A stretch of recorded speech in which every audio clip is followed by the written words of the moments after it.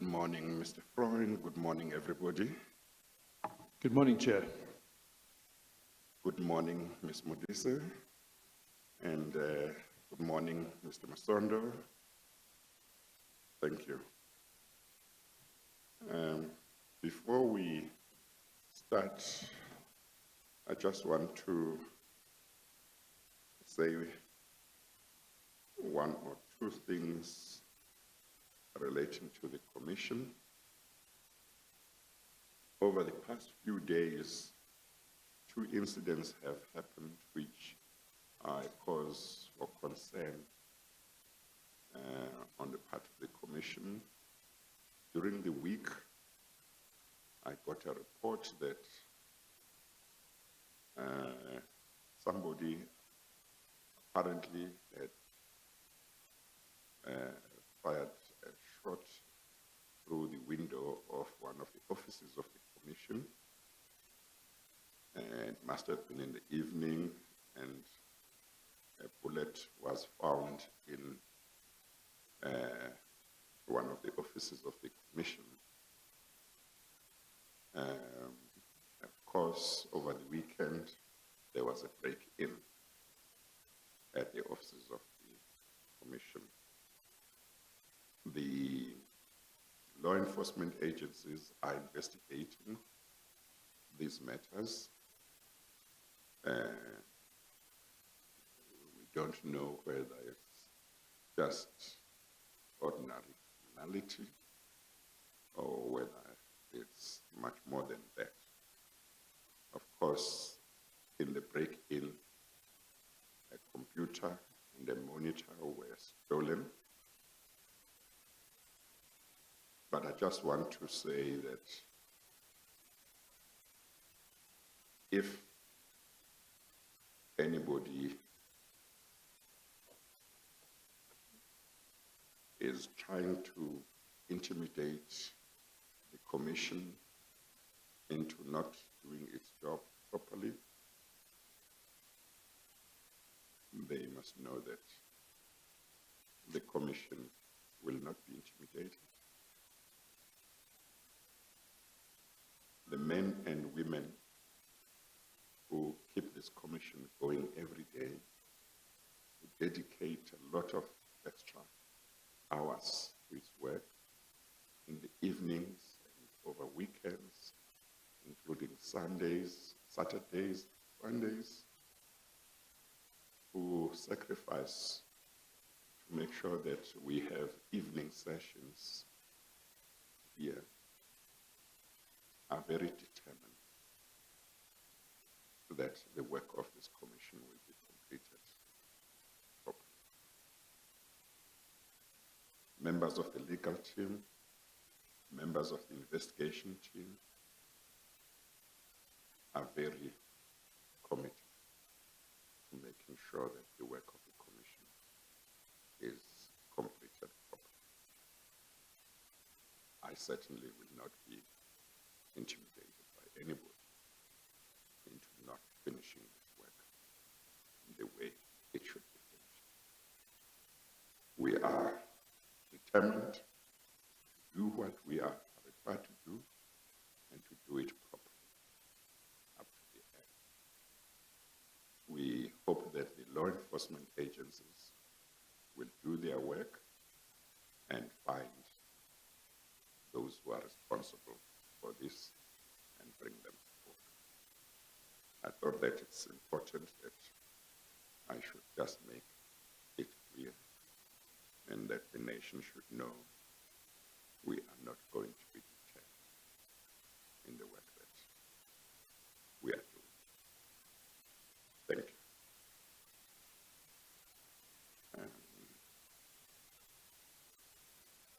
Yes, Mr. Freund.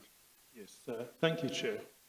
Chair, as you will be aware, the primary evidence to be led today, before we come to the evidence this evening of Mr. Mantoa to complete his evidence of last week, will be evidence from the Executive Authority of Parliament, which of course is a joint executive authority comprising the Speaker of the National Assembly, Ms. Modise, the chairperson of the National Council of Provinces, Mr. Masondo.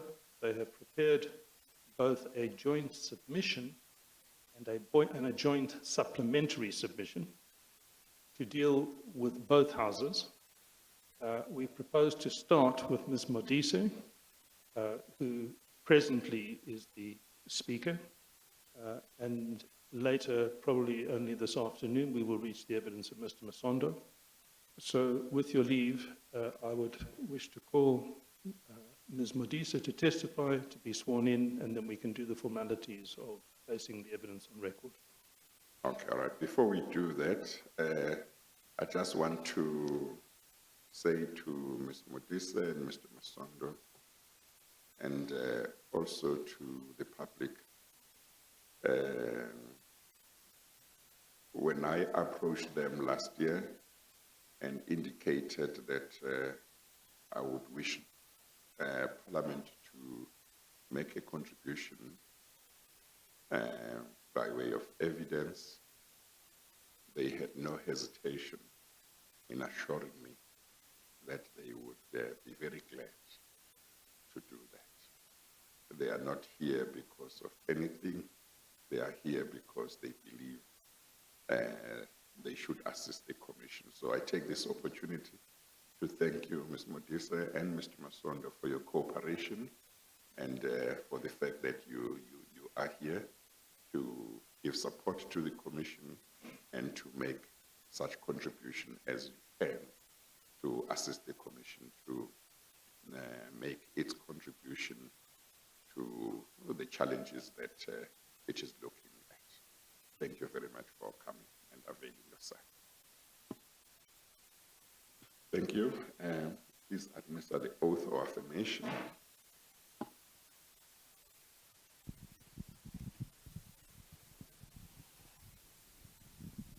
Please state your full names for the record. I am Thandi Modise. Do you have any objection to taking the prescribed oath? Not at all. Do you consider the oath binding on your conscience? Yes. Do you solemnly swear that the evidence you will give will be the truth, the whole truth, and nothing but the truth? If so, please raise your right hand and say, "So help me God." So help me God. Thank you very much. Chair, you should have available to you bundle 6 of the Parliamentary Oversight bundle. Is that correct? Yes, that is correct. And Madam Speaker, you should have the same bundle with you. Yes, I do. Can I take you, please, to page 7? Well, you have helped me, Mr. Freund, because I was about to ask Ms. Modise, because I wasn't sure. But I think you have given the indication. It's the fact that it's not in Parliament doesn't mean that we can't address her as Madam Speaker. Ms. Modise will do fine.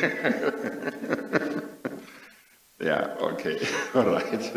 I just wasn't sure and I didn't want to. Okay, no, okay.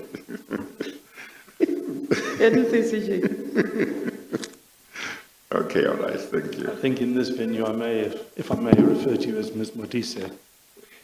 Ms. Modise, would you please turn to page 7 of bundle Page 6. 7. There. I have page 7. And if you would keep your finger there and go through to page 36. In fact, Yes, I do have yes, it. page 36. Is that the submission that you jointly, together with Mr. Masondo, prepared on the 25th of February of this year to submit to the Commission? It is.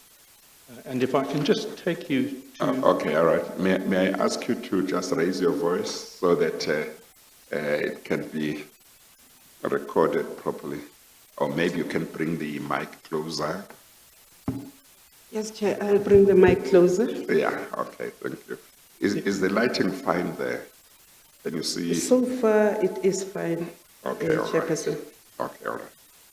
And if I can take you to paragraph 3 on page 9.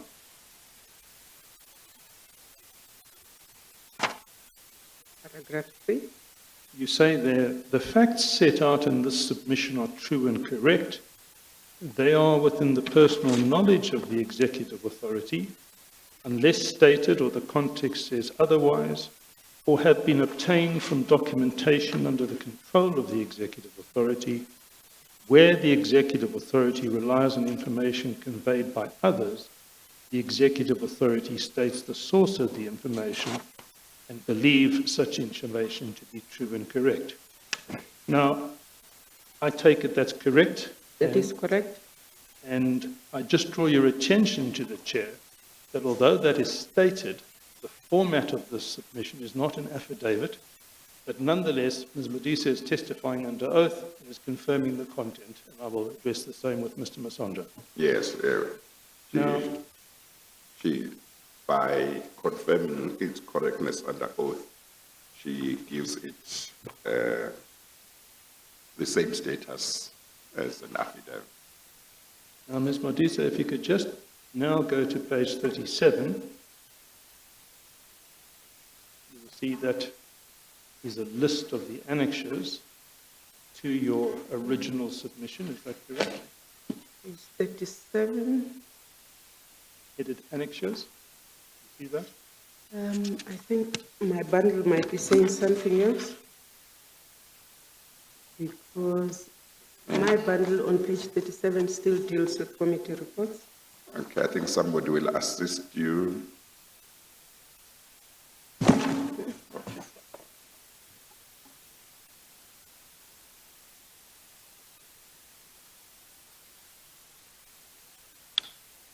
Reading the red one.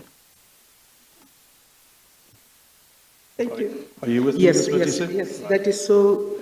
And you will see that there's a list of annexures, From A A through to K. J to K. Right. Yes, sir. Now, if you keep your finger there at 37 and go all the way through, please, to 395.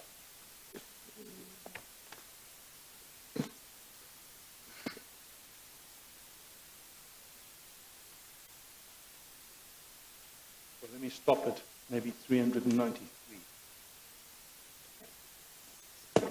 Yes, to 393. Right.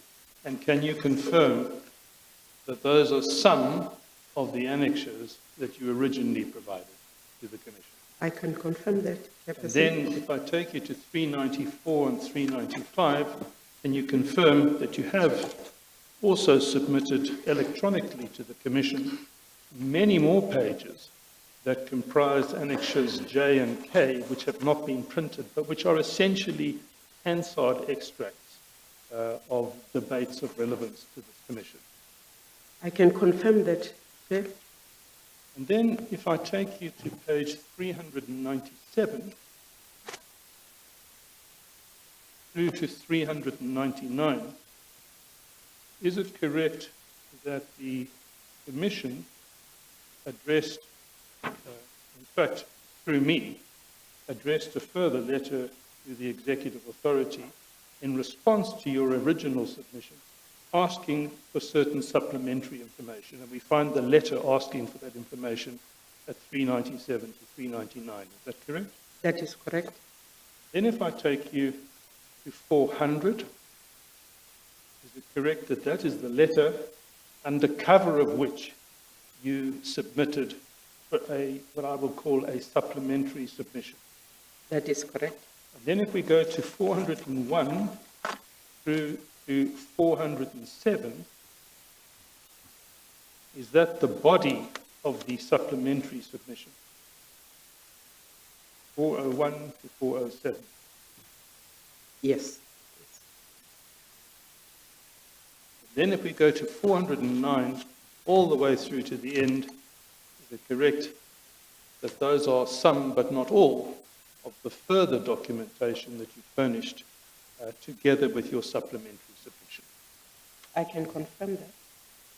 Chair, against that background, I move that the submission, the annexures, the request for a supplementary submission, the supplementary submission, the annexures thereto, all collectively in volume 6 of the Parliamentary Oversight Bundle, be admitted as Exhibit ZZ15. What's the exhibit number? ZZ15, 15. The submission by the Executive Authority of Parliament and the document indicated by the evidence leader that are attached to it will be admitted as exhibit ZZ15, is that right? That's correct, Chair. Thank you. Okay. Thank you. Ms. Modise, can I now ask you to turn back to page 9, please?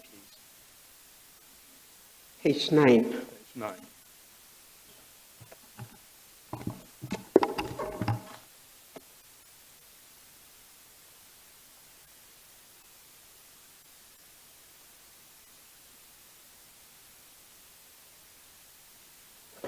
I have page 9. And you say the following in paragraph 4 at page 9. You say, and this is you speaking collectively with Mr. Masondo. You with me? Page 9, paragraph 4. Paragraph 4, yes. You say this.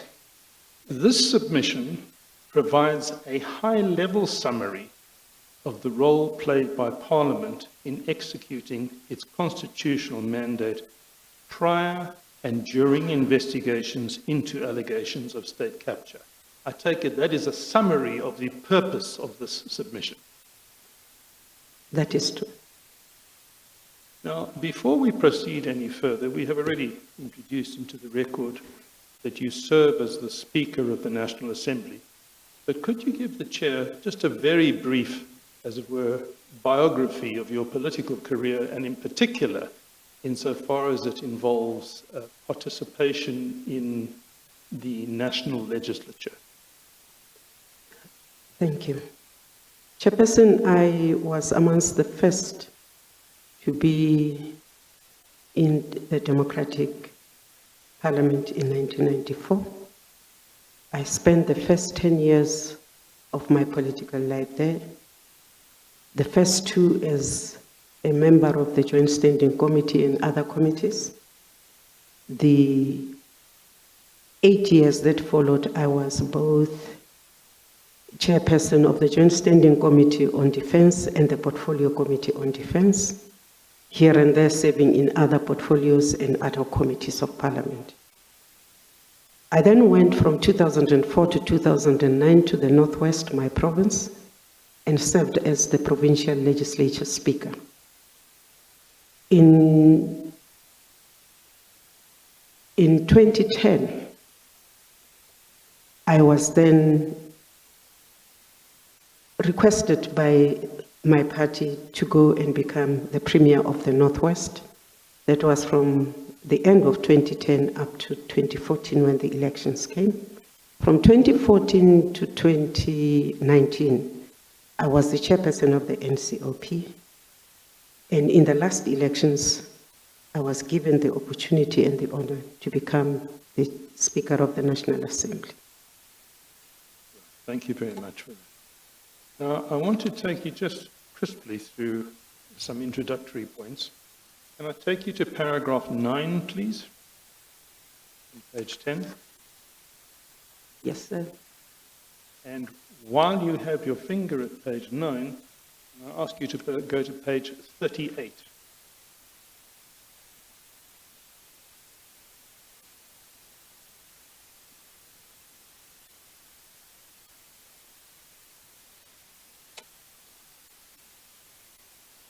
I have page 38. Thank you.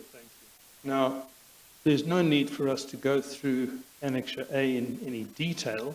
It speaks for itself. You've sought to identify provisions in the Constitution that bear on the constitutional role of both the National Assembly and the NCOP in relation to oversight and accountability. But perhaps you might just like to summarize or draw attention to what you think are the most important provisions of relevance when this Commission is considering whether Parliament did or did not live up to what is required by the Constitution on the question of oversight or accountability. So the question I'm asking is, just highlight what you think are the most important parts of Annexure A. The Constitution gives the people directly elected by the public the responsibility to be their guidance.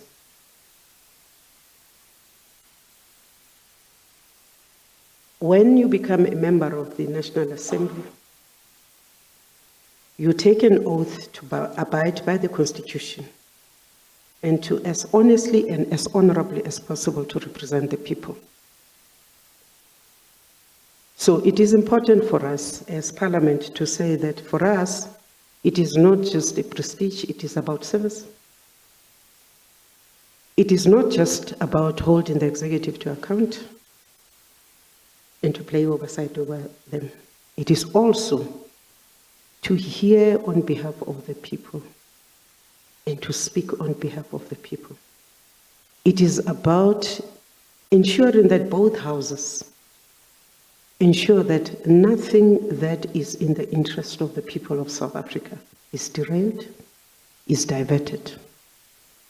As the two houses jointly do that work, they also join forces with the provinces and local government to make sure that no corruption, no maladministration happens.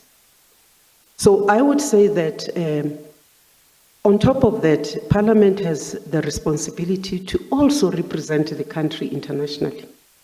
And that is something that is important. Parliament also passes the national budget. That is not just a function of oversight. It is a power that Parliament can use, but so far has not used effectively. To say, no, we will pass this budget because we agree 100% with it, or we will withhold this budget because we think that, in fact, you need to do that. Now, in the first few years of our democracy, we had to find enabling mechanisms, and that is why the money bills were enacted, to enable Parliament to be able to express their view on the budget and any other money bill. Sadly, we have not yet exercised that power. Hopefully, we will in future exercise that power. Right, thank you. What do you then do if I can take you back? I'm going to take you backwards and forwards to your affidavit and the relevant annexure. But if we can now go back to page 10. Keep your finger where it is, at annexure A, because we're going to be back there very quickly. You will see at page 10, paragraph 10. Paragraph 10. You say there, Annexure B provides a summary of recent committee activities related to corruption. Now, Annexure B is to be found at page 40 and following. Now, again, I don't think we have the time to go through the entire content of Annexure B that starts at page 40, but on my reading of it, it lists a series of examples of recent, and I stress that word, recent instances of portfolio committees exercising oversight in relation to corruption allegations in particular.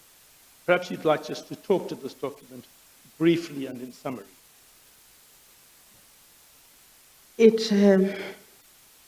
In dealing with this, one has to go back to how Parliament organizes itself to deal with oversight.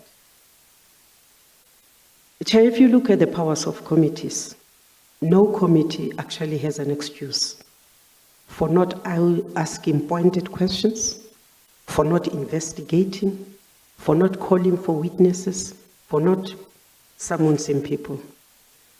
That is important because committees of Parliament, committees in the legislatures have the same powers. So I want to upfront say it is a pity that we had to wake up when the issues around allegations of state capture were there. Because these are the powers of the committees. The House has further powers, which enable members to ask questions, to call for snap debates, to call for motions, and to actually pointedly put the executive on the spot. So we pulled this out because after the allegations of state capture, it was important for us to begin to refocus the committees and Parliament itself into pointedly being deliberate about following up on issues. And that is what we intend to intensify before this term of Parliament finishes, because we want to say that committees do ask questions, but sometimes you need to capacitate members to ask questions which are pointed, to be able to produce evidence if the responses and the reaction they get are not there. So I would say that Parliament is, we pulled that out because when the allegations of state capture were given, came out into the public, Parliament woke up and then deliberately said to committees, you shall now look at these allegations and investigate them. And that is why you had committees that were mentioned as being related to any untoward behavior, were then pointedly going into those. Yes. Now, I'm going to take you back. May I just follow up? Yeah. I'm going to take you back in a moment to the period you referred to, the period of allegations of state capture that led to the formation of this inquiry. But these particular instances, which are more recent instances, are you saying to the Commission that there has, in fact, in your judgment, been a change of attitude and practice in recent times? I'm saying to the Commission that we actually can give a report from 1994 of a mixed bag, where there were committees which did not do their work with any fear, because remember the first 10 years, Chair, maybe to digress a bit, the focus was also on making Parliament for the first time to be more representative. The focus was to ensure that laws were passed, policies and processes were in place. And therefore, perhaps the focus of Parliament, rather than to look at scrutinizing, was in making laws, policing the laws that we are making, identifying the laws which were still disadvantaging people. So once you have made your laws, you now must make sure that you actually have the means and the personnel to execute. You begin to give your attention to who are these people who are supposed to be at the implementation phase of this, which are supposed to be integrating us as South Africa as one country. And I'm saying that perhaps the wake up was that it is no longer so important to run and make more new laws. It is more important for us to police what we have already put out there. It is more important for us to query when an executive member makes a commitment, makes a statement, to follow through whether or not what they have promised out there in public, this person has the resources to execute, this person has followed through, what are the results on the ground? Well, I wanted to just take you back to the first answer you gave to the first question, Ms. Modise, because I don't want to forget what I want to raise. You referred to the oath of office that members of Parliament take, and you referred to the Constitution.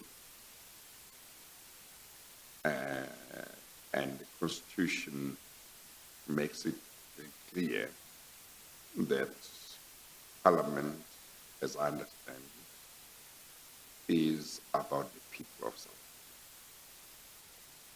Africa. That's so, Chairperson. The oath of office requires every member of parliament, before he or she can do any work as a member of parliament, to take an oath and swear that they will be faithful to the Republic of South Africa. Now, I understand you to be saying, and I just want you to tell me if that's not what you intend to say. I understand you to be saying, as Parliament, as members of Parliament, the interests of the people of South Africa are paramount in our work as members of Parliament. Is that a good understanding of what you're saying? That is exactly what I meant. Yes. We would not be public representatives if we do not Yes. take and prioritize the interests of the people of South Africa. Yes. Yes. Okay. Thank you. Mr. Frank? Thank you.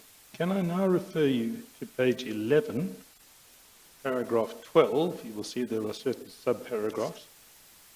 I keep on taking my finger off. Page 11. Page 11.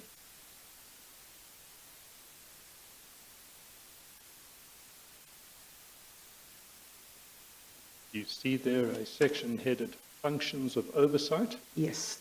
and this part of your submission summarizes the conception of what oversight really requires. And before we go anywhere else, can I take you to page 13, paragraph 18, all the way through to 21? We find the same is being done on the functions of accountability. Yes. When I read that, I immediately recognized where those paragraphs come from. Those paragraphs I want to put to you, I want you to confirm if I'm correct. Those paragraphs are taken straight out of the oversight and accountability model adopted by Parliament in or about 2009. Is that correct? That is correct. And Chair, that is in the supplementary bundle, the reference bundle, which should be on your desk.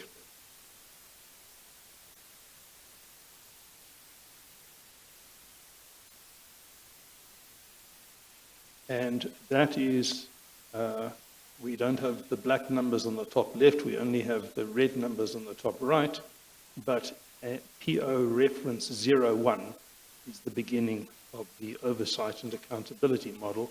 And I think, Ms. Modise, if I'm correct, you have been given a copy of the reference bundle in which we find the oversight and accountability model. It's right at the back of that file. It's not quite at the back, it's second from the back. Could you help Pages.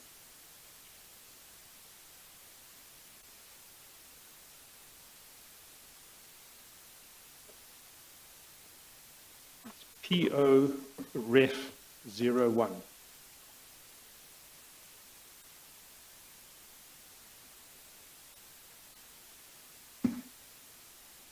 Now, there has been quite a bit of evidence already led before the Commission in respect of this document, and therefore there's no need to cover the same material all over again.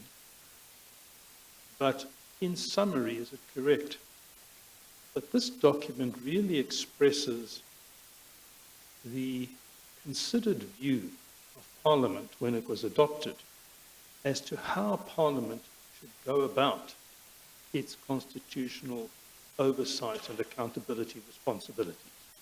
Do you agree? I would agree and extend it to the considered view of the legislative sector of South Africa, because Parliament did not work alone on the oversight model. It worked with the provincial legislatures. Right.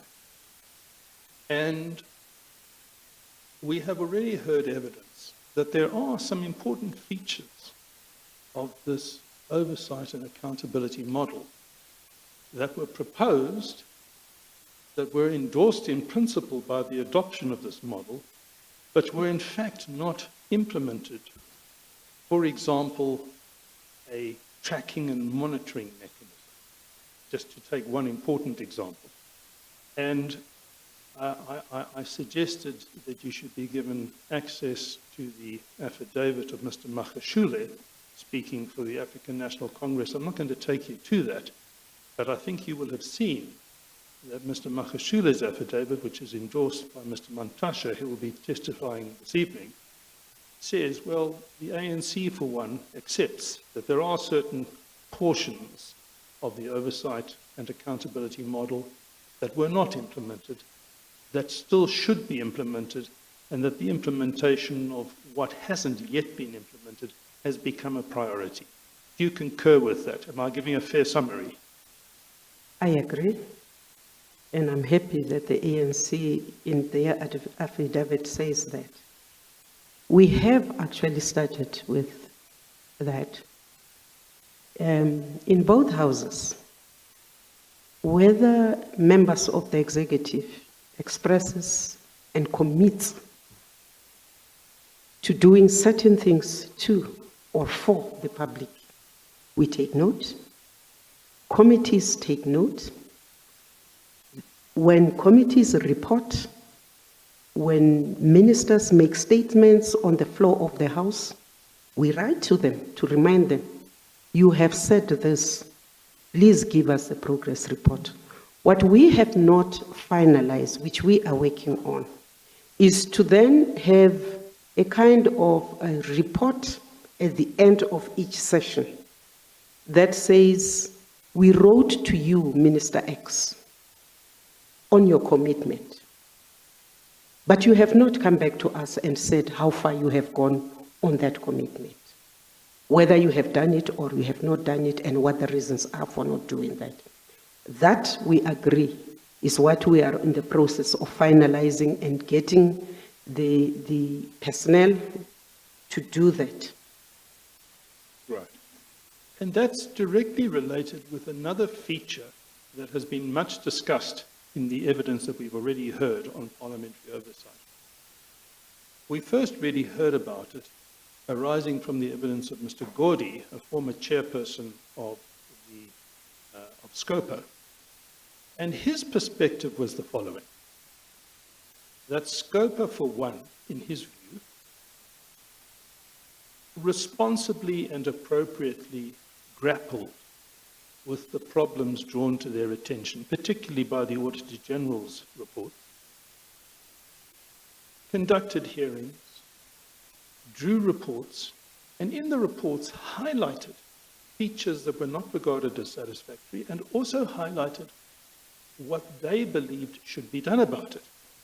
And then, according to Mr. Gordy, those reports of SCOPA would be adopted by the National Assembly, and then the relevant portions would be conveyed through the office of the Speaker to the appropriate representative of the Executive. And Mr. Gordy's point was this: although that is done, not only is there no direct follow-up, but there is no sanction for a member of the Executive who simply doesn't do what is requested or directed by Parliament, and that some attention needs to be given to this problem of sanction, or we could put it differently, consequence management. What is to be done when Parliament does its job and the response doesn't come? Not only do you not get the report back, as you discussed, but sometimes you must reach the stage at which it becomes apparent there's no intention to do what Parliament is directing. Do you want to comment on that issue, the issue of consequences for non-compliance with the clearly expressed recommendations or proposals of Parliament when adopting portfolio committee reports? I want to respond in two ways. Mr. Gordy was right, but he also had the powers as the chairperson of that committee to follow up not only at committee level, but in the floor of the House, to call for the minister to respond. The second leg of my response will be that the reason why we are looking at the tracking is precisely to be able to, at the end of the year, at the end of 5 years, be able to write a report card to the president and say, this is what your minister has done, promised, and not delivered on. This is how they have fared. This is how they have failed to fare. But in the meantime, in fact, the leader of government business does get whipped by the presiding officers now and then, because we as Parliament do not have the power as the presiding officers. The members can do that. They can ask any question. One of the weapons the members have on the floor of the House is to ask embarrassing questions. We used to call it the power of embarrassment, where you embarrass the executive into action. So what we have done is to, when members complain to us that we are not getting joy, we hit the leader of government business, so that the leader of government business whips the people he leads in the executive to take us seriously. But I want to make an example. When I was in the NCOP, we had a minister who was not taking us seriously, would never come to the NCOP when they had questions there. So at a particular instance, this minister was very enthusiastic because the budget was coming up. And I said to the minister, I don't think we have any appetite in dealing with your budget. You disrespect us, and therefore, you will see to finish how you get recognition and adoption of your budget. Recently, one of the ministers' budget was coming up. He was quite new, had an engagement at the AU and thought that they could skip the budget. And I said, if you go to the AU and your budget is on the floor, I can guarantee you we will not pass the budget. Because the priority of our international responsibility cannot be so superior as to the budget of this country and the functioning and the deepening of democracy and empowerment in this country. So it is not just about having a device, a tracking device. It is also about having members of Parliament experienced enough to push their point at committee level and on the floor of the House. It is about us following through between us, the presiding officers, on those letters that we have written 3 months ago. Minister, have you? I don't see your response. You have not recommitted. You have not given us, in fact, the extent of what you have done. And that is why we are saying we want to do that tracking so that we can do this. Yes. And when you Well, I think the topic is quite important, Ms. Modise. What should be done with regard to a member of Parliament who wants to do his or her job properly in this regard, who happens to be a member of the majority party, and but feels that if she or he does his or her job in this regard the way she would like to do it, she might be viewed by his or her colleagues, members of the same party, as behaving like the opposition.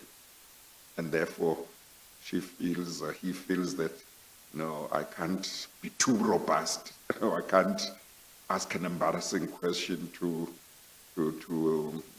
my comrade who is a minister. I must remember that I'm not the opposition. What do we do about that? Chair, I think if the member is not too sure that they will not be treated like they are not loyal to the party, they have, in the first instance, there is a chief whip that they can go to. And in fact, within every portfolio committee, there is a whip of a party, and all parties try to put somebody in there. They can take a stand there. They can approach us, the presiding officers. We have had meetings with chairpersons and ministers where tensions were rising and intervened. But I must make a personal example of myself. In those 8 years, I had a Minister of Defense. And at some point, the two of us had to be called by the President, because I insisted that I understood what my role was, and the committee insisted that we understood. And because on 2 occasions, as chair, with the support of the committee, of the Joint Standing Committee, I had actually cancelled the meeting because the minister was ill-prepared and asked the minister to leave. So sometimes when, especially when you are still new in Parliament and you are not sure, and sometimes if you really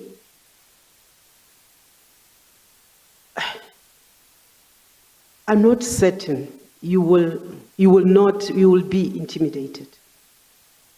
But if you know that you are right, you can take this matter up right there in Parliament, in your party structures, and have your battles there. Because once you are in Parliament, you take the same oath. And the same oath is, where the public purse spends 10 cents, you must follow that 10 cents unafraid, impartially, ask the questions, because it is not our resources, it is the resources out there. And you will find a good size of MPs who do that. I do know that some people think it is the electoral system. The electoral system is there, but it can intimidate you. But I think that the member of Parliament, perhaps our weakness is not in strengthening the resolve of this individual member of Parliament to be unafraid, to say it is in my party, but in fact the party is here to represent the interest of the majority that has brought them here. And therefore, I am putting this question. And in some instances, you've had very stinging questions that have begun to come from the floor. In not this budget debates, I think just before we went into COVID, I remember the Portfolio Committee on Human Rights, on Human Settlements and Water, cautioning. They said, we really are not having the appetite to pass this budget because of this and this and this and this. Now, this was ANC members telling to their minister, and they said the only reason we are passing this is that we recognize that you are new in the department. So more and more over time, it means that we will be able to have members of Parliament representing the people and the people's interest. Now, one of the problems of the South African Parliament, Chair, is that every 5 years, parties bleed members. Yes. You've got new people coming in, uncertainty, you still have to capacitate. And in those years, you do encounter where the executive has the upper hand. But I must also say that perhaps if we were to be able to move in such a way that the third arm of the state actually unfurls and becomes an arm of the state and can really get the resources that it needs to do its job. You might not find that members, one, want to become cabinet ministers and therefore don't ask unnecessary questions.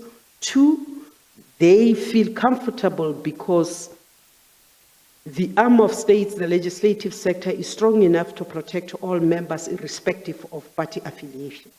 And that is where I think into the future the South African Parliament will be doing. It's interesting you say, you mentioned that last point, because as you were talking, what was going on in my mind is maybe there ought to be some way of addressing some of the things that might be attracting some members of parliament to the executive, because maybe some say, well, I don't want to do anything that could be career limiting. I want to be considered to be deputy minister or minister, and so on and so on.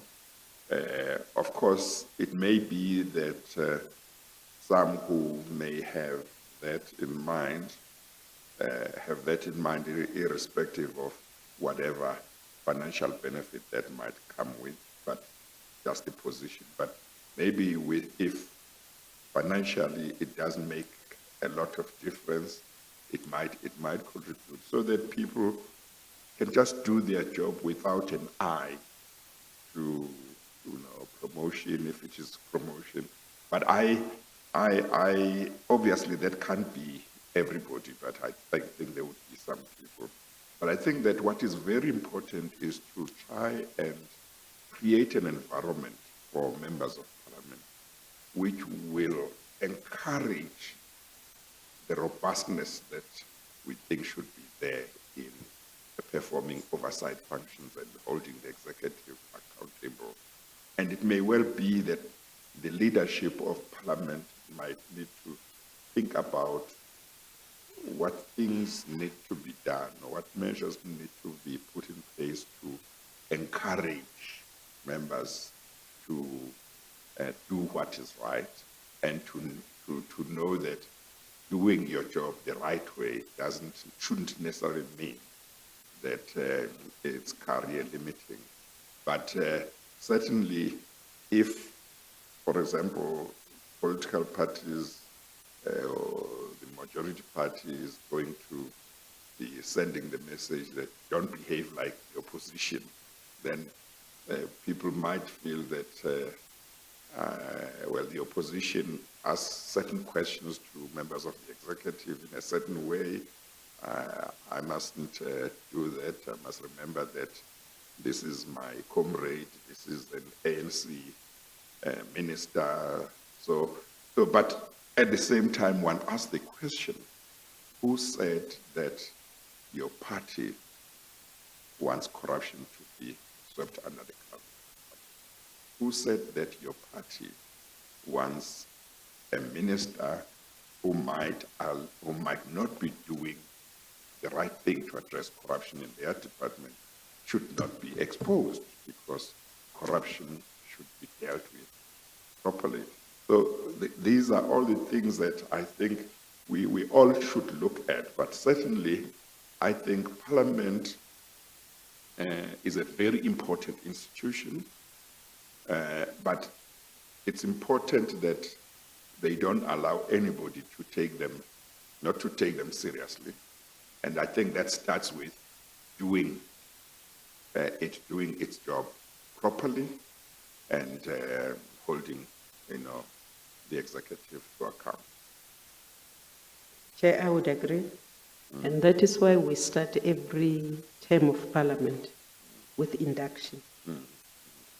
A general induction program for all members, rules, and all the housekeeping issues. A more detailed workshop and training for chairpersons. And then we do have an ongoing relationship with the University of Witwatersrand and UJ to try and capacitate members.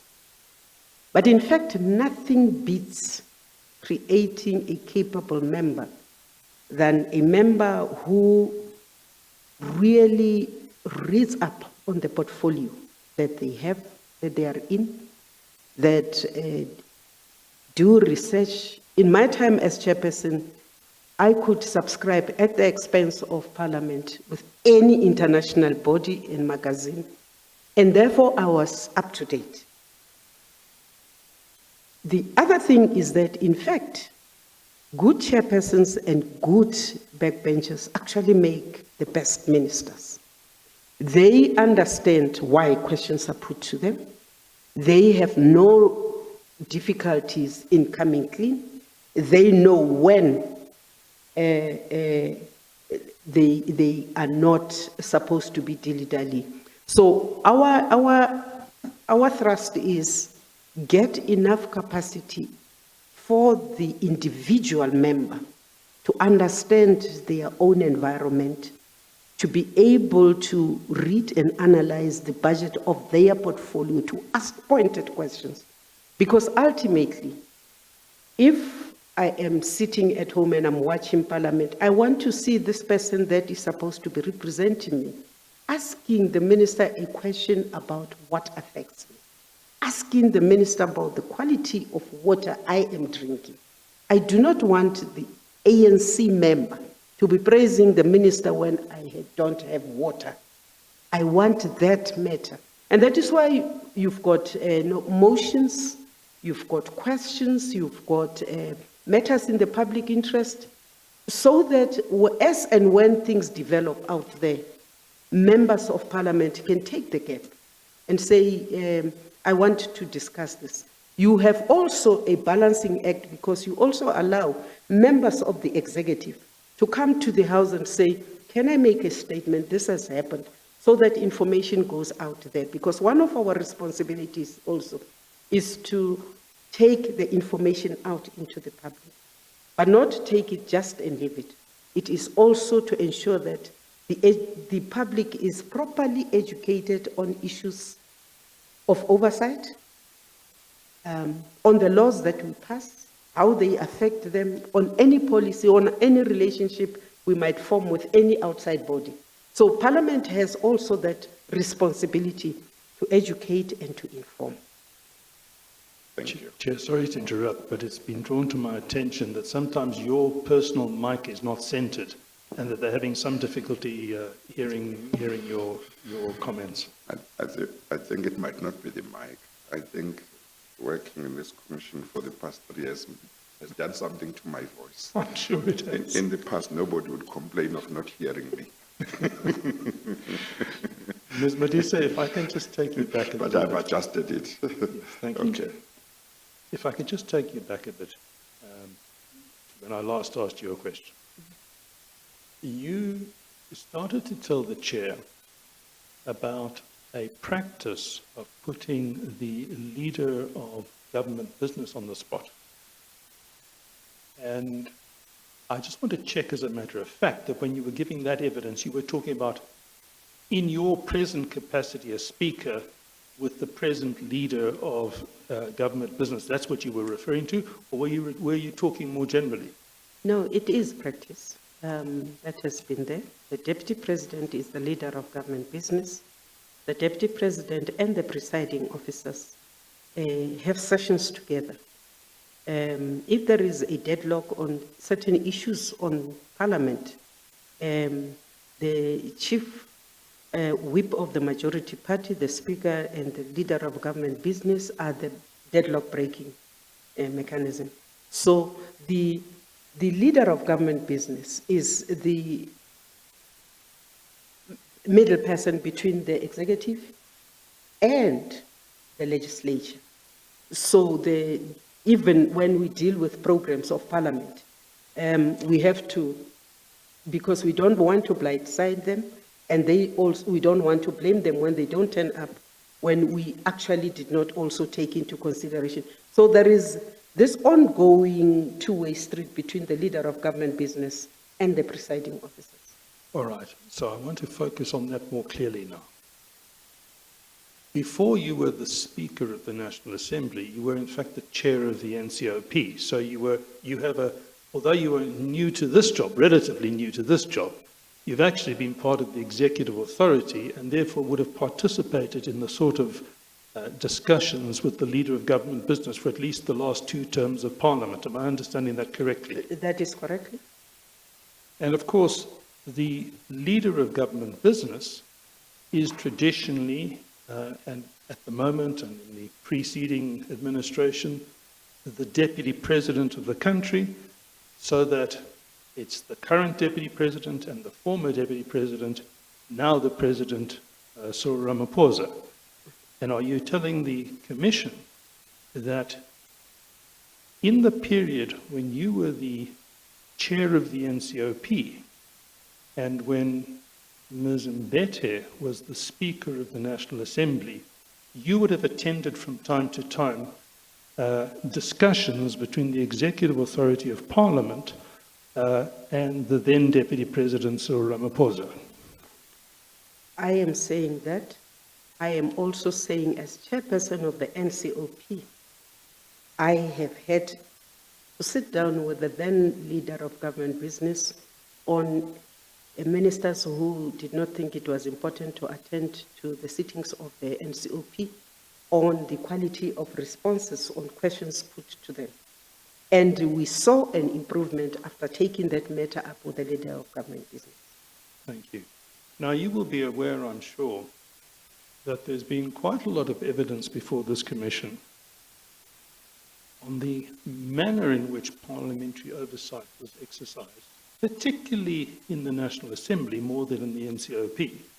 But over the period, particularly 2016, 2017, and there has been a point of view of some that Parliament did not, particularly in 2016 and up to the middle of 2017, really get to grips with and pursue and exercise proper oversight in relation to allegations that were then widespread in the public domain on questions of alleged state capture, alleged corruption. Can you tell us whether those sorts of issues were raised in the sort of process that you've described, the consultation between the executive authority and the leader of government business? I would not specifically respond directly to that one. That would have had to be a discussion between the Speaker of the National Assembly and them, because remember also that the executive members are not members of the NCOP, and therefore the NCOP can only deal with them on the occasions they are in the NCOP and the rules of the NCOP applied for them. Now, when they are members of the National Assembly, it makes it better a sense of responsibility on the Speaker, because these are your members. They will have to come here for vote, they will have to come here for debates, they occasionally go to that house. So it would, in my own submission, this is one question which I suspect Mbete will be better placed to respond. Well, that's precisely what I was trying to understand. So if we want to know about that, then really the people we have to ask are Ms. Mbete and President Ramaphosa, because it would have been a personal interaction between the two of them. Is that am I understanding your evidence on that point? Yes, your understanding is correct through you, Chair. I would say that, yes, that matter would have come up, but when you also look into what we gave you, you will notice that there was a swing, a change, especially after the judgment at the Constitutional Court, where the National Assembly realized that it was their responsibility, especially in that instance, because I keep on saying that any structure that is under the control of the executive becomes Parliament's business. So Parliament would need to understand its role, and when it is not clear of its role, we do have a legal department, and when we are not, they know, when I'm not happy with the legal advice they give me, I force them to get outside help so that I can have a comparison. So when you are presiding, sometimes you pause to look at whether or not the direction you are taking or you are being made to take is right. Because ultimately, it is on the head of the presiding officer how matters get deliberated on, how they are concluded. If you're not careful, you will let the thing flow and take the blame. Because ultimately, whatever it is that happens on the floor, if a decision is taken that unpalatable, it is adopted by the House, it is my responsibility. I must make sure that I follow through with that. It becomes my bet, whatever. So if we do not create enough capacity to enable members to make distinctions, to enable members sometimes to say, I'd rather be slow on this matter and get more information and empower myself to take the right decision, then it won't be right with Parliament. If we get put under pressure, especially towards the end of a term, to run because then we have a lot of issues, I think that that is the time when shortcuts are taken and which could be very pricey. But I think that Parliament must always argue to take a slowly but sure path, to insist that it is properly advised so that it can take the decision that do not just benefit Parliament, because we do get benefited if the public is happy. But in fact, if the public is unhappy, we are the Zondo box. I just want to take you back. I just wanted to say, although he's asking the questions, you are telling me, so if you could face this side more often, Yes, more sir. often. You have been doing less of it, so sometimes I don't hear well, so. My yeah. apologies, sir. Okay, no, that's all right. Ms. Modise, in your last answer, you referred to a constitutional court judgment. And I got the impression that what you were conveying was that that judgment had been catalytic in assisting a better understanding of the role of Parliament. Was that a reference to the Nkandla judgment or some other judgment? I think yes, it is. Because, Chairperson, before that judgment, if you read into what happened in the National Assembly, I suspect that National Assembly looked at its powers and functions and decided that, in fact, it is within its own right to review and to take whatever a course of action they want to take. But that decision of the court helped us because subsequent to that decision, I myself, as Speaker of the National Assembly, have not been happy about what has come out.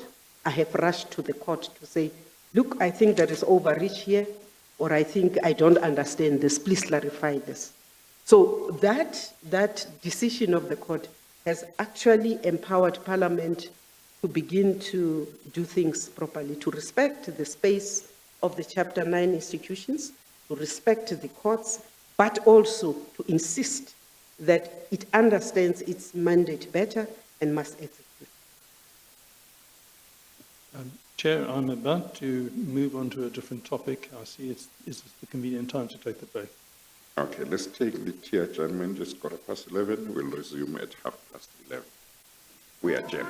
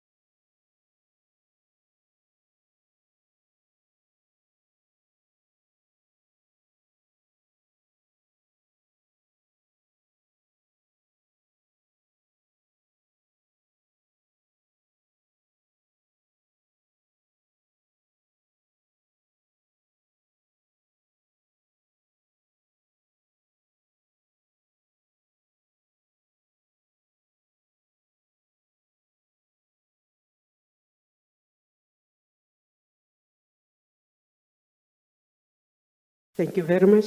I do have it.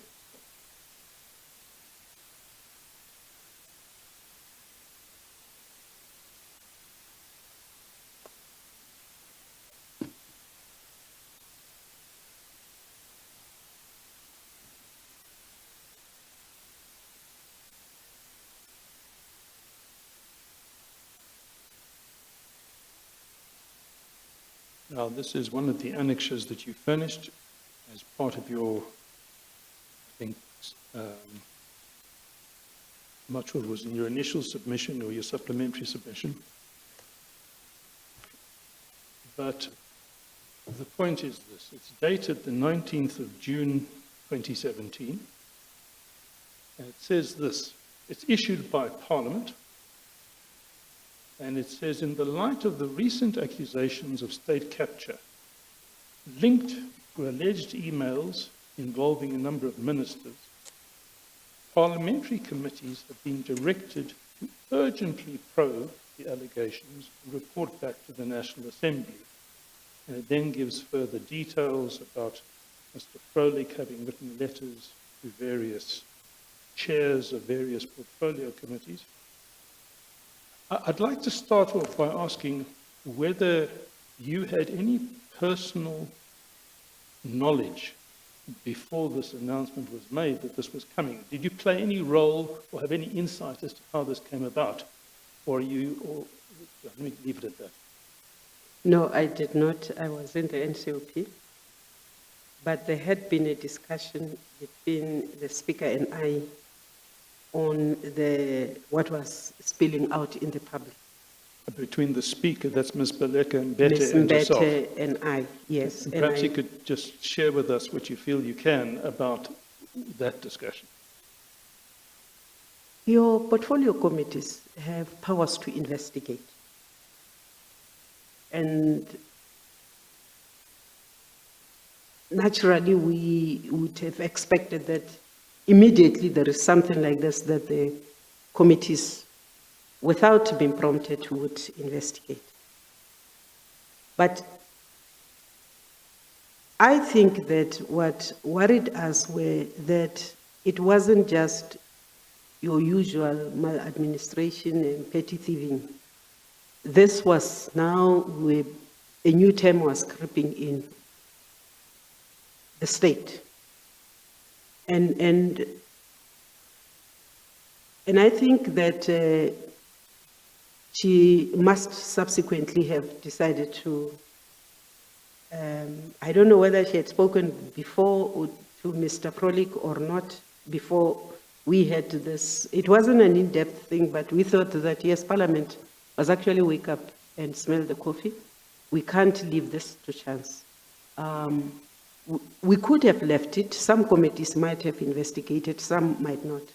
But that the House Chair responsible for committees was actually cracking the whip, we thought was a good thing.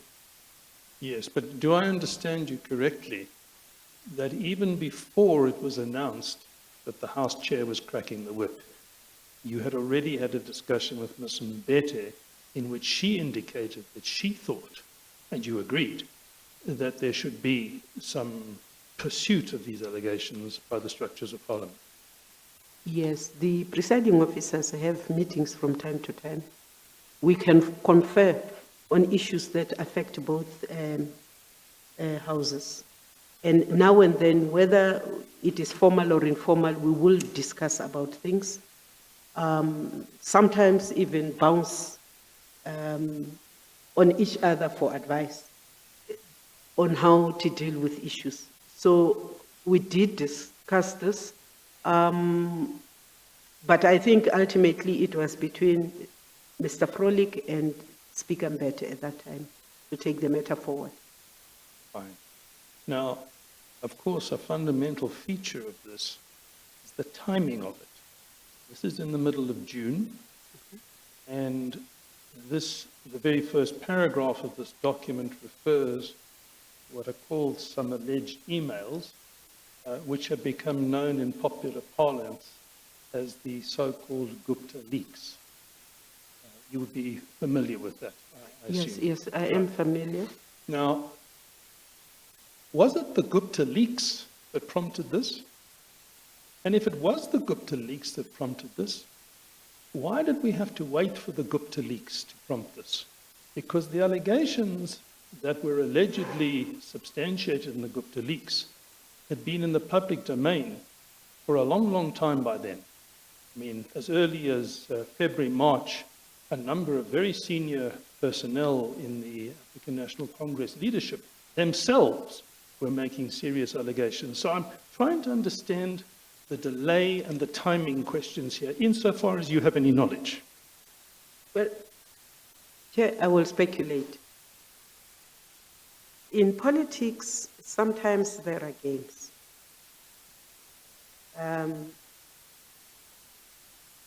I myself, when I bought my farm, was accused of having stolen a state farm. So sometimes when allegations come out, until they are investigated, you are not sure whether it is politicking or whether there are facts. Clearly, as I say, if the chairpersons should have followed up with their ministers in their respective portfolios, these allegations are coming out. What do you say? But Chair, when the emails were leaked, it no longer just became probably propaganda or game, political games. It became real. And therefore, I would understand why Mr. Frolik would say, you definitely now must investigate these matters because we need to get in there. Now, the Home Affairs one was more serious. If your Home Affairs, your population register is contaminated, you have a serious issue of going to the elections and being sure that, in fact, these people who are sending public representatives indeed should have been the people who sent. So it makes you uneasy, and therefore you would need to. PRASA, important because the majority of South Africans use public transport. So if you get allegations that there are things that are not going well there, you know that it is going to hit the poorest of the poor. So you become even more anxious. So as I said, Chair, I'm speculating on this one. But you see, take Modise Jonas. In February and March of 2016, 14, 15 months before this, issues a public statement alleging that he's been offered bribes by the Guptas, very substantial bribes, to do their bidding, and in exchange he will become the minister. I mean, I can hardly think of a more serious allegation. Now, this is not an instance of speculation and rumors. This is your own senior member making an allegation like this. And he was not speaking alone. Ms. Hogan spoke out, Faiki Mantoa spoke out, and others. Now, the point I'm making is they did this by no later than March of 2016. And what mystifies me is, why is this kind of action that we're seeing here only being taken in June 2017? And why not back in March 2016? Now, I understand you were not then the Speaker of the National Assembly. And you may say to me, I don't know. But I just want to know what you do know and to what extent you can assist us. Chair, I don't know. Yeah, it's just a speculation that you It had. is. Yeah. But if I was the chairperson of a committee, I would certainly have made it my business to find out. If I was an ordinary member of the National Assembly, I would have put a question to the minister to get clarification on this. If I was the minister involved, I would have approached the presiding officer for space to make a statement in the House to clarify this matter. So I'm saying I am speculating because at that time, I was in the NCOP and could just, in other instances, just look on because remember the two houses are distinct. Ndate Masondo can't tell me how to run the floor. I can't tell him how to run the floor in the NCOP. But as I say, it would have been important for the committee chairpersons, unprompted, to have run using the powers that they have to investigate this matter and to put reports in the House. Of course, part of the reason why Mr. Freund asked the question, and we accept that you are unable to answer it because you were not in the National Assembly. Part of the reason why he's asking it is because the Commission is quite concerned about understanding why certain things happened the way they did and why they happened at the time at which they happened. Because one of the things that it wants to do is to make recommendations that would be aimed at making sure that should a similar situation arise in the future, there would be enough measures that would make sure what the country went through is not repeated. So that's part of the reason to say, maybe if Parliament had acted a year earlier, or even more than that, but at the latest, a year earlier, as soon as possible after March 2016, maybe certain things which happened after, which are detrimental to the country in terms of what the Commission has said, maybe might not have happened. So that's the context. But we accept that your contribution would be limited because you are not in the National Assembly. But perhaps, Chair, I must say that that being the situation, one can just say that Parliament awoke. Now we know that we must not allow things to fester. Now we must not allow somebody else to say, take the initiative.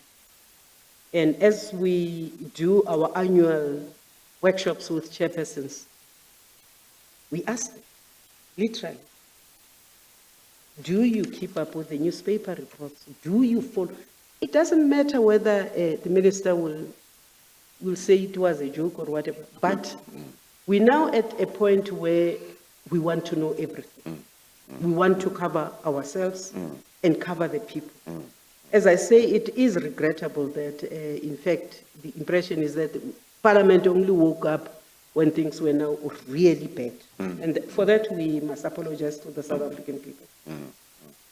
No, I'm very happy to hear that the attitude is different now, and that, in particular, committee chairs and committee members are directed to keep themselves informed about what's in the public domain that they may have to pursue in order to make sure that they play their role. Mr. Freund. Thank you, Chair. Now, we were at page 409, and you will remember when I read you the first paragraph, I emphasized the words urgently pro. And you are aware, the Chair is aware, that there were 4 committees involved, and I want to look at each of those 4 committees, but some in more detail than others. And that's not necessarily because it's more important, but because we have a lot of evidence on some of the others, and on some we have very little evidence. And I'd like to take you, please, now to page 459. 459? 459.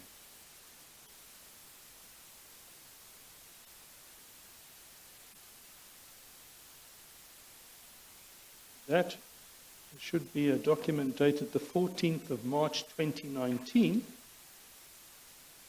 Announcements, tablings, and committee reports. If you could maybe just explain to us what that document is so that we understand how it fits in. Announcements, tablings, these are reports, discussions, matters which have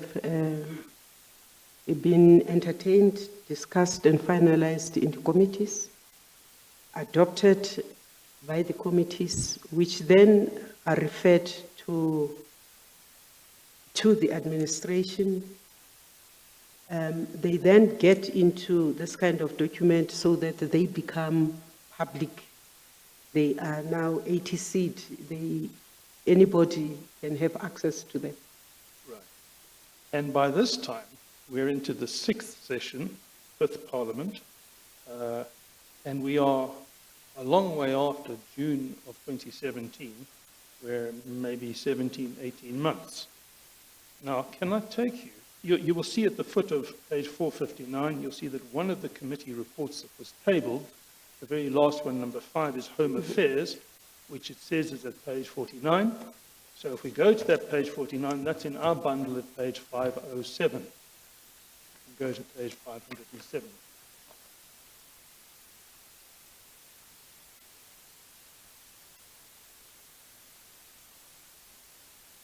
Now, would I be correct in understanding that this is now the Home Affairs Portfolio Committee, having finalized its investigation and report, tabling this before the National Assembly, for the National Assembly to adopt, if so minded? See you nod if you can just say yes into the microphone. Yes, Chair. Thank you. And I'm not going to take you through all the details for time reasons as to what we read here, but I just want to take you to a few highlights. You will see in page 507, in the very first paragraph, is the reference received from Mr. Froelich requesting an investigation into the allegations of state capture involving the then former Minister of Home Affairs in the granting of citizenship to non-South Africans, and this all has to do with members of the Gupta family. And then you see in the middle of the page, within a couple of days, 20th and 21st of June, the Portfolio Committee wrote to the then Minister of Home Affairs and the then Minister of Finance, the previous Minister of Home Affairs, Mr. Gagaba, to attend a meeting on Gupta naturalization on the 27th of June. Then you'll see that on the 22nd of June, certain information is requested and received. And then you see that on the 27th of June 2017, PCHA, that Portfolio Committee on Home Affairs, meeting, both current and former Minister of Home Affairs apologized for not attending. And that's where the problem seems to start. Because if we read the balance of this document, and I'm going to take you through quite a bit of it, this oversight meeting that is meant to investigate as a matter of public urgency requires and indicates the requirement for the presence of the two ministers, and neither of them turn up. Now, do you agree that this certainly became a problem, not just in this instance, but in other instances? There was a problem of ministers simply failing to turn up at portfolio committees, no matter how pressing and urgent. I do admit that it would be problematic, because if there was any official reason for them not to turn up, arrangements could have been made long before the meeting for a postponement or a change of venue or time. So I do acknowledge that that is problematic. So then what we see, and I'm just trying to run through this quite quickly, you will see at the foot of page 508, there's a reference to a report received by the Portfolio Committee from the Organisation Undoing Tax Abuse, OTA, which puts a lot of factual material before the committee. Then you will see that on the 8th and the 8th of September, the Portfolio Committee sends a letter to the DHA, the Department of Home Affairs, requesting evidence on the Gupta family's investments and charitable contributions, which is one detail that related to this whole greater story. And then you see the response The request is sent on the 8th of September 2017. The response comes on the 7th of February 2018. That's about 5 months later. This is this urgent investigation. The minister has not turned up. The information requested takes months and months to appear, and I presume your answer is going to be the same, that this is regrettable. This is not how things should be. You agree? I agree. Right. Well, I just want to go back to something that you dealt with earlier on, which I think connects with this. I think you said that what Parliament seeks to do now is that when the members of the executive fail to respond to requests for information or fail to give responses or take action that has been required by portfolio committee or Parliament, the idea is that at the end of the session, Parliament would compile a report. And if I understood you correctly, I think that report or part of that report would be made available to the President to say, here are your ministers who didn't respond or didn't submit or didn't act as required or recommended. And I accept that there may be situations where you might not, as Parliament, be insisting on a particular action if the minister thinks that different action should be taken, but you would want that they say, if they are not going along with what Parliament says, they should give reasons why they are not going along and indicate what action they think is appropriate. But what I wanted to raise is this. I would think that you shouldn't necessarily wait until the end of the session. I would think that there ought to be a time, maybe you'll write to the minister once, there is no action, you'll write again to remind them. But after that, I would think maybe you shouldn't wait until the end of the session. That failure on the part of that minister should be brought to the attention of the President as soon as possible, because if you wait until the end of the session, maybe the whole thing will be overtaken by other things. Whereas if you bring this failure by a minister to the attention of the President at the time, the President might be able to make sure that he or she complies. I don't know, do you want to say something about that? I agree with you, Chair, and that is why we are writing second letters now. And we hope that we will not be forced to write third letters. Because at the point of the third letter, we then think that we would be approaching the leader of government business. Yes, yeah. And then we would be doing the report to the President. Yeah. Okay, no, that's fine. Thank you. Thank you. Now, if I can take you to page 510, we see that item 9 refers to the 27th of February 2018, a motion to solicit the support of the Parliamentary Research and Legal Services to engage with the documentation was submitted to the committee. And then on the 6th of March 2018, reappointed Minister of Home Affairs, Mr. M.K.N. Gigaba, presented to the Committee on Early Naturalization.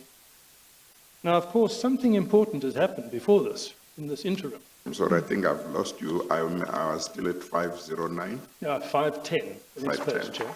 Okay, all right. If I can just indicate to you, I looked at item 9, which was that there should be assistance, technical assistance, research and legal services, and then I've moved on to the 6th of March 2018, when Minister Gigaba finally arrives. Now this is, I might point out, more than 9 months after the date of Mr. Froelik's request for an urgent investigation and report back to the National Assembly.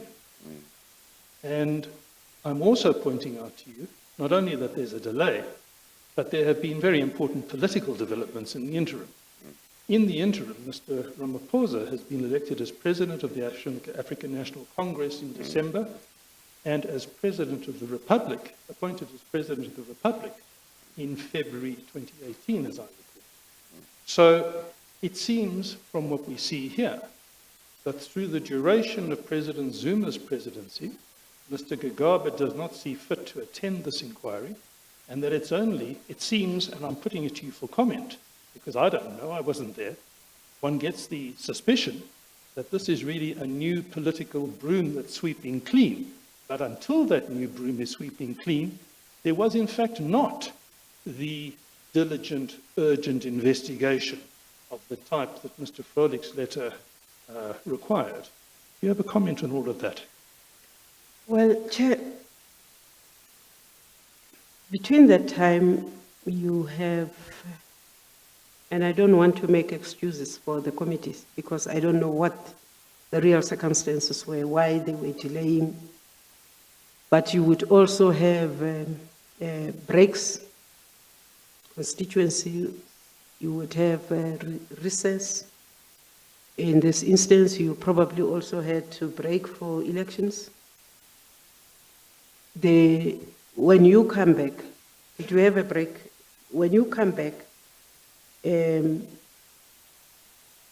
Parliament usually has a mechanism where you go back to old business which may have lapsed. And there is a deliberate discussion which is sometimes left at the level of the Chief Whips Forum, where they come together and they decide. This is very important. We don't want this to fall through the cracks. We are bringing it over into this financial year or into this. So I really don't know why the committee would not say, by the way, in your absence, when you were there, we had started this investigation. Thanks God that you are here now. We are continuing. Because that is what they would have done. But also if you have had a change in the membership and leadership of the particular portfolio committee, you might have people not having the memory of what was there and how to take it further. So perhaps what we need to do is, Tina, administratively, is when a new chairperson of Home Affairs comes in, there is a little bundle that they get. These were the matters before the committee. These were concluded. These were not concluded. Do you and your committee feel that you have the appetite to resuscitate this matter? If we can put in that, then we would be able to say to the committee, you were dereligious, you didn't do your work. But if Parliament, ourselves as the presiding officers and the administration have not facilitated that change of leadership, then I must say that it's difficult not to take the blame, because you do not expect somebody who walks in to understand the focus and the importance of what happened, especially if those people are walking in as new members. It would be very difficult for that to happen. So, as I say, I'm not sure what exactly happened there, but I think that we can prevent that into the future by putting up that. At the end of the Parliament, usually committees write what are referred to as legacy reports. Maybe we should then insist that it is important to go back to those reports for the revival of business. That is very important, so that it is not 5 months, 6 months down the line that somebody rings a bell and says, by the way, that thing was important. Now, Ms. Modise, it was you who spontaneously volunteered a few minutes ago that the allegations in respect of Home Affairs were particularly serious for the reasons you gave, and you're aware of Mr. Frohlich's letter, apparently in coordination with Ms. Mbete, and there's been other evidence to show that the then Chief Whip was also party to that. to say this urgently needs to be addressed. Would you agree with me that it does not look like this portfolio committee, from its own report, did what was required of it in terms of the speed with which it dealt with the matter? I will come to its ultimate conclusion in due course. And its ultimate conclusion in due course is to find that the approval given of certain naturalization rights was wrongly given.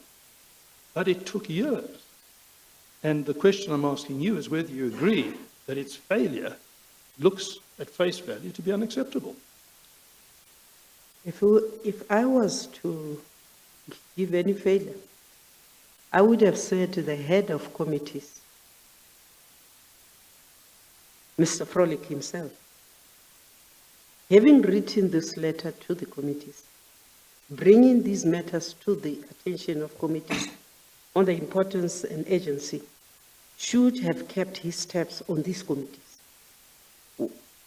In other words, before I hit this committee, I would hit the person who has direct responsibility to ensure that work happens there. So I would say that perhaps Mr. Frolick should have cracked the whip, should have been, if the chair and the membership of the committees was new, because he was carrying on, should have been the person who brings that memory back and say, but this was important, carry on here. And here are the documents that come from wherever, so you don't have to start all over. Continue here. I hear that. And can I now take you to page 407? We go back. Go back. We'll come back to where we are in a moment.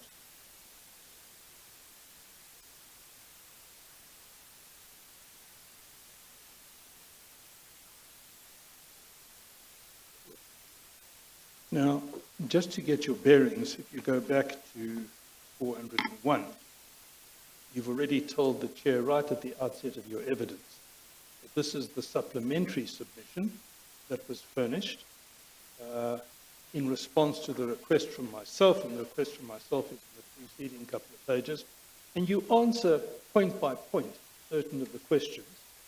And at page 407, you deal with the issue we're talking about now. And you will see that you refer at page 407 under the heading response. You say that in mid-2017, a series of emails and documents commonly referred to as the Gupta leaks were widely circulated in the media.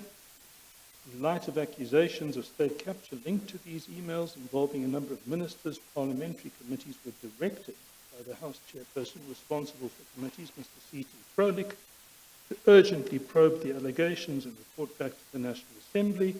And you refer to a letter, and that letter is before the Commission. And then you say this, and it's the point of my question. This is in line with the role of the House chairperson to ensure that committees conduct oversight of the executive and report to the National Assembly on their findings. Now, I can see that that's what you've said. I just want to check that that is in fact your view. And if it is your view, why is it your view that this is the role of the House chairperson of committees? It is my view. The House chair of committees is responsible for committees, their functioning, their capacity, their programming, the follow-throughs on their reports. And therefore,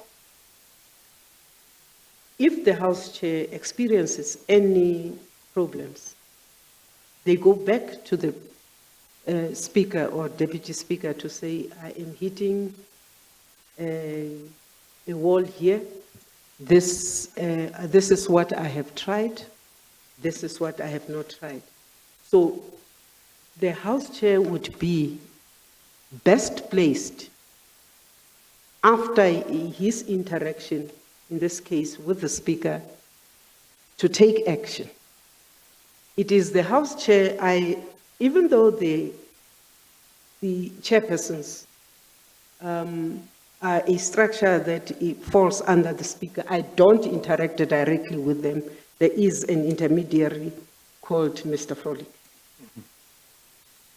So when I go direct into a committee, it is because there is an issue that needs to be resolved, which he may say, I have not been able to resolve, I have an issue here and there. So you always delegate responsibilities and give people space to do what they are supposed to. And when you say I, you're talking about yourself in your capacity as speaker. As speaker. Right. So what you're really saying is the responsibility vests in the House Chair, but above him, the responsibility vests in the Speaker. The speaker delegates that responsibility to the House Chair. Yes. So ultimately, the speaker is answerable because the House Chair derives that responsibility from the speaker. The House Chairperson is part of the structure of Parliament. Yes, Chair. Is that right? Yes. And maybe for now, let's just talk about the National Assembly. So you have got the Speaker at the top. You have got the Deputy Speaker. Would the next person on the hierarchy be the House Chairperson, or there is somebody else? No, the House elects, Chair. The House elects the Speaker and the Deputy. Yes. Then the House chairs, depending on the weight of responsibilities, and as Parliament of South Africa was growing, we were taking more and more responsibilities, and therefore it was then decided that these two people, the Speaker and the Deputy Speaker, can't actually do everything. And firstly, there was a chair of chairs, and then that responsibility was then broken down into having 3 House chairs in the National Assembly. So the 3 House chairs are on par. You've got this one who looks into committees, then you've got one who focuses on the international side, and then you have one who looks internally into the affairs and welfare of members. They are on par. What the Speaker does is, after you are elected, you then look at what is on your plate and you then subdivide it and delegate to the Deputy and to the House chairs. Or there would be 3 House chairs. It's not just one. There are 3 There are House 3, chairs. okay. But do they all report to the Speaker? They all report to the Speaker, in the absence of the Speaker, to the Deputy Speaker. Okay. No, thank you. There is there not, a committee comprised of the chairpersons of the various portfolio committees? Am I right? And then that committee is itself chaired by what we colloquially call the chair of chairs. And that's really where Mr. Frolic fits in. Mr. Frolic becomes the chair of chairs. The chair of chairs. In the old time, all he did was coordinate the chairpersons and their business. So the chairperson are colleagues. They can't order each other. But they have powers to sit together, inform the House Chair, who is now Mr. Frolic, to say, we intend to have these 2 committees or these 3 committees coming together. And in the past, they would sit together, but go and develop their reports differently. Now there is a proposal that says, you can sit together, confer, you can even report together, because that works much better. So yes, there is that body of chairpersons which is coordinated by the chair called Mr. Frolic. He's the chair of chairs. And now this reference to chair of chairs, that's is that a separate position, or by virtue of being the House chairperson responsible for portfolio committees, you also perform the role or the functions of a chair of chairs? Before the notion of House chairs was introduced and accepted in Parliament, below the Deputy Speaker, there would be a member whose work would be to coordinate the other chairs. That person used to be called the Chair of Chairs. Yes. So when the institution introduced the House chairs, that position was now assumed by the House chairs. So Mr. Frolik, in his capacity as House Chair of Committees, is in fact the Chair of Chairs. So that at the moment, it would be inaccurate to refer to a chair of chairs because that term is no longer there. The position has now Been evolved subsumed. into the position Mr. Frolik now holds. Chair. Okay, all right. Yes, but now I'm particularly interested in the situation as it was in the middle of 2017. And your evidence was before that Mr. Frolik, as a delegate of the Speaker, had the responsibility then, in his capacity then, to monitor and ensure that the instruction that the portfolio committee should exercise this oversight was carried out. You stand by that evidence? I stand by that. We even when we go, we have a committee of Parliament called Programming, where matters are brought, and it's a multi-party body where we decide where we slot what in. Mr. Frolik represents the chairs there, the business that comes directly from committees. Thank you. Now, I'm still going to be coming back in a moment to that Home Affairs Committee that we haven't finished with, but I'm trying to understand this thing chronologically. So what I'd like to take you to next, please, is page 715, 715.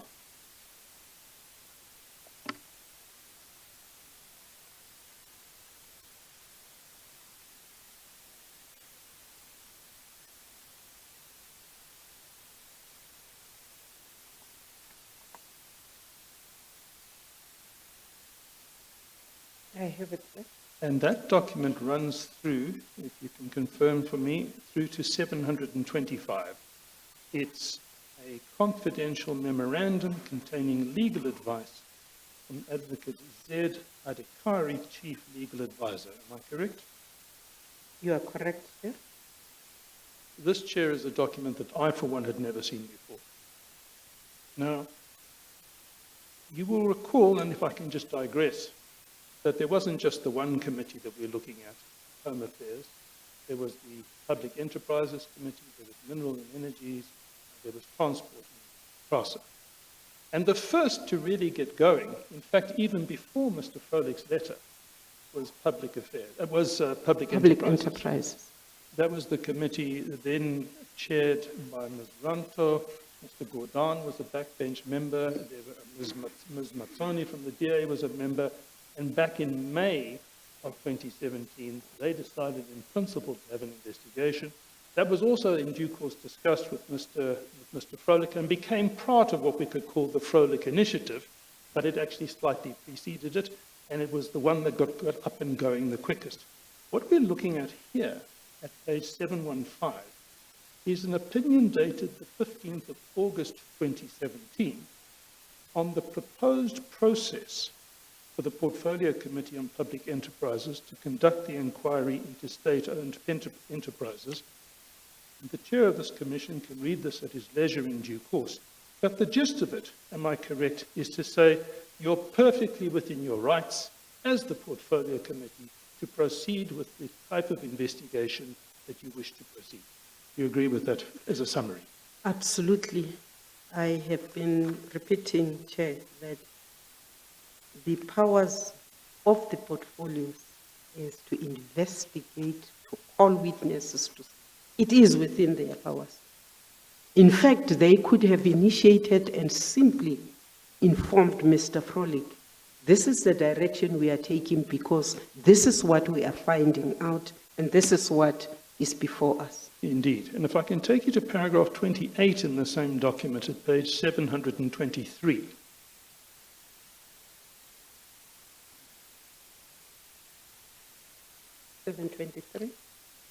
Page 723, paragraph 28.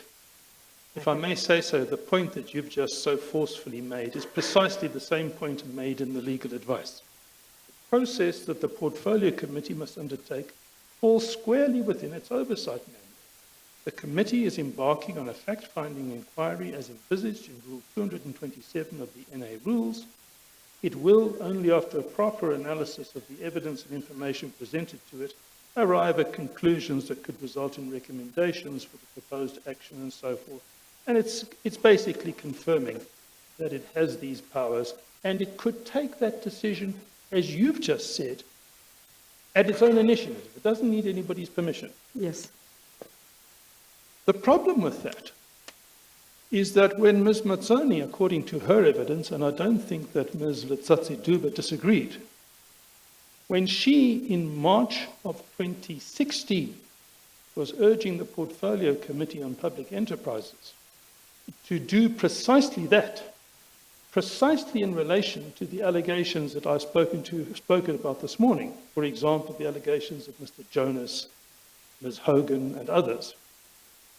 Apparently, the legal advice given was you can't do that. Now, if that legal advice was given, firstly, you would agree it's clearly wrong. It would be clearly wrong. And secondly, would you agree with me that any chairperson of a portfolio committee should know that?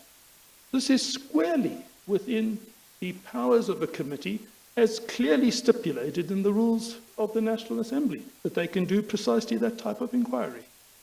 If a member of the committee makes a recommendation that the committee should look into, that committee discusses that. I suspect what might have happened is that in the discussion of that committee, they decided not to go with the recommendation of Honorable Matsoni. But it would be absolutely wrong to say that a member could not make a recommendation for an investigation which is within the powers of that portfolio. Yes, now, of course, you were not there, and nobody blames you for not being there at this particular portfolio committee meeting. But I just want to fill you in on some of the evidence we've heard. It is correct that the committee did not proceed with the investigation that Ms. Mazzoni requested. But before that stage was even reached, Ms. Letsatsi-Duba informed Ms. Matsoni. Ms. Letsatsi-Duba was then the chairperson of that portfolio committee, informed her that she had been advised by the Parliamentary Legal Advice Office that the committee had no power to do such a thing, and that as far as she was concerned, the matter was closed. Notwithstanding, Ms. Matsoni's response was to say, but that's wrong, look at this rule number. Now, my question to you is not what happened because you were not there. My question to you is whether you agree that a portfolio chairperson ought to have been well aware by March of 2016 that a portfolio committee did indeed have the power to pursue this type of inquiry if its members collectively decided to do so. Chair, it's a definite yes. When members are sworn in, they not only get a constitution, they also get a copy of the rules. So even an ordinary member who is not a chairperson would have known that it was and it still is within the powers of the committee to investigate. Now, I want to take you to another similar document at about the same time. When you go to page 727,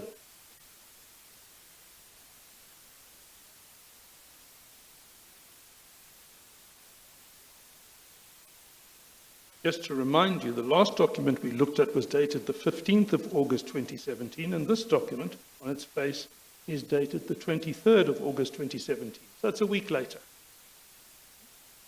And it's on much the same Issue. Subject. Opinion on steps to be taken by a portfolio committee in investigating allegations of state capture in organs of state. And then if I take you to paragraph 2 at page 729, the legal question to be considered is, A, in terms of the law and rules of the National Assembly, what steps may be taken by a portfolio committee of the National Assembly to conduct oversight over organs of state?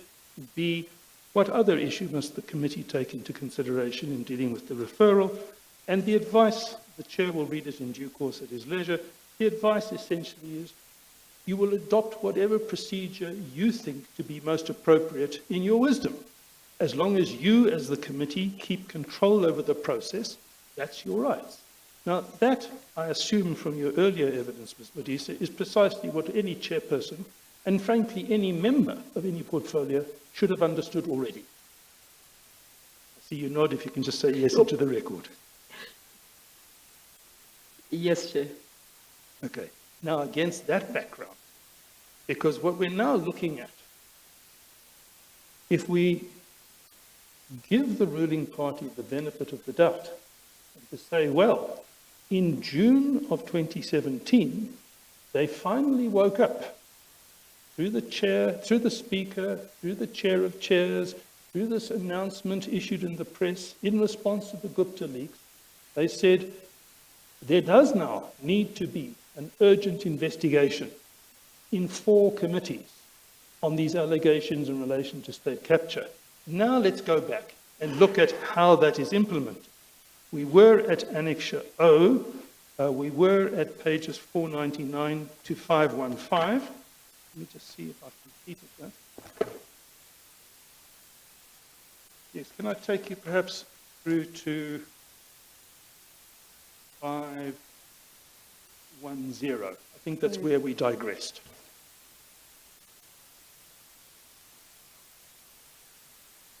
Have the page?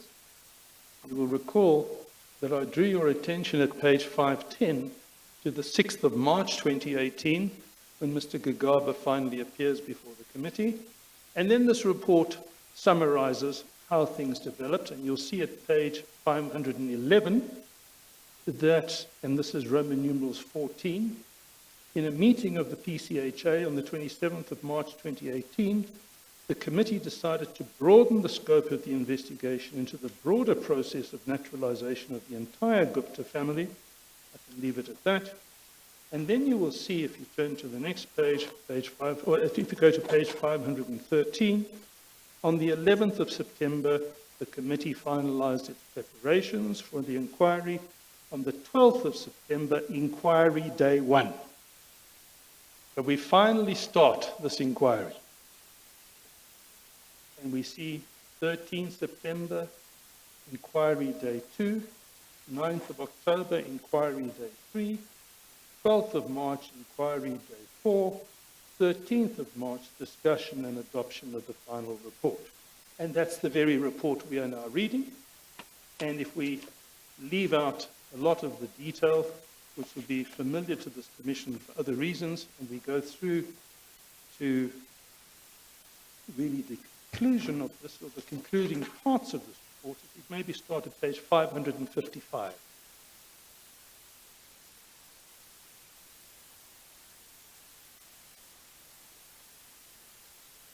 Five 555.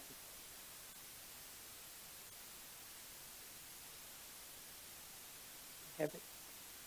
You will see there's a section headed Observation. This is after summarizing what's happened at all the various days of the inquiry. Now we start coming to, as it were, the conclusions. And they make what they call observations. And the very first observation, they say this: based on the evidence provided to the committee, despite the limitations and gaps in information mentioned in section 9, the observations of the inquiry are the following. 1, the committee acknowledged that the initial applications for naturalization by A.J. Gupta and family were dealt with by the department as a family application and were correctly rejected, because that was the nub of the issue.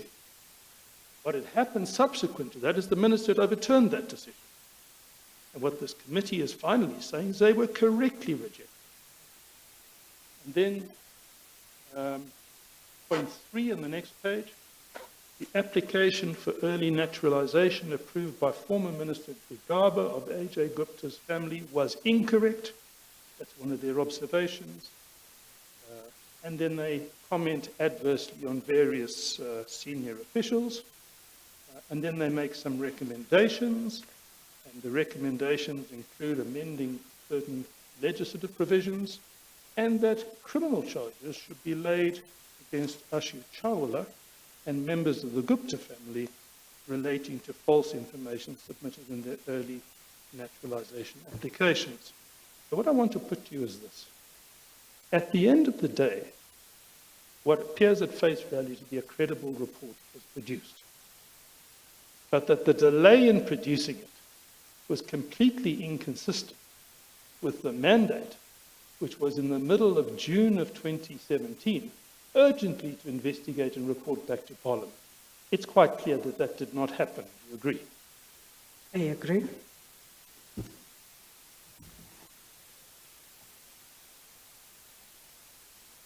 Now, I'm not going to spend any time on the Portfolio Committee on Public Enterprises because we all know what happened in this committee. This commission has heard a lot of evidence on that. In short, there was a decision starting in May 2017 to conduct an inquiry. It broadened and then narrowed down to ESCOM. It was a proper inquiry. It produced a report. The report was furnished to this commission.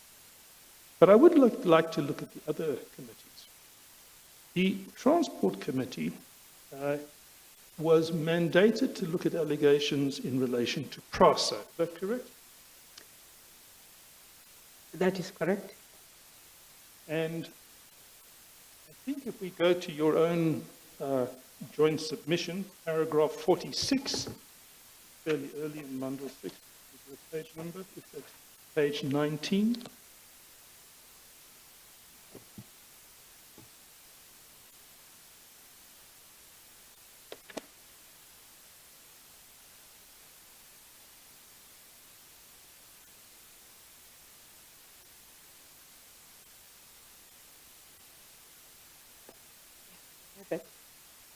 Now, I'm attributing no personal fault to you, Ms. Modise, but what I'm going to be putting to you is what is stated here is not entirely accurate.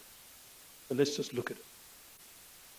Subsequent to the letter from the House Chairperson, the committee issued a report documenting its past oversight activities over the Department of Transport and PRASA during the period 2014 to 2017. Let's just pause there. This request is made in the middle of 2017. The report detailed engagements regarding the management and operations of the entity, which also included various references to investigations into financial misconduct alleged within the entity, and then the sentence that I take issue with. Specifically, the committee submitted this report in lieu of a formal inquiry and did not generate any new insights. In other words, the suggestion that's made in your submission is that the response from the Transport Committee is, we've done all that, there's no need for it, we've investigated adequately thus far.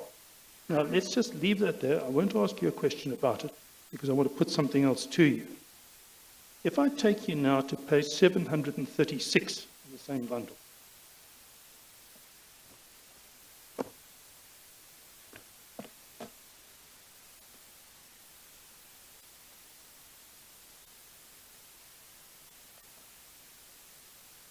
Seven. 736.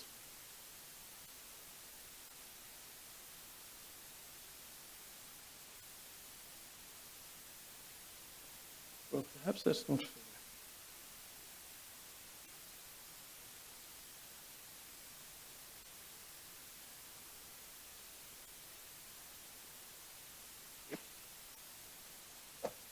I think it is fair.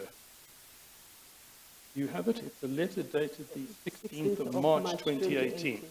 So the impression created by your joint submission is that really there was the response of the Transport Committee is that there's no need for an investigation because of our prior oversight. But if you read this letter of the 16th of March 2018, I want to put to you that it shows that that can't possibly be correct. Not least because if you go to page 738, second paragraph, you will see in its meeting of 20 February 2018, the committee resolved to institute an investigation into the matters of concerns regarding the various stakeholders, etc. And then they talk about, in the second last paragraph, the terms of reference having been adopted. This committee actually did resolve, but only resolved in February and March of 2018 to carry out an investigation of precisely the sort that was directed by Chairperson Froelich. And what's more, I want to just explain to you, we have had evidence from both Mr. De Freitas, Mr. correct, the DA member, Manny De Freitas, of attempts that he made in this committee to have these investigations take place. And we've had Ms. Magadzi, who has responded, and I think she herself accepted in her evidence that the committee had been remiss in failing to investigate as they should have. So all I want to really put to you is, can you accept that when your joint submission says that really there was, from the response from the committee, no need for an investigation and it died there, your evidence is just mistaken because there's a whole lot of detail which you were presumably unaware of? Chair, I have no option but to accept what you are saying. But remember that we also said in our joint submission, and I noticed that this letter that says now we are investigating comes from the same member, Magazi. Yes, indeed. Who you are telling me had earlier on said that they were remiss in not investigating. The chairperson of the NCOP and I stated up front that where we have not personally dealt with matters, we have been informed that things are right, and we accept that they are right and true because we could not have known every little... Yes, I understand that. I want to give Yes. you my personal unequivocal assurance that I understand the spirit in which this evidence is given. You were not even then the speaker, much less personally involved, but you are now the speaker. You rely on documents that have been presented to you. You've made clear in your submission that not everything is in your personal knowledge. You rely on documents which are attached. But nonetheless, it's my duty, if I see something that seems to be wrong in the document, to point that out. Otherwise, what you've said might be taken as being clearly correct when there's reason to suspect that it may not be correct. Chairperson, I'm grateful that the disconnect is pointed out to us. Yes. That means we must be more thorough next time. Yeah. No, that's fine. Now, I want to just move on and deal quite briefly with a few other features of your joint submission. So, can I take you to paragraph 54, which is at page 21.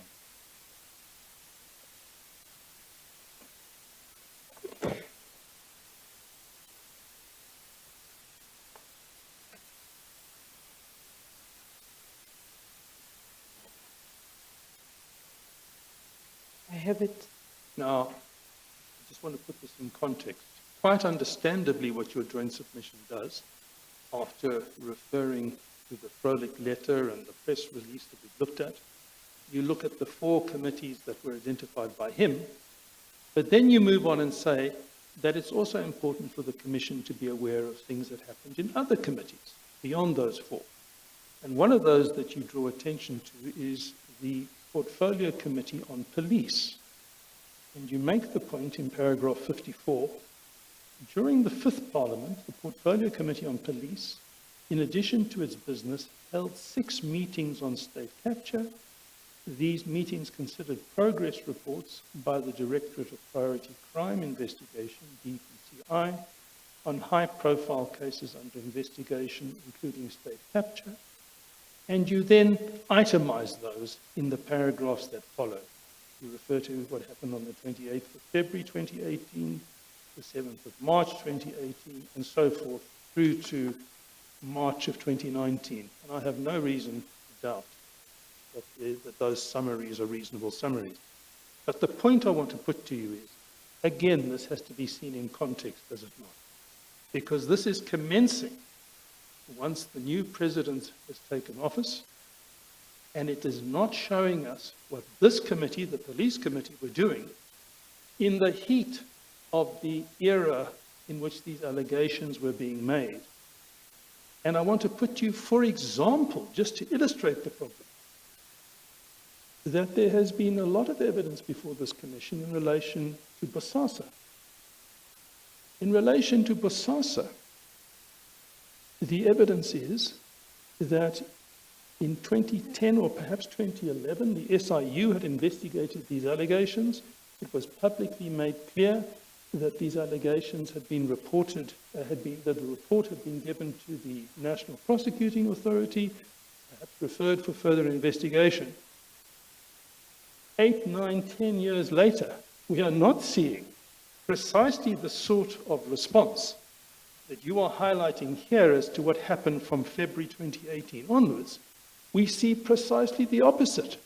That although this report is in the public, not in the public domain, but although the members of Parliament are fully aware that the SIU believes there is substance in these very serious allegations of extensive corruption, nobody is saying, what's happened to this prosecution, or if they are, not with any diligence or follow-through. You want to comment on that at all? It's difficult to get into the head of something that happened in 2010 and try and make an intelligence response.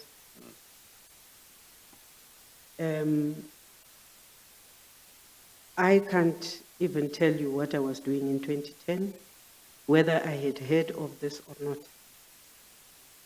But I will go back to my response that perhaps we need to make better use of the legacy reports from portfolio committees to carry on.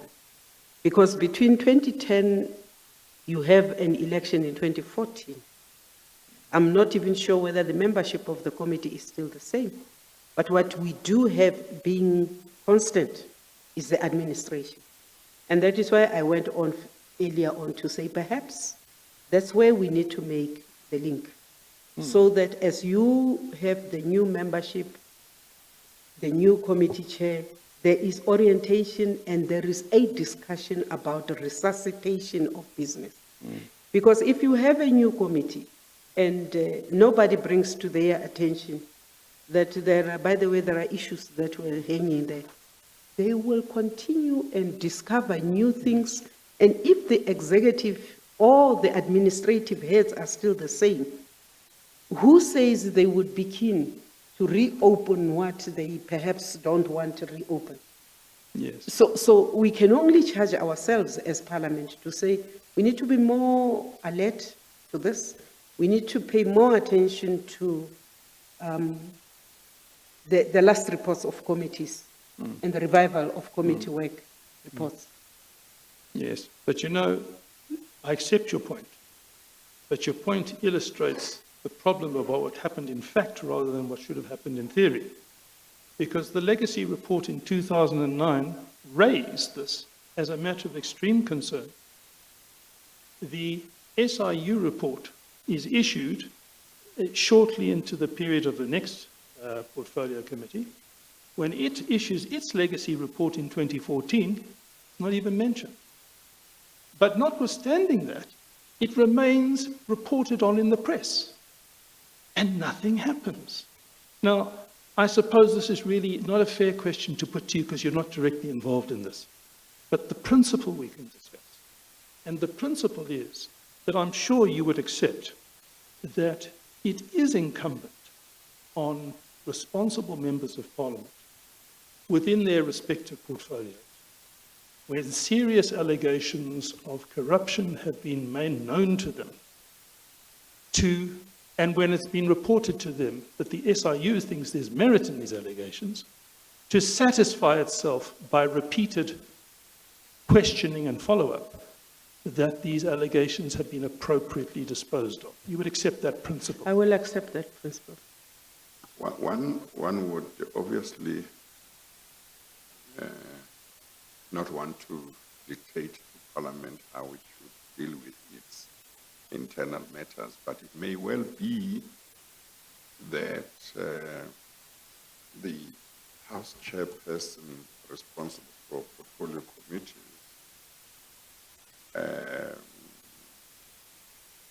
should make it his business, or her business if the gender changes, make it his or her business to know the legacy reports of the various portfolio committees, particularly what was identified as needing further attention by the incoming committee, but that also once the new committee has identified, has looked at the legacy report and identified matters that they want to take forward, which came from the previous Parliament, that maybe they should share that information with him or her. So there would be somebody who has a globular picture of what's taken. But that might just be something. It may be that it's not necessary, but one would think somebody who coordinates some of these things, and maybe if something is left out, is not pursued, that seems quite important, can ask questions to say, but this is important, why are you not taking it further? I don't know, what do you think that might help? It will help. We have been looking at the capacity of Parliament, and that seems to me it falls right there, because if you can't retain not only the bad, also the good practices, because as you empower members, you must be able to pull out the good examples and the bad examples. And so for me, it comes back into how do you ensure that things don't fall between the cracks. So in that regard, I would not even say that leave the blame with the chair of committees. Take it right up to us who are responsible. Speaker, do something about that. Make sure that you track, you know where things are. And that is a commitment I can make, Chair. Thank you. Thank you. If I could now take you to page 16, please. 16. 16.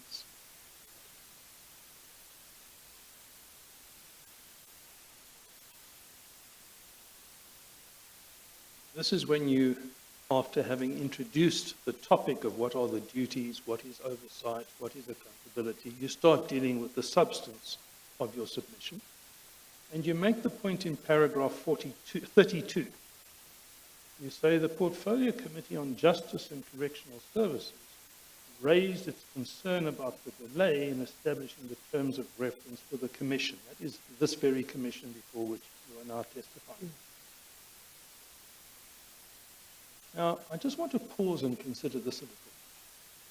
Because in October of 2016, the Public Protector released her State of Capture report. There was some initial controversy about whether it was going to be made public. There was some threatened or actual litigation. But by November of 2016, as your supplementary submission correctly points out, it was in the hands of the Speaker of the National Assembly, and if I'm not mistaken, I think it may well even have been tabled before the National Assembly. Is that correct so far? Yes, it is correct. Now, the recommendation by the Public Protector that there should be a judicial commission of inquiry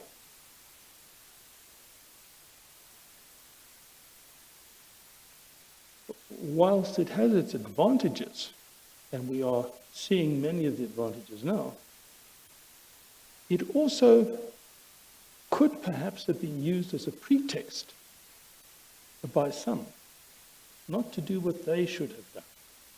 So there was a view that was expressed by some that this question, all these allegations, should simply be left from the time of the October 2016 State of Capture report through the whole of 2017 into 2018. It's not Parliament's business.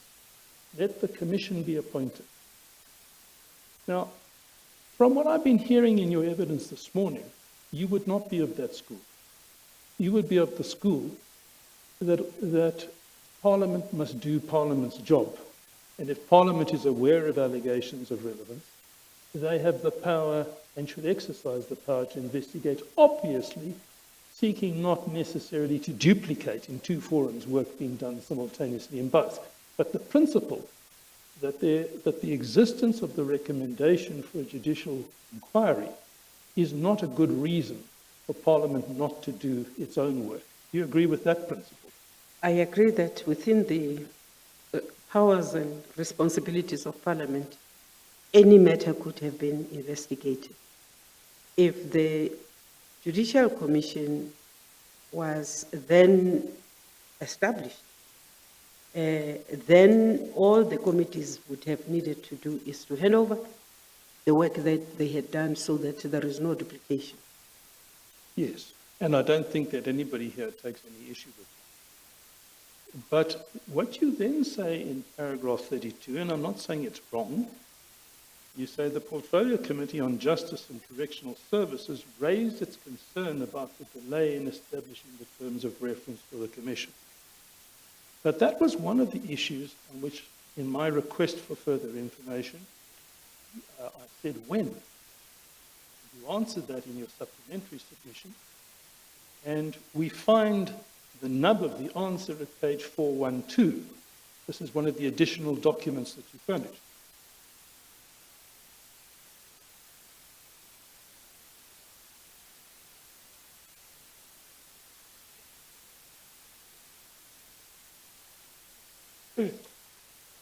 And it exactly bears out what you said. But of course, as ever, timing is important. And we see that this is a report dated the 24th of January 2018. It was after the election of a new African National Congress president. This is a whole new political world we're in. Parliament's Portfolio Committee on Justice and Correctional Services today expressed its grave concerns about the delay in releasing the terms of reference with regard to the Commission of Inquiry into State Capture. Committee Chairperson Dr. Matoli Machecha said that the President must issue the terms of reference as a matter of urgency, and it must be based on the remedial action of the Public Protector's report on the State of Capture. This matter cannot be delayed any further. Now, I don't think anybody would criticize Machecha for saying that. But my question to you is whether you think that the pending possibility of this Commission of Inquiry actually served as an excuse that was latched onto by some for not doing what they should have done in Parliament in relation to the issues, very serious issues, that emerged from the Public Protector's State of Capture report. Chair, I'm not sure how to answer this question. I have to now creep into people's minds and try and explain why. Yeah, But no. remember, Chair, that Parliament does not have the powers to establish a judicial commission. Yes. They can just make noise and urge Yeah. the President to do that. Yeah. You can But put pressure. They, But nothing more. they can put pressure on the President to please hurry up and do this thing. In the meantime, as I said earlier on, nothing would deter a committee to do the little bit that they can. Yes.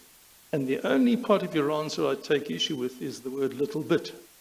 Because those committees have a power of subpoena they have a power to compel people to come and answer questions, and they have expertise in their own respective domains. So in fact, it's a significant power that they have. They have big powers. I used to boast about those powers. But the little bit I'm talking about is that at that time, most of the information that is now in the public domain and within the reach of Parliament was not there. That most of the issues which we are now confronting, and sometimes we still get shocked. There was the hearing on the Intelligence Committee, and we sat and held on to our chairs because there are things that the rest of committees would not know, and therefore the little I refer to is what I know and what is before my committee I must pursue, so that each and every committee can then, and that is why Mr. Frolik was right in writing to those committees that were identifiable as being affected by the state being captured, to say, hey, hurry up and investigate. Yes. Because in that way, he thought, we as Parliament, that perhaps we would be able to get to understand exactly what has happened, what is the extent of this thing. Up to that time, we had never heard of a member of Parliament who had received any money relating to doing or not doing their job. But what you had heard long before that time, this is what I explored with Mr. Montashe last week. As early as February of 2011, reports in the press alleging undue influence by the Gupta family, not only over the president, but over the appointment of cabinet ministers, over the appointment of SOE boards and chairs. And Mr. Montashe's response was, well, we had no evidence to confirm that. But then in an NEC meeting in that very year, a minister says, well, I can confirm it. I was one of the people who was told by the Guptas, and nothing happens. Now, with the benefit of hindsight, and this is obviously not a matter of your personal accountability, we're looking at the system. With the benefit of hindsight, would you accept that Parliament could and should have investigated a lot more vigorously, a lot earlier? Chair, I'm on record as saying Parliament must investigate any matter related to their portfolios as portfolios. It is difficult sometimes when you investigate everything that you read about in the newspapers. Because I have read stories about myself starting to read, and only when I saw my name I then became aware, oh, they're talking about me. Information that I didn't know, things I'm supposed to know or have done that I do not know. So when you get into that space, you realize that Parliament, and that is why when a member stands up in the House and makes an allegation that is serious, that can affect the standing, the conduct of the member, we immediately say substantiate, so that we actually deal with facts. Now, if a member of the ANC sits in the NEC of the ANC and says, yes, the Guptas, how does Parliament transport that into a portfolio committee? Well, that was going to be my question to you, because either it can or it can't, but I think the answer must be it can. So if the allegation is that there is undue influence affecting ultimately the control of state-owned entities, then that seems at face value to fall within the remit of the Portfolio Committee on Public Enterprises. And how can they deal with that? They can summon that very minister, and they can summon the persons whom he accuses, and they can examine whether there's any truth or not in it. Do you agree with that? I have to agree. I guess that is, Mr. but- Freud, but- if they get to know If they what get to happened know. in the NEC. Oh, absolutely. Yeah. Absolutely. But what was alleged to have happened in the NEC was also reported in the press in that year. Now, they wouldn't know if those press reports are true, but at least it gives you the basis to ask the people about whom the press reports have been made, did you say that? If so, please tell us the details. If somebody else denies it, come and tell us your story and we investigate.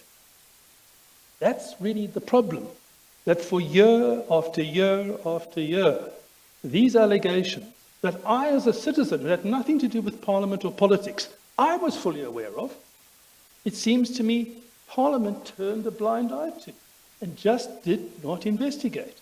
Now, I don't know if you wish to comment on that. Yeah, it is difficult to comment on this because the question I put is, how do you take a discussion which happens at a political party into Parliament?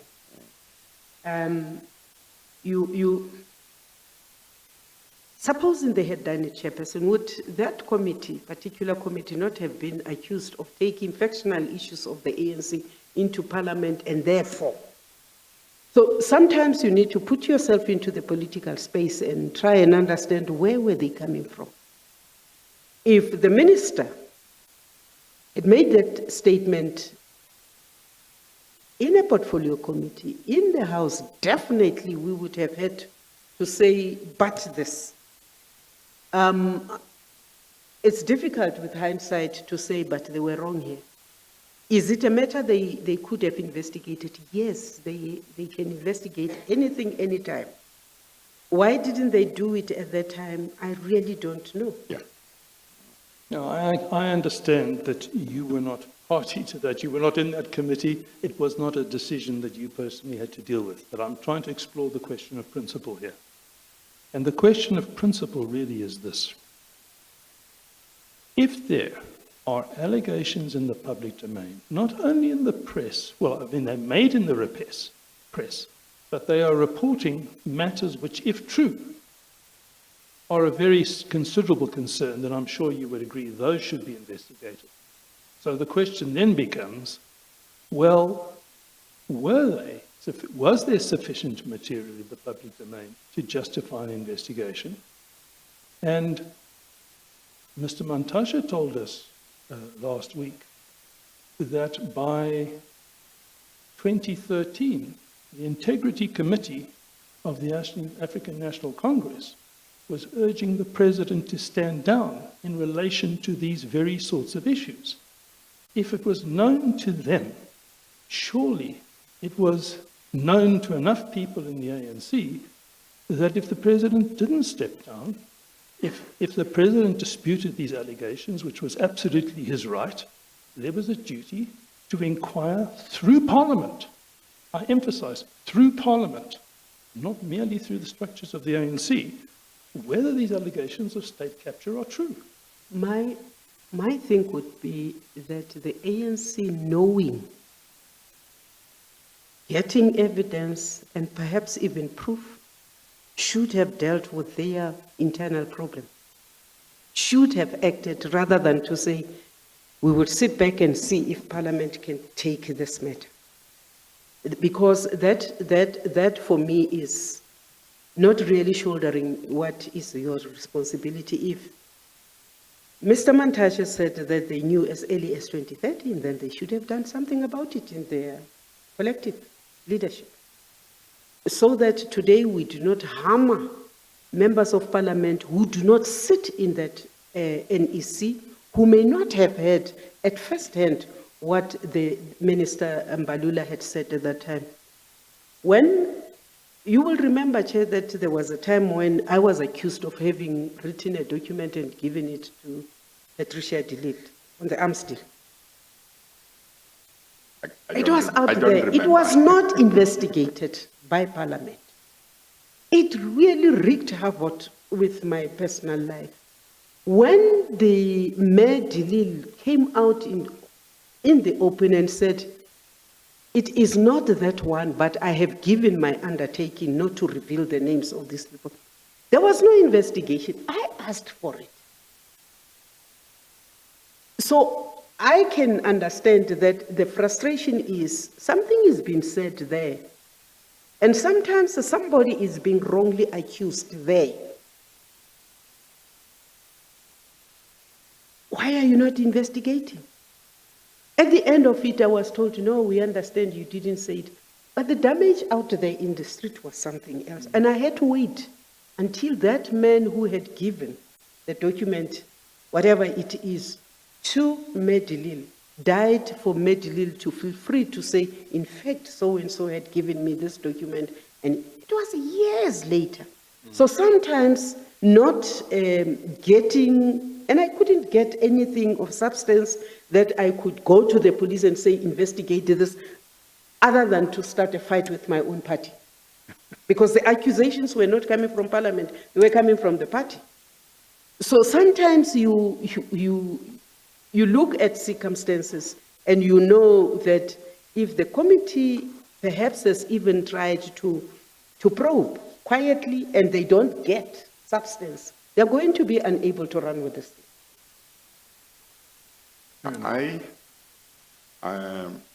I think that you and Mr. Freund might not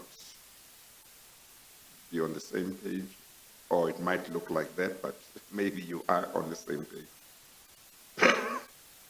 Let me ask one or two questions to see if we can clarify this. My understanding of your evidence includes that you have no problem with the proposition that members of Parliament, obviously chairs of portfolio committees and members of portfolio committees, different portfolio committees, ought to keep themselves informed of what's in the public domain in case part of what is in the public domain it relates to their work in the various committees and may well require them to do something in order to carry out their functions. Am I correct so far? You are correct, yes. Yes. Another point that I think you may be making is that obviously you can't expect members of Parliament and members of various committees to investigate everything that they see in the media. Is that correct so far? You are correct, yes. What I think you then suggest is that when members of various committees or members of Parliament see certain things or become aware of certain things that are in the media that fall within their portfolio committees, they need to weigh them up. And if they are serious enough, they need to take steps using their powers and the rules of Parliament and the mechanisms in Parliament to do what they need to do. Is that correct? That is correct, Chair. Yes. And therefore, I would say that I would understand you to say the mere fact that Mr. Mbalula may have said what he said at an NEC meeting doesn't on its own prevent members of Parliament, if they become aware of it, from weighing it up and seeing whether they should take certain steps. Is that correct? That is correct. Yes. So it just depends whether it has come to their attention and whether when they assess it, they think it deserves further attention. It does, Chair. Yes. Alternatively, if they take what is unproven into a committee, Yeah. they are within their rights Yes. to approach any of the state agencies Yes. that are responsible. They could have approached the police to say, look, there is this thing. We can't handle it. We don't have evidence. Can you look into this matter? That would have been, the way to go. Yeah. But also, excuse me, but also my thinking is that there would be nothing wrong in a member of a portfolio committee or a member of parliament in the National Assembly, but a member of a portfolio committee who has become aware of what was said in the NEC to actually put a question to Mr. Mbalula, who was a member of parliament, who was a minister, put a question intended to see whether he will tell the committee the same information that he told the NEC. And if he tells the same information, then you take it from there. I would agree. Yeah. Alternatively, to even put such a question to the president himself. Yes, yeah, to the president himself, yeah. Yeah, thank you. I hope that has Yes, helped, thank Mr. you. Freud. And Ms. Modise, I don't disagree with you that there will be many situations in which it would be the sensible course of conduct to ask, for example, the police to investigate. But there are also situations in which the powers of the portfolio committee are not limited to asking somebody else to investigate, and they're not restrained in only calling before them the executive. They can call before them anybody, can't they? They can call before them, for example, the Gupta brothers. They can call for documents. And it's a question of judgment as to whether there is allegations or information available that make it responsible and appropriate to ask those questions. It all depends on the prevailing circumstances. You agree? Not fully. The portfolio committees are multi-party bodies. Would a member of Party A, without proof, take that matter into the committee and investigate and ultimately find out that in fact there is nothing? And is such a member, especially if they are not senior enough in the party, not risking alienating? And that is precisely if you go back to the submission Yahame Makosi centers around the inability of what is right for me to take a stand on and what might be interpreted as being not doing well by the party. And so a party member of any party, by the way, will sometimes want to have at least substance before they open their mouth. That is quite natural. And that is why we are saying in Parliament, you need to increase capacity for this private member. This member must be able to investigate properly, must be able to analyze, and be able to say, no, I'm sure there is a case here. And I'm saying alternatively, with all these powers that vest in the committee, this member might actually decide, hey, I'm taking it further. Portfolio committee, do you have appetite? They don't. Okay, in my capacity as a public representative, I can approach the authorities, investigate this thing further because it makes me uneasy. So for me, that would be that. I am in no way wanting to suggest that a citizen, a public representative sworn under the Constitution and to obey all law has the right to suppress information. That I would not agree with. But I want to look at how you transport things that happen out there into the committee. I see we are at 12 minutes past 1. Chair, I am not quite done with this witness. My suggestion is we take the lunch adjournment. I won't be a great deal of time after the lunch adjournment. Okay, let's take the lunch adjournment and we'll resume at 2:15. We adjourn.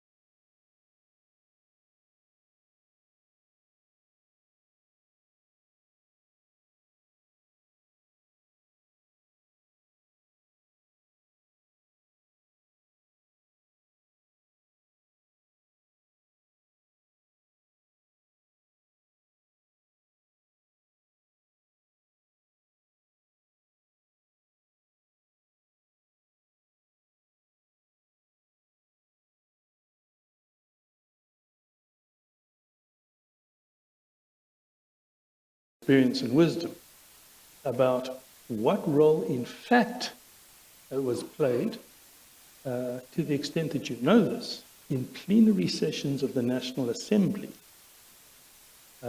in relation to these allegations, and what role in theory you think they should be playing, and how could that be made better? Now, I understand those are three different and very big questions, but let's just deal with your understanding of the extent to which, as a matter of fact, the plenary sessions of the National Assembly, particularly, shall we say, in the Fifth Parliament, which is the particular period of focus of this commission, what role did the plenary play, in fact, in relation to oversight and accountability regarding allegations of state capture and corruption? Again, Chair, I must make a preface. I was in the NCOP, so to talk about the beginning of the investigations in the NA, I'll give you second-hand information. But in fact, Chair, it is not, for me, it is good that we spend a lot of time on committees, because that is actually where the bulk of the work gets done. That because they are smaller than the House, there is better space for each and every member of the committee to express themselves, to speak, to whatever, at committee level. Now, the plenary then gets reports from these committees. After they have adopted them, they bring them to the House. You've got to look at then plenary in this way when it deals to the business of committees. That forum that I referred to earlier on, the Chief Whip's Forum, can sit sometimes and say, this is what we want to go and recommend to the programming committee, what must go into the program, which means these will be the matters that will see a debate unfolding on the floor of the House, or these reports are fine, they have been adopted by committees, then they can go straight to ATC. So the business of the House is actually determined there. Put aside the budgets and the mini plenaries that we set up where different things will come in. So committee reports can be brought to be discussed by the whole of the House. Because the House then divides up its space, all parties then participate, even the parties that don't have the chance to sit in the portfolio committees. So in a way, for the very important matters, all political parties then get to participate there. But also you use plenaries, questions,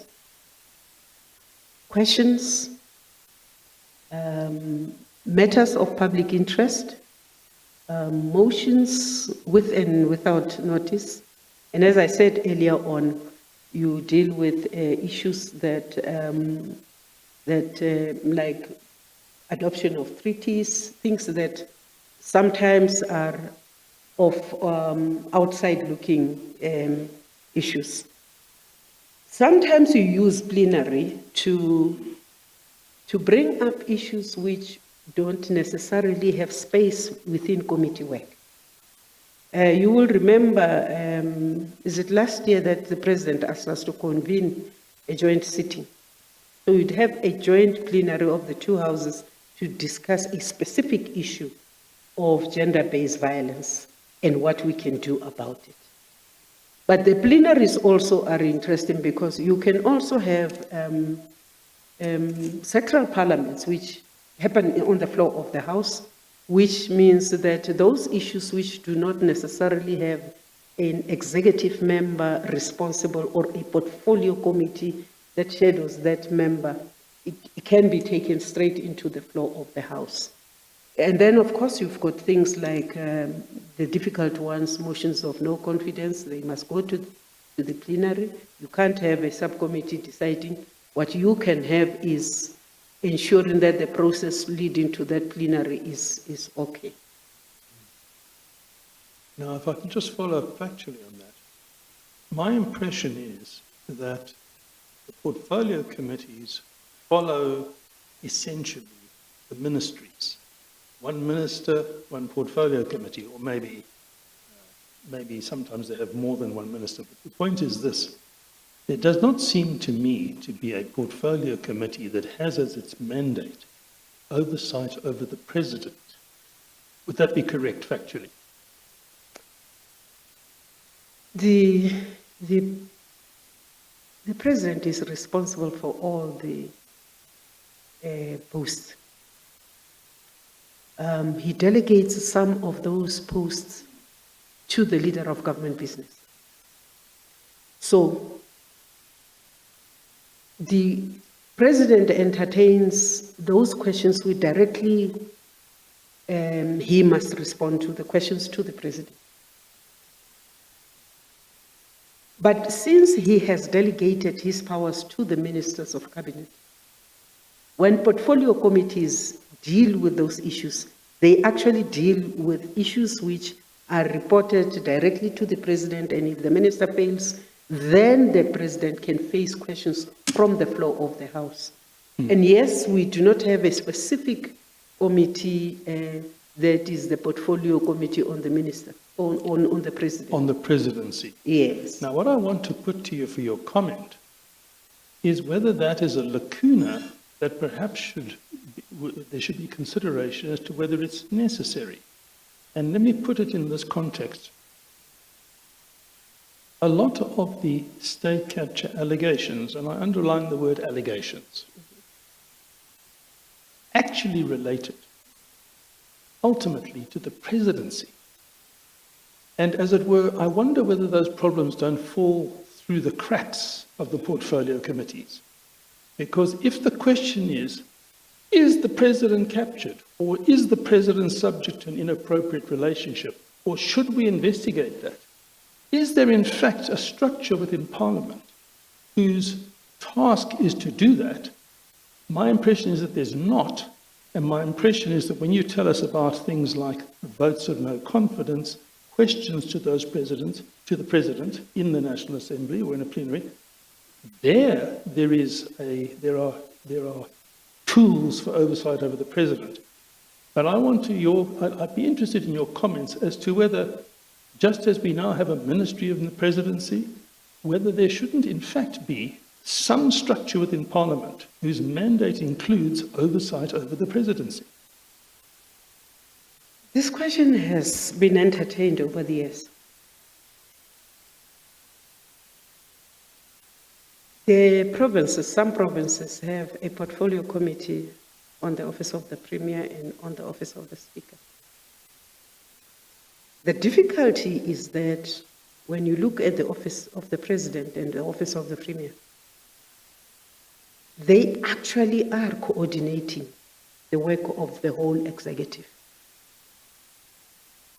And the burden of the work of portfolio committees is to ensure that resolutions, laws, undertakings, the money is identified, are used to do that which people say they're doing. Now, what does the president do? He signs off laws. He's delegated most of his responsibilities to cabinet ministers. He whips even premiers into place. Premiers are also having their legislatures which have question times on them. So I'm not sure if in actual fact it would serve any purpose. And I know that some people, when we over the years have tried to understand why you would want to have a portfolio committee on the presidency, they would say, well, deployment of troops, that's the business of the Joint Standing Committee of Defense. The crime stands what? You've got police, you've got correctional service, you've got justice. So most of the work that the president does is actually already covered there. And remember, the president is, strictly speaking, not a member of the House. He is this coordinator who must have enough space to coordinate the three arms, because he heads the executive. But in fact, I would argue that he sees most of this heading of the executive responsibility to the leader of government business. And that is why when we have issues as the legislature, we go to leader of government business, because he has to make sure that these ministers perform their day-to-day, that the coordination between themselves and ourselves is in place. So yes, it is something that has been brought to our attention. I'm not sure that it will really do. What will it do otherwise? Pass the budget for the presidency? That is done by the president himself, but any committee, especially the finance committees, actually look at that budget. With the legislature, with us, it is because at some point in an endeavor to come out as an arm of state, working with the provinces, we came out with the financial management of Parliament and the provincial legislature. And in that legislation, we then created a committee which would then, because we also created this thing of having the speakerage and the chairpersonship as the executive authority. So, because you are the executive authority, you've got that committee that looks into that. I'm not sure the head of state, the portfolio committee, it would do what? If it calls in the Chief Justice, what reach do they have? Because if you're going to form this thing for the president, it means that this committee must also be able to reach the immediate structures that he is overseeing. So I'm not sure. Well, but if Parliament one day wakes up and says, yeah, now we want this committee, we would have to follow. obviously. But can I just take you, just to facilitate this debate, to page 38?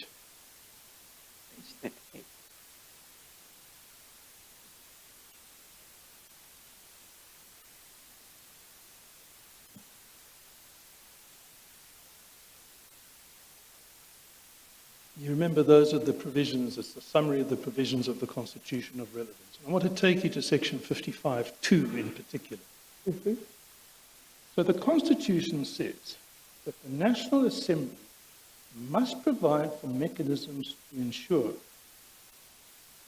that all executive organs of state in the national sphere of government are accountable to it, and to maintain oversight over the exercise of national executive authority. Now, the President is the head of the National Executive Authority. And what you're really saying to me is that there is, quite deliberately, no mechanism whose focus is to maintain oversight over the head of the National Executive. Now, I want to put to you that whilst it's true that a President delegates to ministers responsibilities for all sorts of spheres,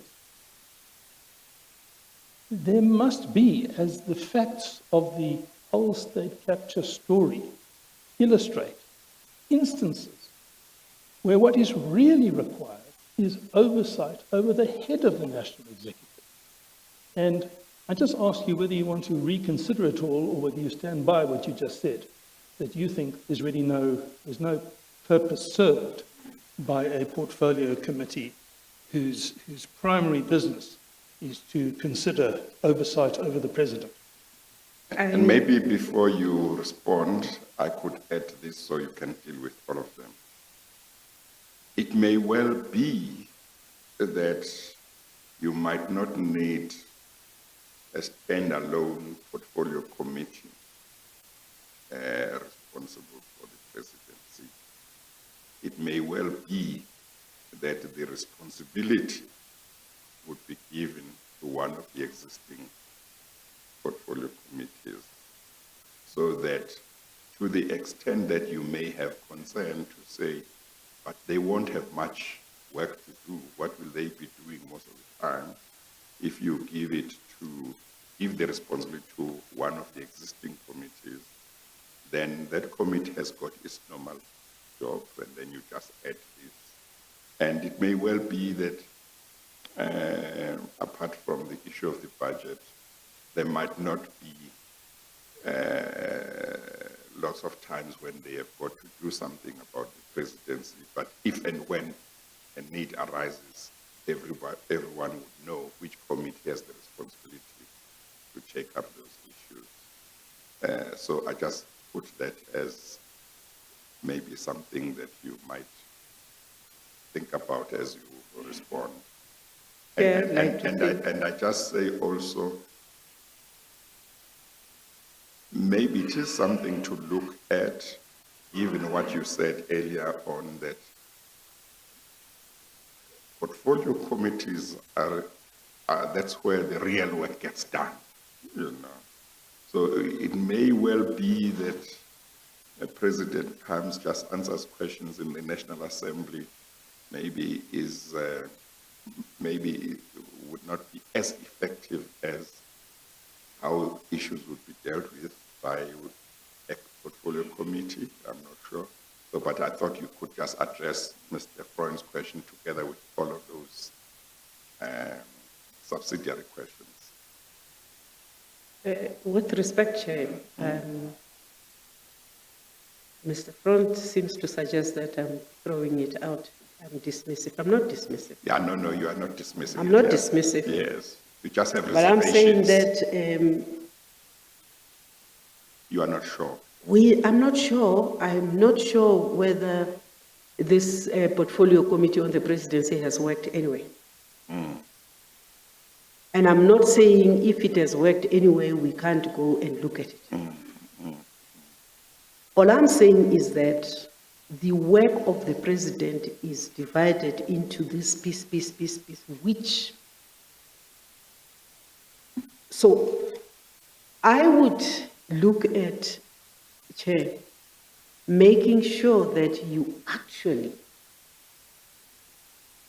enable Parliament and its structures without multiplying, because the more you multiply the portfolio committees, the more you disadvantage those small parties that have one person, because they can't sit in all the parties, on all these portfolio committees, and therefore, the more you disadvantage the people who are behind this one seat or two seats. So when you create structures in Parliament, you must also be looking at to what purpose, how representative are going to be the views here. Do you allow the House because when you bring matters to the House, then you are forced to give everybody speaking space. And of course, the other thing might be that, yes, in Parliament, any member of Parliament can go into any portfolio committee and participate. The only qualification would be that they would not vote if a vote is taken, because it would only be the registered members. So you could look at that. But I would say that it would seem to me that because we think we felt pain at some point, we therefore must create structures.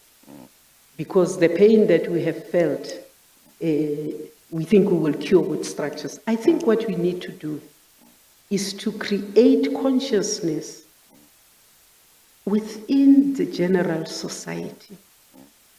And I think we should be speaking as all parties that the people that we send to Parliament, honestly, are honorable members. Because you see, if I believe that the House I lead is filled with honorable members, then I know that whatever it is that is wrong, that is not in accordance with the law, with ethical behavior, they will stand up to fight against whether this is their party member or not their party member. And I always say, when you accept to be called an honorable member, you must not allow anybody else to correct your behavior. You must be able to be that person that the public sees, says, whether I voted for her party or not, that is my leader. And if we can get to where we can get honor, diligence, we will then see that, in fact, issues of corruption will be dismissed as they start. Might not see the date, because who enables corruption? I think the politician may be part of it, they do it, yes. But who signs off? Why are the people who are accounting officers agreeing to do that which in any party worth its salt says to its members, you will not do anything illegal? So I think I'm not throwing it out, Chair, but I'm saying let's look at let's address our societal issues. We do have corruption. We used to be very proud that we were the least corrupt. But we've now been exposed to possibilities of putting our hands in the cookie. Let's deal with this. Let's sharpen the police. The courts must do their work. Let people who do wrong face the might of justice, so that even when I lead a structure, I am not tempted to take a cookie. But as I said, Chair, if tomorrow there is consensus that we set up a committee, we will not stand in its way. Maybe I can just say, I don't know whether you share this view, but I would imagine that just as there would be ministers about whom there would be concerns that they are not really doing their job properly in terms of various things which are in the public interest. You could have a situation where you have a president who does nothing about ministers who are not doing their job, and to the detriment of the public. And one would imagine that for that kind of situation, it would be good that the forum, which represents the people, should be able to say, Mr. President, let's deal with this. We see that ministers, we as Parliament, do our part. We expect the ministers to do their part, but the people are complaining. They're not getting, services and so on and so on. But ministers seem to just get away with things, and basically have that interaction, which, in respect of a minister, would be done by a portfolio committee. So it may well be that it's something to look at. I understand you that you are saying, look, you're not throwing it out. You're saying that you might have reservations, but if more people think it's something worthwhile looking at, let there be a discussion, and let's see where that discussion takes us. But it may well be, I don't know whether if you don't give that responsibility to a portfolio committee, an existing portfolio committee or a new portfolio committee, whether there is a way of handling it at National Assembly level. Now, I do know, obviously, that the President does get called from time to time to come and answer questions in Parliament, and that's part of accounting, and so on and so on. In the National Assembly can be asked about whatever in terms of government. But I don't know to what extent it's possible in that kind of situation to be focused, the kind of focus that you can get in a committee.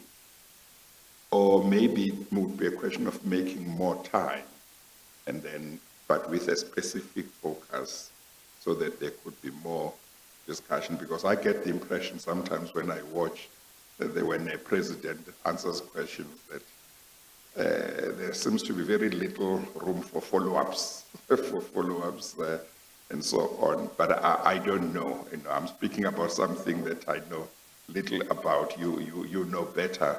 But I think that what would be important is that there should be room for a situation where you have a president who is allowing things to just go on when they are going in the wrong direction. Ministers are not doing their work, and there's no accountability and so on. You ought to be able to say, Parliament ought to be able to say, we elected, because they are elected by Parliament. And now, let's deal with this. Now, of course, Parliament does that normally without a portfolio committee, because they call upon the president to deal with certain questions, answer questions, and put questions. But I just don't know if the environment in which it is done allows for focus. But maybe it does. But I just mentioned that if you want to say something, you can, but I understand your position. If you say, I've said all I wish to say, I will accept that. No, Chair, I'm laughing because I know of a particular president who would have almost all the parties in the House reflecting on him. And if it was the House, I think, carries a harsher sanction because it is bigger when it is sitting. It has more voices. It accommodates leaders of parties who do not necessarily sit in all this. So when there are issues of the presidency, not only when it is a motion of no confidence, when they raise issues sometimes on the president, the attacks can be very, very, very severe.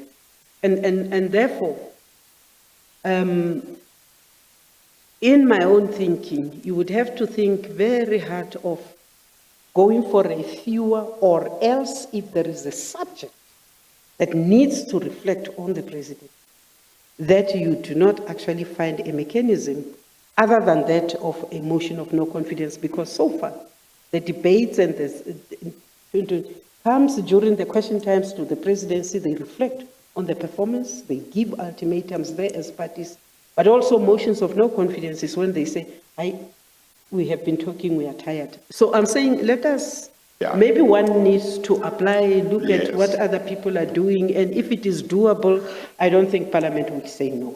No, that's fine. Well, let's contrast that with the evidence that we heard from Mr. Mantashe just a couple of days ago. His position, as I understood it, was, under no circumstances would it ever be tolerable for the majority party to support a vote of no confidence introduced by an opposition party. Now, if that is the view being expressed by senior leadership when he was the Secretary General, I understood that was the advice he gave to the Parliamentary caucus, it seems to suggest that a vote of no confidence is not likely to be a productive problem-solving exercise. And so one's left wondering, well, what would be a productive exercise? Given, of course, the partisan nature of our politics as well. How do we deal with the problems or alleged problems when those problems are located right in the heart of our state, the chief of the executive? Chair, I think you capacitate, you create a system which enables a member of Parliament to be able to express themselves without fear on issues that, in their own personal belief, in the belief of their constituencies. Because if you do that, then censuring is not just allowed to come from the opposition benches. then all of us know that it doesn't matter if you do something wrong, it doesn't matter what colors you wear, we will be on top of you. And that is why earlier on I said, let honorable members be honorable. And let honorable members not feel scared to express themselves, because the power of the MP lies in the constituency. That our electoral system is party-based still forces us to rely on the majority. Now, if tomorrow we go back to Parliament and we say we are going to have a joint committee on the presidency, the rules of Parliament are going to force us to look at the strengths of the parties and then allocate membership on that. As things stand now, the ANC would be in the majority in that party. Have you solved anything? No. But if you empower the individual member to be able to stand up, actually you don't. You need only one member in the South African system to propose a motion of no confidence in the head of state, as long as it is substantiated. In other parliaments I know of, if you cannot have the numbers to take the decision, they don't even look at the motion you are pushing. So in many ways, even though we do look weak, South Africa is very forward. But as I say, it is something that we will look at.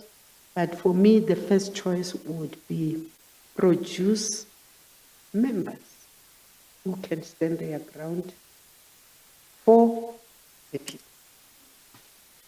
Yeah, well, Mr. Mantashe is coming this evening. I think we will still revisit that subject with him. I certainly would like to revisit, because I am not sure, and you might not be able to say anything about this. It might be Mr. Mantashe. I'm not sure of the constitutionality of an approach that says, even though the Constitution does provide for members of Parliament to vote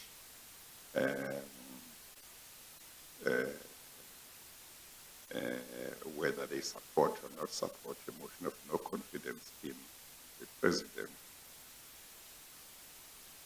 members of the majority party shall never vote in support of such a motion, no matter what. I mean, if you have a president that you, as a member of the majority party, if you have a motion of no confidence in front of you, and the president is from your party, that's fine. And it's quite clear to you that if this president is not removed, this country is going down. And your party says, you dare. I'm not sure of the constitutionality of that approach, but also as I understand, the oath of office that members of Parliament take. You, as a member of Parliament, are required to be faithful to the Republic. And that seems to me to suggest that if there are conflicting interests, as long as you are now performing your functions as a member of Parliament, you must be faithful to the Republic. And now, if you know that if I say I don't support this motion, I'm not going to be faithful to the Republic, what are you supposed to do?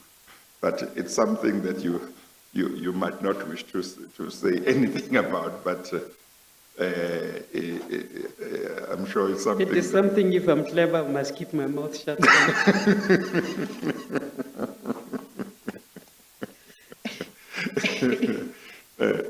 But these things, we need to be, I believe, we need to be frank about them, because we are not going to identify the right solutions to the challenges that we are seeking to address if we are not honest and frank about what are the problems that have contributed to putting us where we are. But when I say that, I'm not saying that the solutions are simple. I'm not saying that the problems are simple. Indeed, some of them are complex, and so on and so on. But it is important that we are frank about what the challenges are and take it from there. Okay. Yeah, I think when you lead, there comes a time when you need to self-evaluate and make the decision of whether you actually think you are still right or whatever.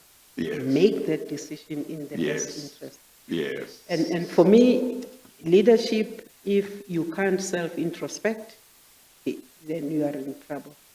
And sometimes there comes a time when you must be led, whether you are the president or not. And if your own people say, look, we think it is time, that you shouldn't actually push people to even start pushing you. But I don't know, Mr. Mantashe is the chairperson of the ANC. I don't know that, I think he must be able to push this point of his and convince the commission that he is right. Yeah. Chair, it might interest you that COVID has led to a new improvement in our systems. Of course, members, when they vote, they can vote whichever way. Yes. With the virtual platform, we've had to not only take a chance that they will vote, that we deliberately, after the party vote has come in, call out for members who wish to vote against their party vote to come out. And therefore, from the point that where we are, is that it is another leap forward, which we don't know how far it will go into the future. But as we speak, as we take votes, we allow for, we do deliberately ask members, your vote has come in as a party. Do you wish to vote against what your chief whip says is your vote? And it is up to the members. I would guess that in a way it might be a good thing. It's just always going to depend on what the party is saying, because while on the one hand wishes members of parliament to stand their ground on what they believe is right. I mean, I accept that in regard to certain matters, like policy matters, they might have to bear in mind what the party's policies say. But there are certain matters, and corruption maybe is one of them, and other things. Some would be concerned to say, well, the speaker is asking whether I wish to vote against my party. Well, what will the speaker do when tomorrow I'm told I must go home? The speaker won't be able to protect me, So, but it may be that it's an attempt to try and move forward, and then one can take it from there to say, okay, still there are certain challenges, and let's see. Okay, Mr. Freud. Yes, I want to try and wrap up as quickly as I can. I've got one small issue and one big issue. Yes. The small issue is study groups. You deal with study groups in your submission, and if I understand it correctly, you express the view that there's nothing wrong with study groups inviting whoever they like, which might include the minister, often would include the minister, might include director generals and other senior officials. And you say that that function must be distinguished from the function performed by the portfolio committee when it's meeting as a portfolio committee exercising oversight of the executive. Now, I want to put to you my difficulty with that. It sounds fine in theory, but the evidence seems to suggest that we've heard in this commission that routinely study group meetings immediately precede portfolio committee meetings, that in the study group meetings, one has not only in this case, the ANC caucus for that study group, but also the very persons over whom oversight is to be exercised, be it primarily the minister and subsidiarily the minister's senior officials. They're all from the same party. They take a decision in caucus and they go into the oversight, into the portfolio committee, having decided in the study group what position to adopt. Now, if that is factually correct, then doesn't it expose as quite problematic this practice of study groups including ministers, DGs, and other ruling party deployees, as if this is innocuous? And does it not subvert the proper exercise of oversight? Chairperson, it doesn't. There isn't a political party in any part of the world that does not have a study group on any issue, on any portfolio. When you look at the opposition parties in South Africa, look at the UK, the system they called a shadow minister, or shadow minister within his and her party, has a group of people, whether they are members or members of his or her party, who are the go-to, who research and try to create expertise around particular issues. That is what a study group is. And therefore, in themselves, there's nothing wrong with any study group existing. It would be wrong to leave this commission with the impression that DGs are members of study groups. That's wrong. It would also be funny that a study group, say on education in Party B, cannot openly invite the DG of education and say, we are formulating a position on this, but we need you to give us information. It would also not be right to say that any political party cannot write to the department and say, please explain this thing and give us information on this one. If they're not doing that, they are doing themselves a disservice. You will remember the former public protector beaten to a pulp by people who really shouldn't have, Mayor Madonsela, because she was invited to address a gathering of the Democratic Alliance. Within her capacity as public protector, within her rights and constitutionally right, because she cannot be expected to go to one party and not to the other. And that is the point we were trying to make. The same thing with Mejawa. If the study group on the financial management of Parliament calls her, she can go. If the DA has a similar study group, she cannot turn and come to me and say, I'm not going because the DA is calling me. When the Chief Whips Forum, which is made up of the Chief Whips of all parties, call her, Mr. Kaso, Ndati Pindele, they go. So in that way, you demystify this thing of, hey, it is only the majority party. It would be absolutely wrong. I will say that caucus is a different thing also, because caucus is the wider group of a political party. They discuss the party line. But also let us go back to the elections. All parties come out with their manifestos. And the manifesto that gets a popular vote becomes the majority. Now, we were saying as presiding officers at the beginning of this sixth term to the chairpersons, it is important for you to have had sight and to understand all the parties that are here in the National Assembly, what they are saying on each and every part. Because in that way, you can understand when you chair that all political parties want to say to their electorate, we have not forgotten the manifesto that sent us here. And therefore, sometimes you allow that. And that is why I say it quite openly. In Parliament, there can never be a right or wrong question. Members, it doesn't matter how simple the question might be, they are owed space to express themselves. Information must flow.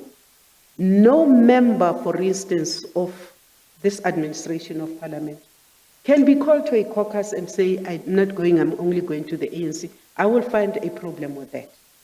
And I think that if Statistician General is another example, gets invited by all the caucuses, if he gets invited into a study group, it would be wrong for the Stats General to say, I'm not going. But because they are not party political animals. yes, When you become a DG, it doesn't matter how you vote privately there. There, you must respect all the voices. That's where I come from, Chairperson. now, I understand completely the point of view that says party structures, whether we're focusing for the moment on study groups that specialize on portfolio bases, it's entirely proper for them to educate and inform themselves and try and understand what's going on and to ask people who can help them to understand what's going on. I can't see any difficulty with that. The difficulty I want to put to you is when that same meeting, and in particular, when there is a scheduled meeting of the portfolio committee to follow the study group meeting, the purpose of which is to decide how to exercise oversight over that minister, and that minister is part of that caucus that's making that decision. Now, I don't know if that's factually right or wrong, that happens. We have been told it happens. But if it does happen, do you think there's something wrong in principle with that, or do you think that's fine? It depends on what is on the agenda of that study group. Entirely. When we went to Parliament in 1994, we knew nothing about the Navy. I think Ronnie Castrels was the Deputy Minister. To understand, we would invite him, not to lobby him or not to say, we need this. What is your understanding? How is this thing structured? We invited generals. I crisscrossed this Africa with some of the former SADC generals because we became friends and we became South Africans. And that is why we could. So sometimes these interactions, they create bridges between. But if the study group is called to say, hey, Minister, come here. This is the question we are going to ask you. Prepare for it. That would be completely out of order. That would be actually be defeating the oversight purpose. So on that one, I would say, but if you call in, for instance, the study group on health calls Zwelim Keys and says, there is a debate out there, explain to us why you want to choose that and you are not choosing that. He can go and give exactly the same information to any other study group. Yeah, I understand. Would it be correct to summarize your response in this way in regard to this question? That you are saying, in principle, there is nothing wrong with different people attending a study group, depending on what the issues are to be looked at. But you would say nothing should be done or decided there, which means that a member of the portfolio, of a particular portfolio committee who was in that meeting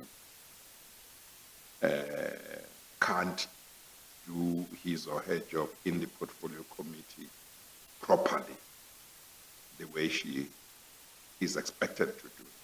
Would that be a fair summary of what your position is? Chair, it would be a fair summary.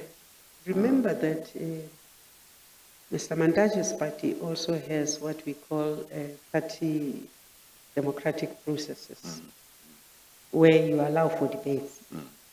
And that is exactly what happens in the study group, where different angles form a party, a direction and position on a particular issue. Now, I am saying that it would be wrong if that decision of these MPs is then pushed and directed by the same executive authority that comes to that. If the intention of inviting is to get advice and understanding and let them go, there's nothing wrong. So for me, it is just what drives the agenda of this caucus and this thing. Because whatever it is, South Africans must always work towards building and progressing together. So Parliament can't lend itself to more divisions and things that really do not matter to the electorate. The electorate want water, safe houses, transport, don't.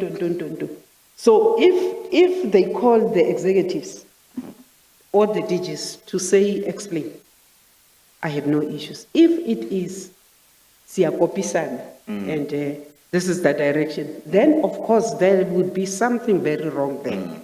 So what we do need to say is all around the world, there are study groups, there are caucuses, they do.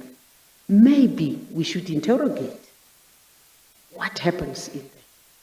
Can you outlaw them? You can't outlaw them, because if you say in Parliament you will not, you won't. In the first, in Speaker Frini's time, we scheduled the days for study groups. Mondays, we knew all parties would have. Right now, we schedule Thursdays, it's party caucuses. All parties go into caucuses. They develop and they sharpen their debates there and whatever, and their strategies. So I think what would not be on is if it is to go and scheme. Because there is no better word I can use. It is if you are going to go and scheme, then you defeat the purpose. That. But also remember, Chair, across, there is a lot of lobbying in Parliament. There's nothing that there's this party standing there. Parties talk amongst one another. This is my position, what do you think? They horse trading there. So you, when you get into that, you need to be careful that you do not kill that. Because as simple as it seems, we've built friendships, we've been able to integrate communities because we can talk. Well, I was going to ask you to say in English what siyakopisana means, but I think when you said they should not scheme, I think you effectively translated it. Yeah, okay. Can I turn to one last topic, which has really got two sides to it? The one is for you to summarize your own view of the role of the Speaker when it comes to the question we're talking about, which is the question of Parliament having a duty to ensure that there is proper oversight and accountability of the executive. So what's the role of the Speaker? And linked to that, the second question is, do you agree with the view that some express that it's problematic for the Speaker not to be non-partisan, or put it this way, for the Speaker to be an active participating member in a majority party? Does that actually conflict at all with the proper execution of the role of the Speaker? Yeah, I am a member of the majority party. That has never deterred me from the time I was a provincial speaker to take a decision which I think is the proper one. If it means sometimes I get into trouble with my party for saying what I believe at the particular moment is the right decision for the House to follow, then so be it. But also, studies have not shown us that being a member of a party and being a speaker automatically makes you biased towards. I do attend some caucuses of my party. When I am presiding, I don't want to speak for other presiding officers. I'm very clear that each member is given exactly the same beating as the next one and the same rights as the next one. Because when I was sworn in, I undertook to try and be impartial. And it is important for a presiding officer not to be seen to be biased, because if you are seen to be biased, then you lose the respect of your house, you lose the constituencies out there. So it is important for us to, as much as possible, and we fail sometimes because we are just human, but it is important, Chair, for us to apply the rules very blindly. It is important for us not to favor the executive over the non-executive members, nor should we suppress the executive in favor of those who are not. No. Personally, the people who I think I should protect more are not the executive, or it is the person in the street, that one who can talk here. This executive of Parliament can tell you, I've been at their back since 2014, forcing them to even take up, what do you call it? Pro bono work to help communities. Because I was saying, when communities approach us, sometimes it is because they don't know where to go. So sitting there in the air-conditioned offices in Parliament when you have done all your work and doodling doesn't work for me. If you can go out in the community and go and help, go and help, go and advise, so that honestly we can build a country we can be proud of. So for me, impartiality is not difficult. At the height of violence here, I was talking to the Inkatha Freedom Party women. We did our thing and we got to where we are today because I have always been able to struggle, but not lose what I believe in inside myself. And I believe that South Africa can be better if we talk, if we listen to one another. And being the speaker is just that. You allow people to talk. If it is tough, you mediate. Just on a point of fact, is it the practice for the Speaker of the National Assembly, when a division is called, to vote? Nothing precludes the Speaker of the National Assembly to vote. It is also practice that opposition parties don't vote at all for the budget. It is also practice that if you don't get a certain number of votes, that budget will not go. So when a speaker sometimes votes, it is because you're not focusing on the squabbles on the floor. You are focusing on the need for this budget to go and do good somewhere there.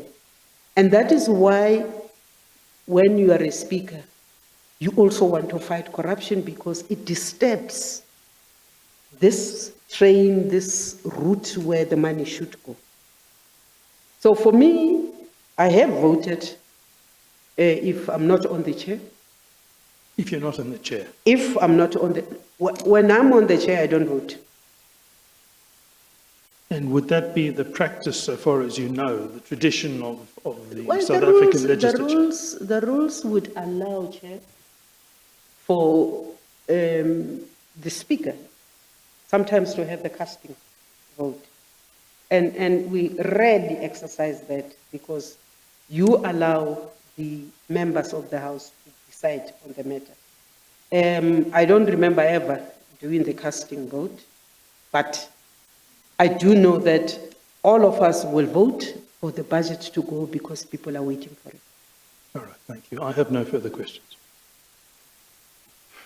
Mayor, I think the one thing I would like to ask you is whether, having regard to the submissions and whatever else, whether you are able to just summarize and give me maybe 3, maybe 4, maybe 5, maybe 5 is too much. Give me some things that you say, if you look at how Parliament has been handling the issue of oversight, holding the executive accountable in the past. And of course, you have the advantage that you have been in the NCOP, you are in the National Assembly now. Here are the things that you think may have contributed significantly in certain things not being done the way they should have been done in terms of oversight and holding the executive accountable. And going forward, if these things could be fixed, there's a good chance that if the same things that happened were to happen again, they would find Parliament in a better position to make sure that the damage that has been done to the country doesn't repeat itself. And in the process, maybe say, if Parliament could get this, that, and that, or if this and that can be recommended, I think it would go a long way. If you are able to, just in summary. Even if you can draw from your experience in other jurisdictions, if you want to say, well, the Commission must consider this, consider that. If I could, I would really get resources to enable a member of Parliament to really understand the portfolios they are overseeing. In other words, if it means because of our history, in other countries, they don't have the disadvantage of education that we have. So with us, we have a responsibility to enable this elected person to do the job. So if I could, I would increase capacity around the member. Enable this member to have at their fingertips the things that would enable them to understand and to apply their mind. I would actually, in that process, fight to make sure that the legislative arm actually gets its fair deal.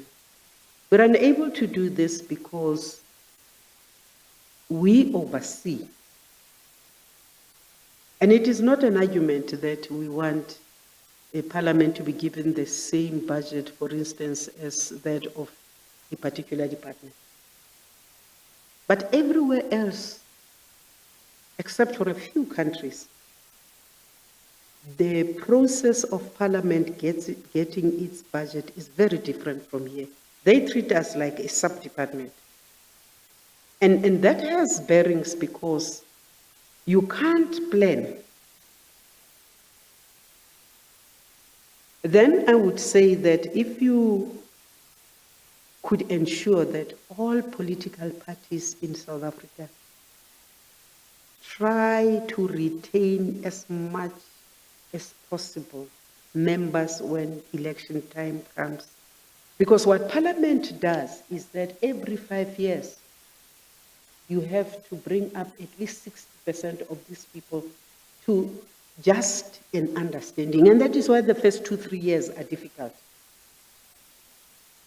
Then I would look at what system brings us to Parliament. And that is now water behind the bridge, because we are now looking at an electoral act which we do not know how it is going to. It is going to give us more complications, actually. Because the current one, with all its weaknesses, has enabled us to bring a sizable quota of women into Parliament and to try and even out the gender things. If we go any other way, we might end up actually losing the critical mass that we had built on public representatives. So it's a mixed bag. What do we do to ensure that you actually retain skills in Parliament, both in the administration and amongst the members themselves? We're doing very well right now as the Southern African Development Parliamentary Forum. We're doing model laws together. But do my members carry the authority to take that which we have agreed to at a SADC level into their constituency without fearing that they will be accused of heresy or something? So you do need to build up the member. So for me, any speaker must worry about the maintaining this person, growing this person, so that even if this person does not come back, this person in the 5, 10, 15 years they have been in Parliament, they're employable somewhere. And this usually happens with the African members, because they come in a popular electoral vote, they sit there, they go back, it goes bad. So I don't know, Chair, I would go that route. I would look at, we did some interesting things in the 90s. For instance, we looked at something like when the Defense Force is deployed, it was Parliament that insisted that you will report to us. When we looked at the register of arms, it was Parliament that created the guideline, it wasn't the executive.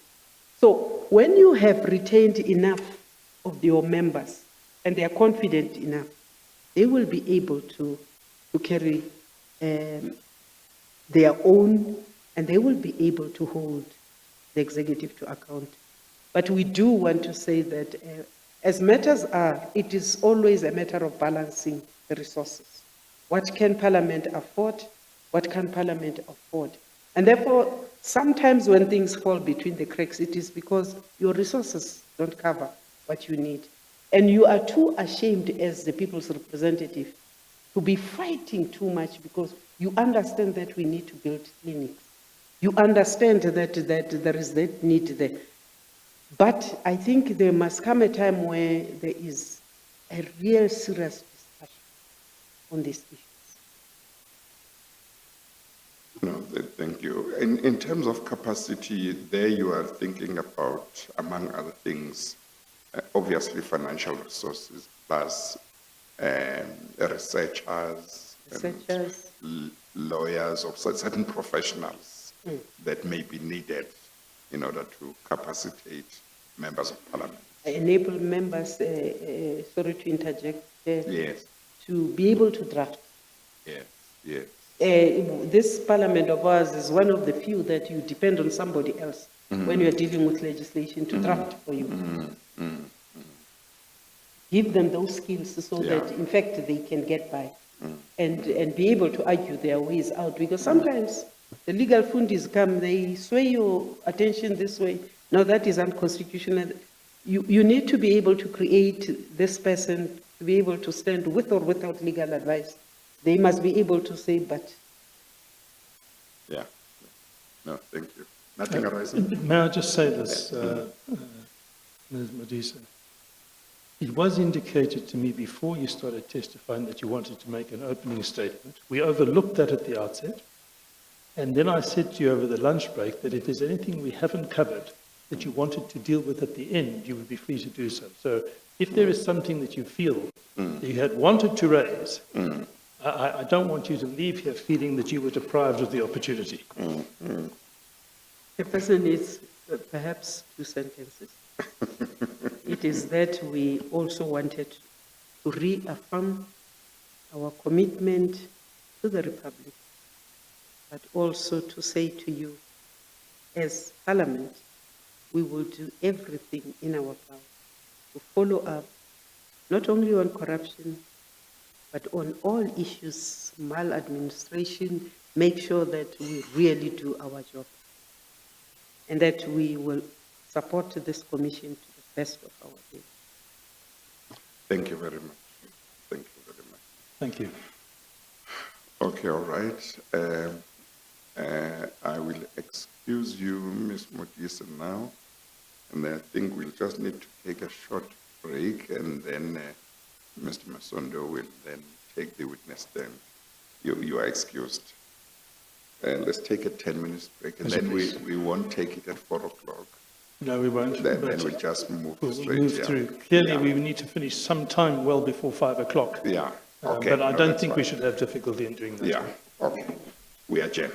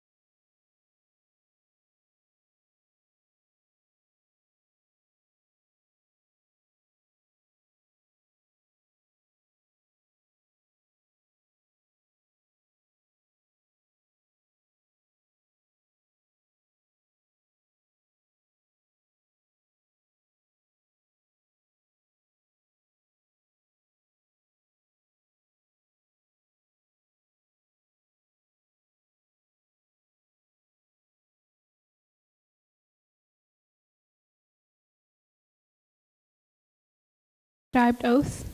No. Do you consider the oath binding on your conscience? Yes. Do you solemnly swear that the evidence you will give will be the truth, the whole truth, and nothing but the truth? If so, please raise your right hand and say, "So help me God." So Okay, thank you. Just in case Mr. Masondo also wished to read out an opening statement, and just making sure that you don't forget this time. Mr. Masondo, is there anything you'd want to say by way of an opening statement? Or can I move on with my questions? Would you like to make some type of opening statement, or are you happy that I just ask you some questions? no, just to very briefly say who I am and the background, without spending too much time on that, and then we'll move on to questions.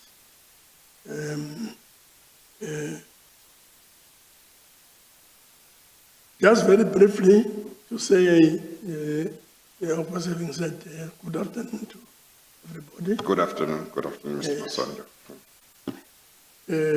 That my name is Amos Masondo. I'm the current chairperson of the National Council of Provinces, the NCOP. And in terms of my previous related experience, that I was a member of the National Assembly, the NA, from 2015 to 2019. That I was also chairperson of the Joint Committee on Members' Interests and Ethics in Parliament. Later on, that was until 2015 to 2018, that in 2018 to 2019, I was the chairperson of the Joint Committee on Intelligence. I was also, whilst at the National Assembly, a member of COCTA, that is Cooperative Governance and Traditional Affairs. I was the mayor of Johannesburg from 2001 to 2011. I also became chairperson of Salaga, and earlier on I was a member of the Gauteng Provincial Legislature and MEC for Health in Gauteng in 1994. I've lost a bit of my voice, so please bear with me.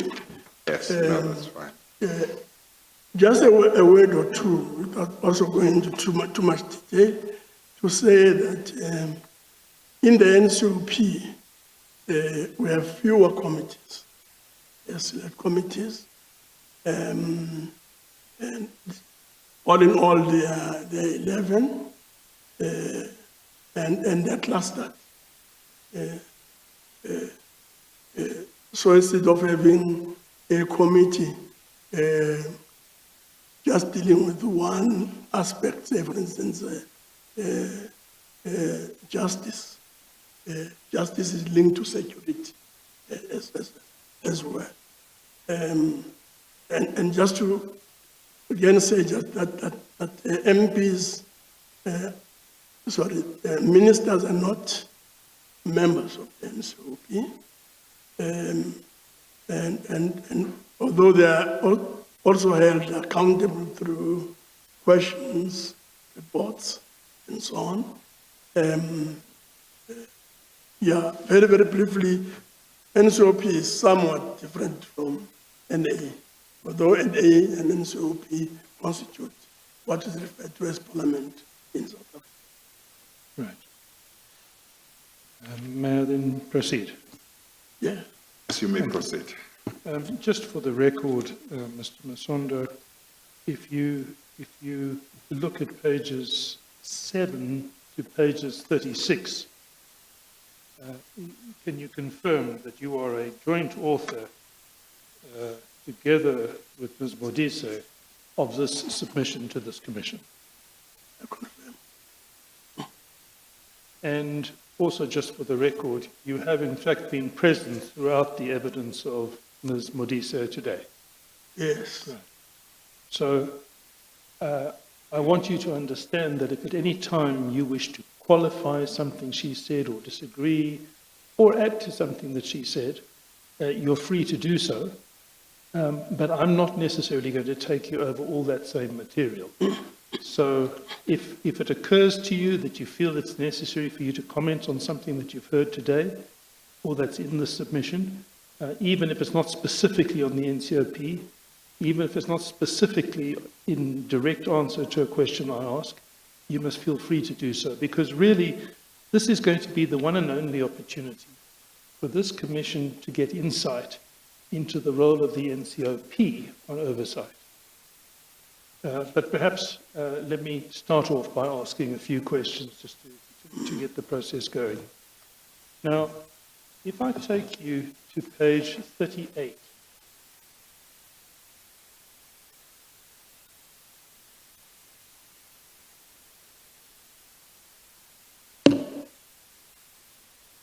Yeah. page 38 Yes. and 39, you will remember that this is the first annexure, it's annexure A, to your joint report. And in this, you have highlighted some of the main provisions that are relevant to the question of oversight and accountability.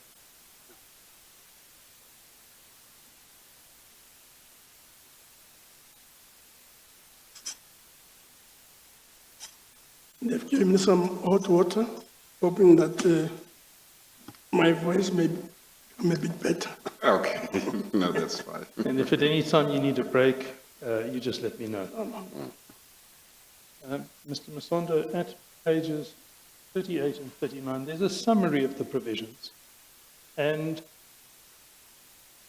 it seems to me on a reading of the Constitution that the primary arm of Parliament, which is tasked with oversight over the executive and holding the executive accountable, is the National Assembly. But it is also obviously true that the NCOP has a role to play. So what I would like to try to understand, and I think these provisions might help you, is how you see the role of the NCOP insofar as it relates to oversight over the executive and holding the executive accountable, because that is really the focus of this session. Let me confirm that it is indeed true that one of the most important roles of the NCOP is to ensure oversight and accountability.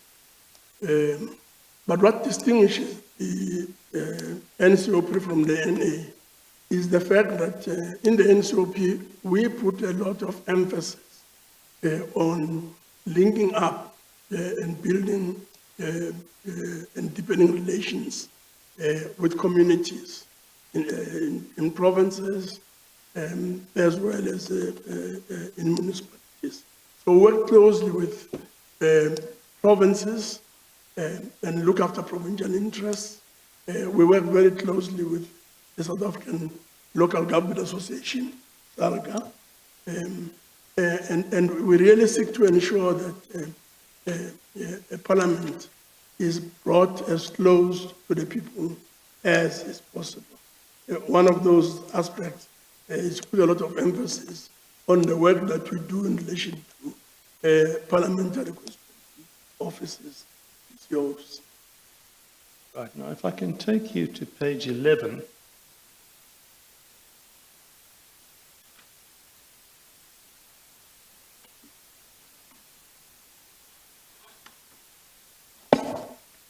Yes. And you will find from paragraph 13 to paragraph 16 some of what you have just been saying to the Deputy Chief Justice. But Perhaps you would like to elaborate on these paragraphs and explain in more detail so that we have a fuller understanding of the NCOP's specific role. I have noted that you have already mentioned the particular attention to, as it were, the interests of provinces, and through that, I assume, the relationship with local authorities. That is something you touch on here, but I'm really inviting you to use paragraphs 13 to 16 really to elaborate so that we get as full a sense as we can of the role played by the NCOP, how it sees its function to the extent that that's relevant for present purposes. Yeah, maybe just to say that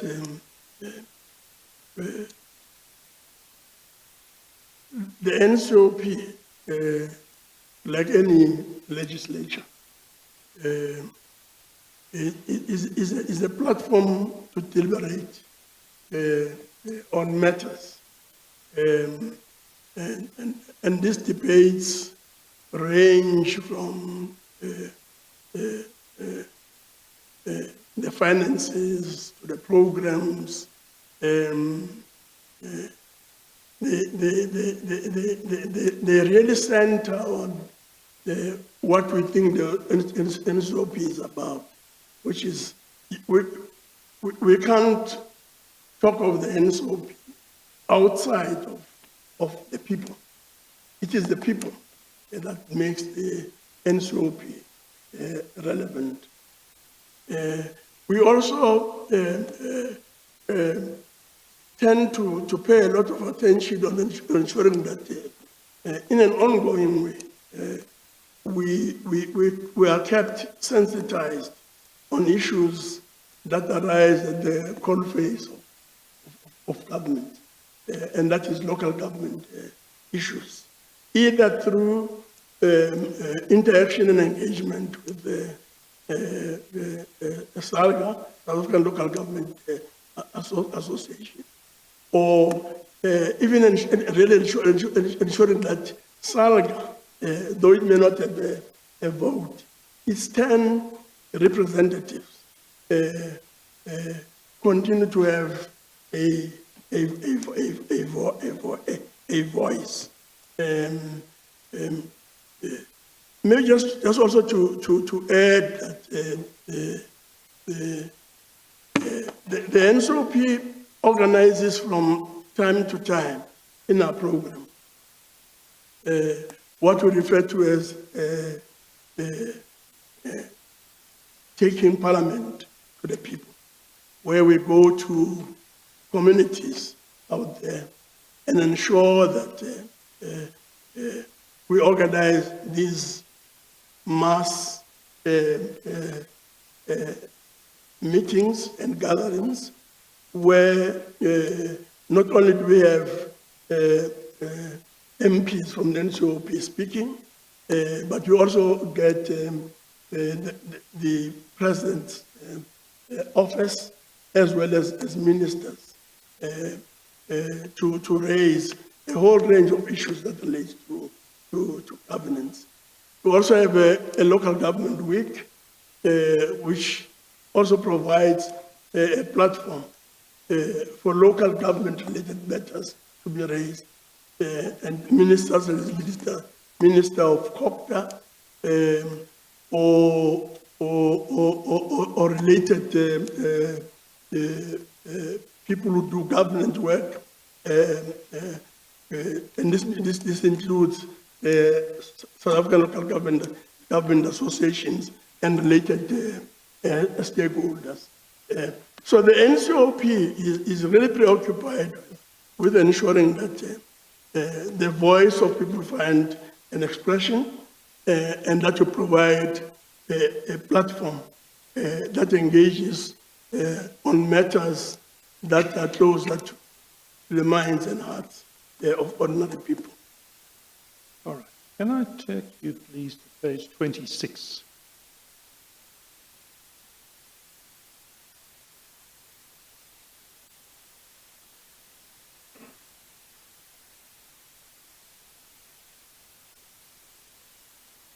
And I draw your attention to paragraphs 82 to 89. This is under the heading Motions, Debates and Subjects for Discussion in the NCOP. Now, of course, I understand that this submission to the Commission is now focusing not on the general work of the NCOP, but on that part of the work of the NCOP that has some relevance to this Commission. Of course, this is the Commission into alleged state capture and alleged corruption. So it seemed to me it might be helpful for you to draw on these paragraphs 82 to 89, try to explain to the Commission instances or illustrations of work done by or in the NCOP that has relevance to these questions of state capture or corruption. I'm not confining you to these paragraphs. I'm really trying to zoom in on the work of the NCOP insofar as it relates to the subject matter of this Commission. You're saying 82 to? 82 to 89. You'll see that's a set of paragraphs, all of which relate to motions, debates, and subjects for discussion in the NCOP, and a lot of them talk about corruption, state-owned enterprises, this very Commission. I'm really trying to help you to tease out, in a practical way, how you would illustrate the work done by the NCOP on oversight in respect of corruption, in respect of state capture, because that's really what we're interested in today.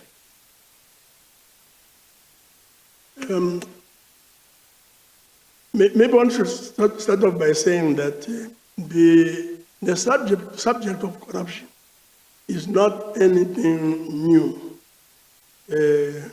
If you were to look at the resolutions and decisions taken by NCOP, whether in committees or in plenary, you realize that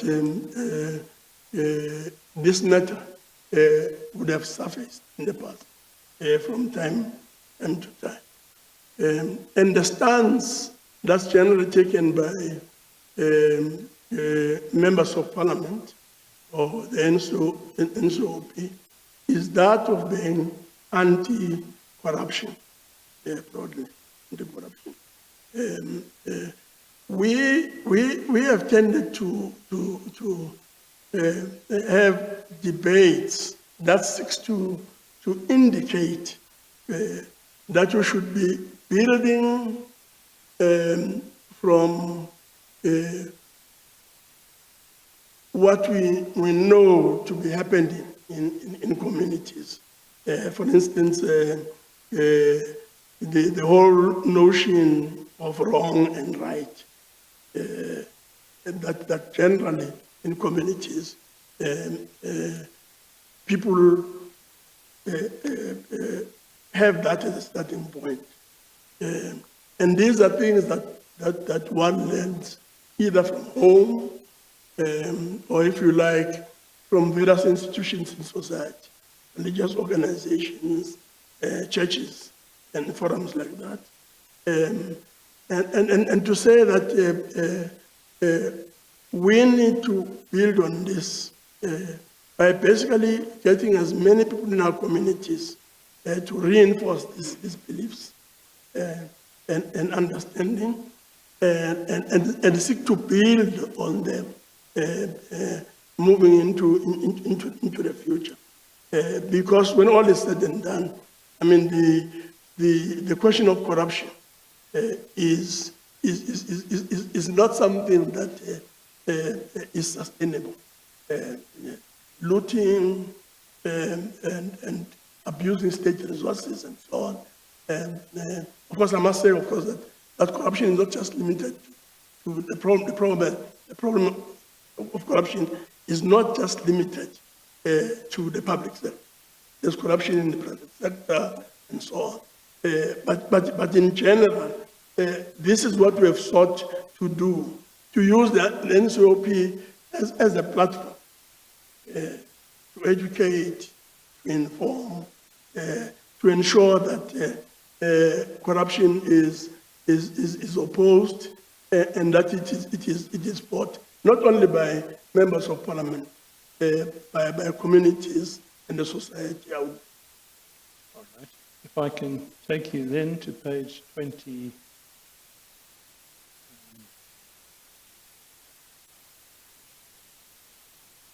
28, you will see that we find from page 28 through to page 32 or 31 a whole list of questions that have been put. And as Modise touched on, but we didn't deal in any detail with her on the question of questions.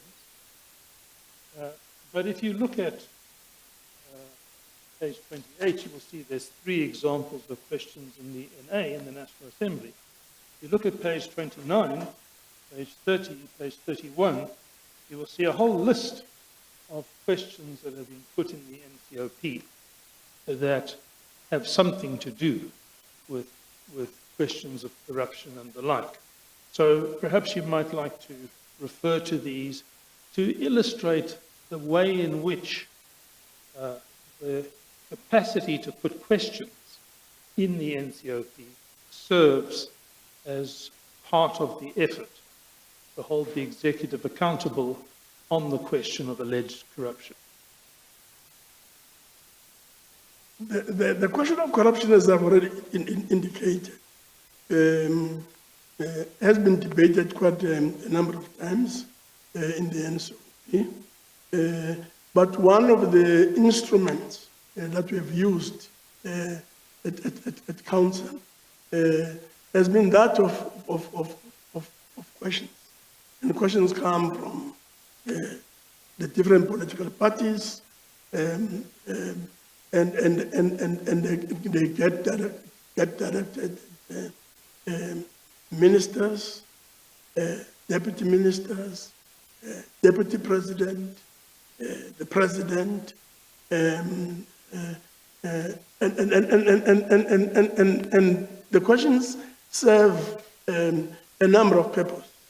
I mean, one of the purposes that it really serves is to ensure that members of the public out there, because remember, when these issues are being, when these questions are being raised at the NCOP,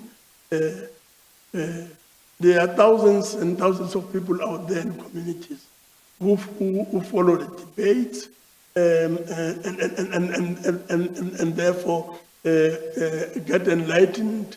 And indeed, some of the questions are questions that come from constituencies that are raised by members of the National Council of Provinces because they've been raised with them in their own constituency offices or in various meetings and gatherings in communities. So questions play a very, very important role as an instrument to debate matters that are of concern in communities.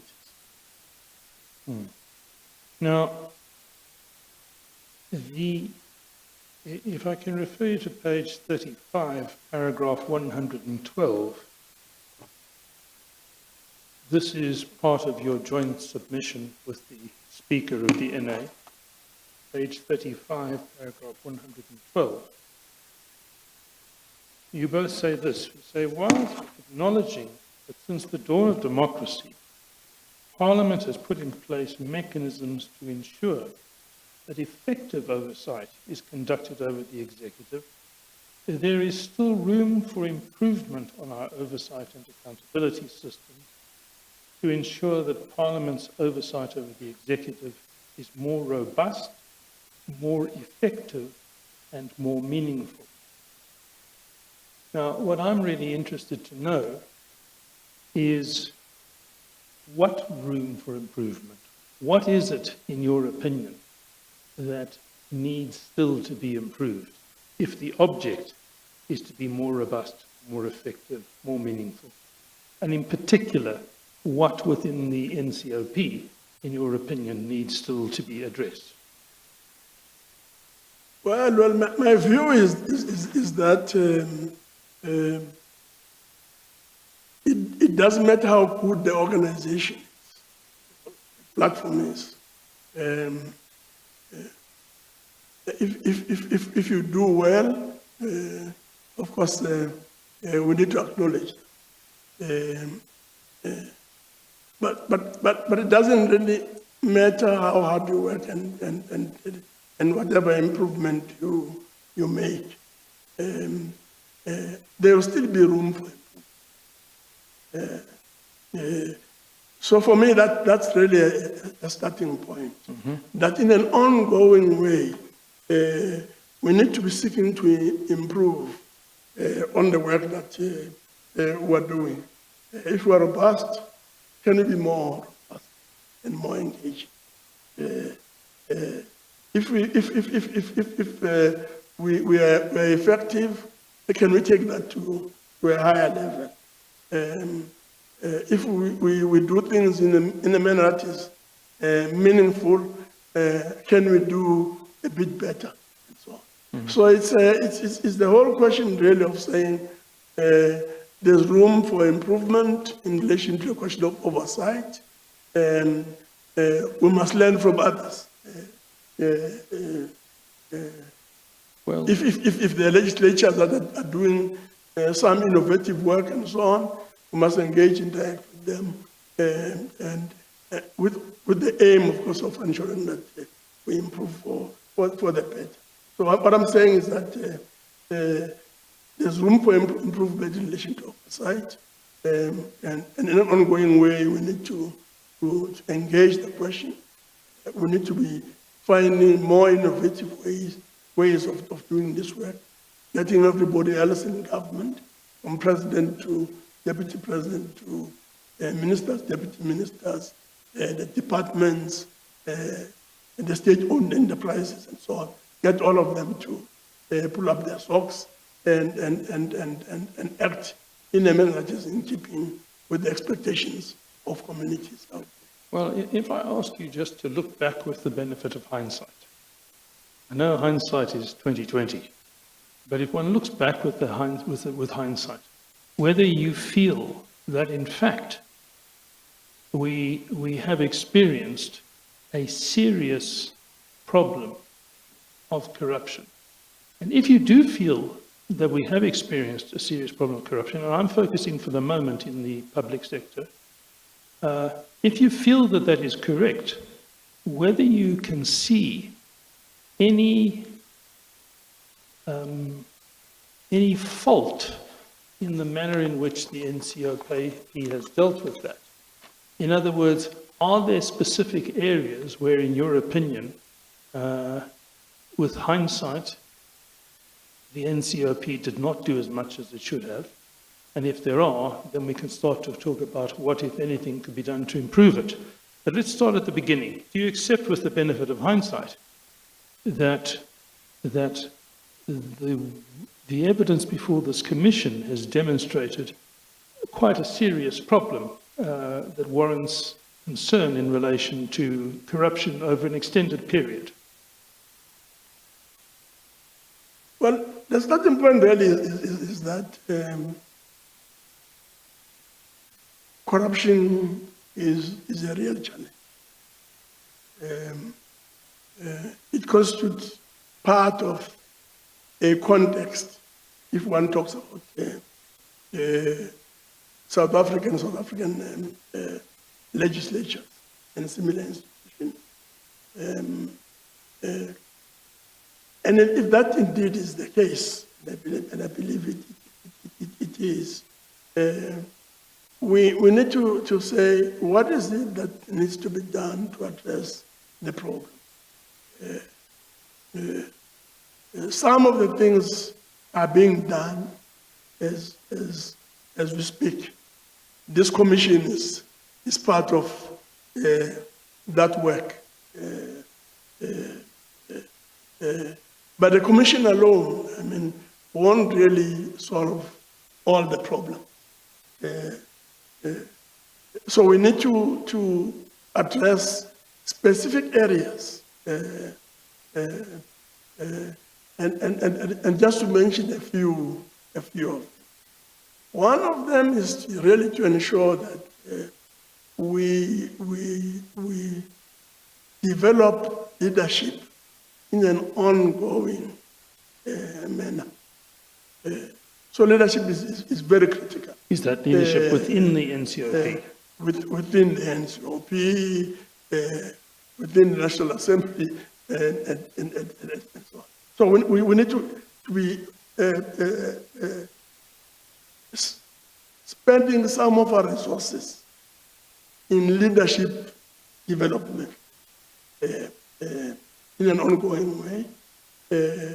We need to ensure retention of MPs and not lose the skill, so that people who come in, are able to catch up, and the quality of work that we do is not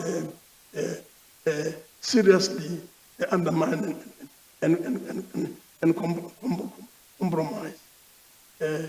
We also need to resource an institution like the NCOP a bit more than is the case at the moment. And I was saying to you that we have last at committees, and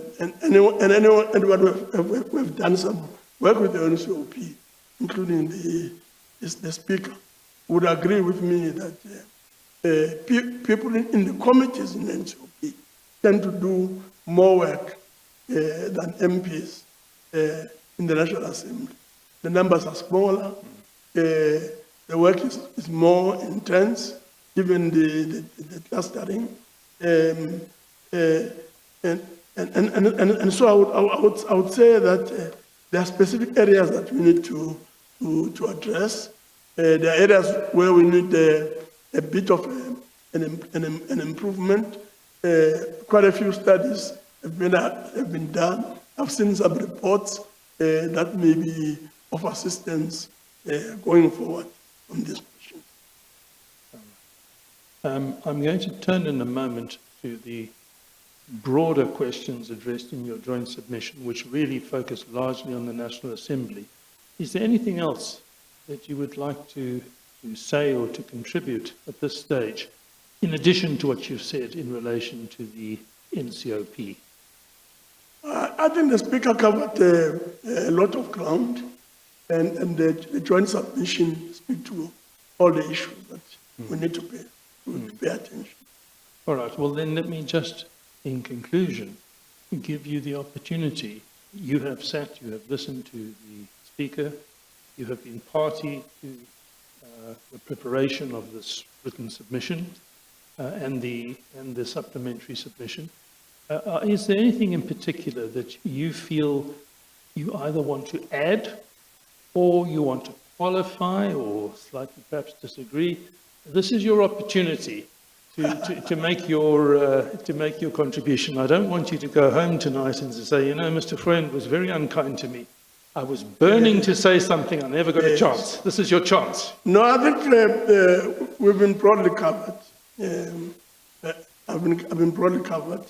And yes, we would, as the Speaker said, would like to express the view that we are committed to assisting the Commission to do its work, and anytime we were required to step in to assist with this information or this detail and so on, we're very pleased and willing to do so. Yes, and thank you. I do also want to place on record, because although it's on the documentation, I haven't referred to this orally today, to place on record the appreciation of the Commission for the quite considerable assistance we have received from Parliament, from both houses of Parliament, in furnishing quite a lot of documentation and so forth.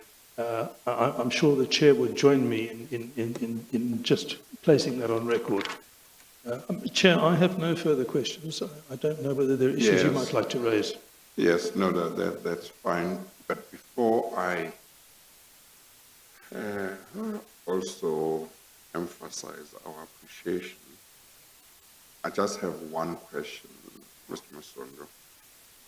Are you in agreement with Ms. Modise that, obviously you are now talking about the NCOP, in relation to the performance of their functions, members of the NCOP should always regard the interests of the people of South Africa as paramount? Yeah, no, just to confirm, Chairperson, that we think the people are at the center of what we are about. And that we should do everything to support the aspirations of the South African citizen and voter in general. And that in whatever we do, we should desist and avoid doing anything that seeks to undermine the quality of life. No, thank you. I also do want to say, and I didn't say it when Ms. Modise was here, but I'm sure you will share with her my remarks, that I really appreciate the support and the cooperation that the Commission got from you and Ms. Modise and the parliamentary support staff from Parliament that was designated to assist the Commission wherever it needed information. We really appreciate it, and we thank you for that cooperation and that support. Thank you very much. I will then now excuse you. I see Mr. Freund at 4:20, but let me excuse Mr. Masondo so that we don't detain him when he has nothing further to say. Thank you very much, Mr. Masondo. You are excused. Nothing. Mr. Freund, what do you propose? I guess Mr. Mantashe wouldn't be here at this time, or is he here? Not to my knowledge. He's only expected at 5. At 5. He may arrive a little before that. Yes. But the arrangement was to do it from 5 o'clock. Yes, yeah. So, subject, that's fine. perhaps, if it comes to my attention that Mr. Mantashe is here earlier, I could let you know. I could endeavour to let you know. Yes. But otherwise, my proposal is we should adjourn until 5. Yeah, no, I think we should just adjourn for 5 o'clock. As you please. We adjourn.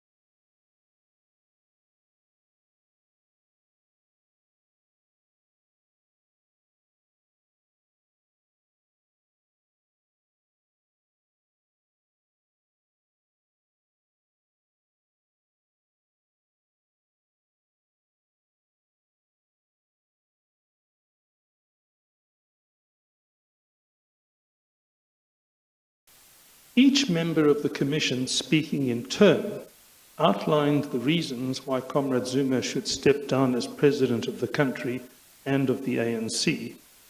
Former President Zuma, after listening to all the commissioners, spent 2.5 hours elaborating on the decisions he made during his tenure as President in response to the issues raised by the commissioners. The nature of his response was such that he requested all recording devices to be turned off and that no minutes of the meeting should be kept. The Commission complied with this request. Consequently, no written report was produced. After listening to former President Zuma's explanation, none of the commissioners changed their position that he should resign, and that's deposed to on the 18th of April of this year, as I say, by Mr. Abrahamson. So that is evidence that has now been made available to the Commission, and perhaps arising out of that, I might ask a question or two of Mr. Mantashe. Yes, it's going to be necessary because, firstly, Mr. Mantashe was Secretary General of the ANC at the time, but also because I see that Mr. Abrahams was not a member of the Secretariat of the Integrity Commission in 2013. He only, on his affidavit, he only became one in 2015. So when he tells us about what happened in 2013, we are not sure how he knows about that. It may well be that the Integrity Commission keeps certain records, and he has looked at those records, even though he was not there at the time, and comes to the conclusion that no such thing happened in 2013.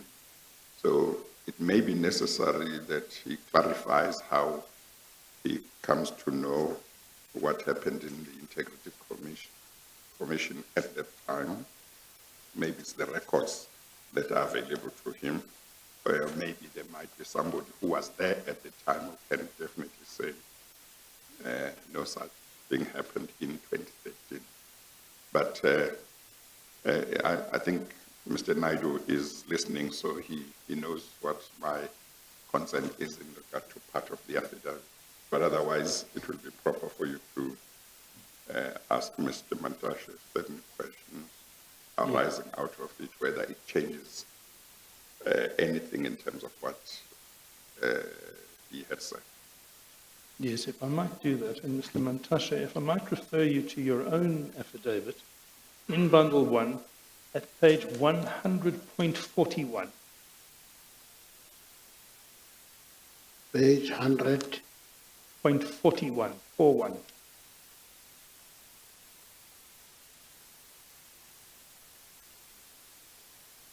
Yes, I've got that. At paragraph 144. And I think you will remember, Mr. Mantashe, that when you testified last Wednesday, you gave an opening statement in which you referred to an Integrity Commission recommendation in 2013 that former President Zuma should step down. And there you were repeating what you had said in your affidavit, as we are now reading at page 100.41. And you will recall that I specifically asked you whether, when that recommendation was made, and whether you were saying it was made in 2013, and you said, yes, you were. Now we have an affidavit from Mr. Abrams saying there was no such recommendation in 2013. I wonder if you can enlighten us as to what you know and what you don't know in this regard. No, there was such a recommendation. That's why if you read the affidavit, it says a recommendation was made and former president was invited on the 3rd December 2016 under the chairpersonship of Mr. Mlangeni. And it says, each member of the commission speaking in turn outlined the reasons because this call for him to step down came back from 2013, but only on 2016 did they call him in a physical meeting. Oh, so what you are saying is you didn't make a mistake when you said in 2013 there was such a recommendation. Indeed, you say there was. But in 2016, there may have been another engagement between him and the Integrity Commission. In 2016, there was a physical meeting between the Integrity Commission and the former president. Yes. Yes. In 2013, they made a recommendation without any physical engagement, or what was the position as you understand? It's exactly that happened. That's why they say, Yes. after listening to the former president's explanation, none of the commissioners changed their position that he should resign. Okay. Now, just in fairness to you, Mr. Mantashe, if you read paragraphs 6 and 7 of Mr. Abrahams's affidavit, he says in paragraph 6, on 3 December 2016, the Integrity Commission, under the chairpersonship of Comrade Andrew Mlangeni, called former President Zuma to appear before it. And then paragraph 7, each member of the Commission speaking in turn outlined the reasons why Comrade Zuma should step down as President of the country and of the ANC. In other words, on Mr. Abrahams's version, he would agree with you that the committee members all had already taken a view, but he suggests that they first did that on the 3rd of December 2016. I understand your evidence to be that whatever happened in December 2016, you know that in 2013, the Integrity Commission had already recommended that the President should step down. Yes, that's why we refer to 2013, because when there was that recommendation, there was chaos almost in every NEC meeting, referring to this because the NEC members began to express their views on the matter, and there were actual physical calls in the NEC for the president to step down. In the light of the recommendation. In the light of the recommendation of the Integrity Commission. Yes. And that would have, well, it may be that that debate went on for some time in the NEC between 2013 and 2016. It went on for some time between 2013 and 2016 and beyond 2016. Yes. And beyond 2016, that debate continued. Yes. Okay. Yes, and in fact, Mr. Mantashe, just to support what you've said, when you testified previously, you linked in your own mind the Waterkloof landing incident, which was a 2013 issue. Yes. And the way I understood your evidence on the last occasion was from 2013 onwards, there was, as you said in the affidavit, instability because of this leadership issue. And from 2013, you are clear that there was an Integrity Commission recommendation that the then President should step down. Correct. Right. I don't want to say anything because Mr. Abrams might or might not supplement his affidavit. But as you say, as I said, he was not a member of the Secretariat of the Integrity Commission in 2013. So that's why I was saying, I'm interested to know from somebody who was there. Yes. So, but Mr. Mantashe was a member of the NEC. He was the SG of the ANC. So he has a good chance of knowing that, of knowing that as well. Now I know that from 2013, Yeah. there was turbulence in the Yes. NEC Yeah. all the Yeah. time. Arising out of Around the question of asking the president to step down. yes. And the 2013 recommendation of the Integrity Commission, as you remember it, was for him to step down both as president of the country and as president of the ANC, or Yes. only one of those? You see, the main interest was on stepping down as the president of the country. Of the country. Okay. Yes.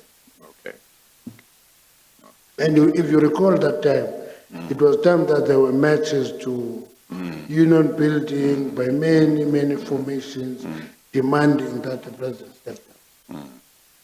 Now, it appears that Mr. Mlangeni was chair of the Integrity Committee by 2016. Do you recall who was the chair of the Integrity Committee back in 2013? It was Dadem Lange. Mlangeni. And do you recall any other members of that committee in 2013? You can get the record of it, whether it is Cindy So Peñana, whether it is. There are quite a number of them, elderly people of the NCOP. But that can be obtained, We can give you the that record. information. All right. Well, then, Yeah. through Mr. Naidu, let this be considered a request just for the identities of the membership of that committee at that time. I hadn't really intended to deal with this issue at all until I received just a few minutes ago this affidavit of Mr. Abrams. So let me now take you to where I had intended to start. If I can take you to the same affidavit of yours at page 100.7. Point 7.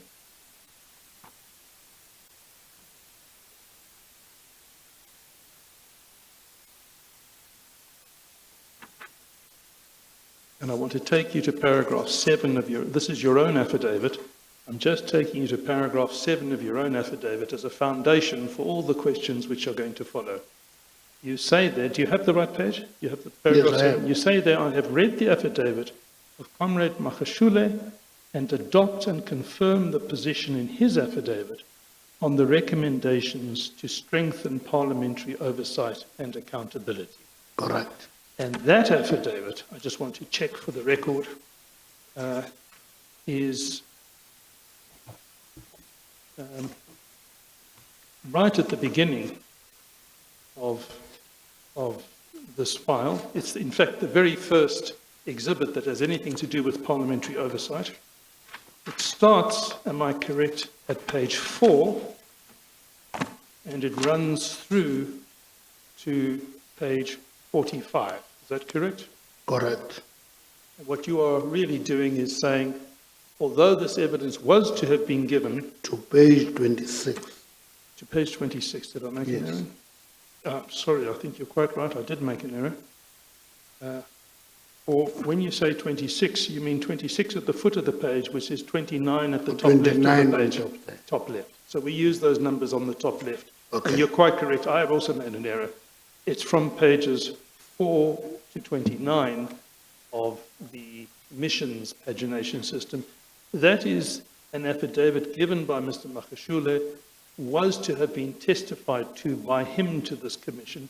But as we discussed on the last occasion, a decision was taken that instead of him talking to this affidavit, you would represent the African National Congress in relation to the content of this affidavit. Correct. Right. Now, the affidavit speaks for itself. I'm not going to take you through all of it, but I'm going to take you to certain aspects that strike me as being of particular importance. And perhaps if we could start at page 11.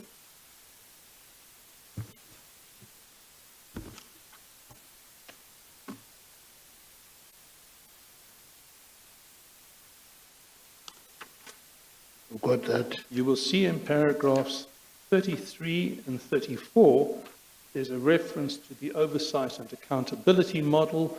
That is a model developed by Parliament, about which we've had lots of evidence before this commission.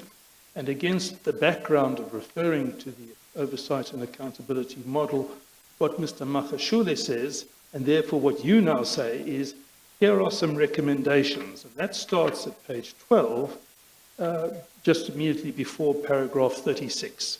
So that is where I would like to start off. And am I correct in understanding that this affidavit by Mr. Makashule, which you are adopting and speaking in support of, actually contains a set of, well, you say this, the party says this, the ANC will support the undermentioned recommendations contained in the model and which are yet to be implemented by Parliament. So there what's being referred to is the oversight and accountability model back from 2009 has various recommendations, some of which have not yet been implemented, but to the extent that is set out in this affidavit, the ANC now supports implementing those as yet unimplemented recommendations. Do you agree with what I've said, Mr. Mantashe? I don't think we should use the word now. The ANC always supported those recommendations. Yes, but some of them, to this day, are not in place. Because Parliament is an institution. It has a responsibility to execute, not the ANC. I'm not going to quibble about that. Well, I'm also thinking about it. No, Let me tell you what I was thinking. I understand completely what you are saying, but something says to my mind, but you are able to go to Parliament and say to your members, this is what you must do. no, that's not how it works. Parliamentary structures work on their own under the leadership of the chief whip. So the ANC from the Luthuli House doesn't walk to Parliament every week to say, do this, do that, do that. That's why there are various parliamentary committees in Parliament. They execute. So we don't have this authority or arbitrary authority of walking to Parliament saying, do X, Y, and Z. But They work independent of the ANC. I guess we should say, at least based on your evidence, that would be reserved for the motions of no confidence in the president. More than that, we said that is reserved for issues that are more political in content Okay. and impact on the body of the party. On operational matters, you leave that to the Operational matters, we don't interfere. Okay. Okay. But nonetheless, Mr. Mantashe, I'm accepting the distinction you draw between the Secretariat on the one hand and the ANC deployees to Parliament on the other hand. The ANC deployees to Parliament would have been in support in 2009 of the Oversight and the Oversight and Accountability Model and its recommendations. Yet, as we sit here in 2021, having the majority representation in Parliament, they haven't as yet made these changes, and that's why Mr. Magashule is saying the ANC supports this, and it still remains necessary more than 10 years later to actually implement part. There are parts that clearly have been implemented, but we're focusing on the parts that haven't been implemented. If you understand, you want to understand that in detailed and proper context, is that we're a young democracy. Even the concept of parliamentary committees, portfolio committees in Parliament, is a concept of the new administration. It was not there in the old administration. So it is a process of growth of the democratic model of the country.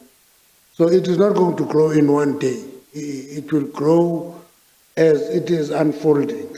And other things are corrected as we go. But that framework was supported by the ANC then, it is supported now. Aspects of it, if you can interrogate it, have been implemented. Other aspects have not.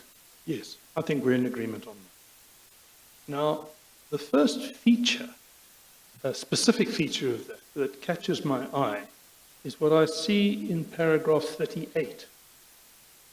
We had a debate this morning with the present Speaker of Parliament, Ms. Thandi Modise, about the question of should there be any parliamentary committees that have amongst their responsibilities oversight over the presidency itself. Now, this paragraph 38 does not deal with that, but it seems to me it might be relevant, because what Mr. Magashule says and what you endorse is this. The ANC also proposes the establishment of a joint parliamentary oversight and government assurance committee, whose main purpose and mandate will be to consider and deal with broader, transversal and cross-cutting issues. this committee will further pursue all assurances, undertakings and commitments given by ministers on the floor of the Houses and the extent to which those assurances have been fulfilled. So my first question to you is, if you could perhaps elaborate a little on this proposed establishment of a joint parliamentary oversight and government assurance committee. What's the reason why it's believed it would be a good idea, and what would be its primary function? I think it's outlined in the affidavit itself that whose main purpose and mandate will be to consider and deal with broader transversal and cross-cutting issues. The reason that those words have been used is because almost every ministerial scope has a portfolio committee in Parliament, but they work almost in isolation and in silos. And what is proposed is that there must be an attempt to pull them together and destroy the silos and make them integrated into a government machinery in Parliament. And part of that is to, as we see in the last sentence of paragraph 38, to pursue all assurances, undertakings and commitments given by ministers, and I fully understand the sense of that and the wisdom of that. But I want to ask a question nonetheless, because I want to continue a debate we were having this morning. What Ms. Modise says is, and she's of course correct, she says the President delegates to ministers responsibility within their domain, and so that a lot of what the President is responsible for is in fact handled by the ministers, and those ministers in turn deal with specific portfolio committees. And thus far I have no difficulty with what she says. But the question I raised with her is whether there isn't a bit of a gap, and that relates to oversight over the presidency itself. Whether there may be issues, and it may be that our experience over the last Parliament is that issues pertinent to the presidency itself fall through the cracks. There is no portfolio committee that in any way is responsible for monitoring the presidency and dealing with the presidency. So what we're left with is things like votes of no confidence, questions in the National Assembly, but no other mechanisms to control or to exercise oversight over and to receive accountability from the presidency itself. And I was wondering whether you would comment on whether this proposed joint parliamentary oversight and government assurance committee might perhaps wisely be vested with some authority also on the question of oversight over the president himself.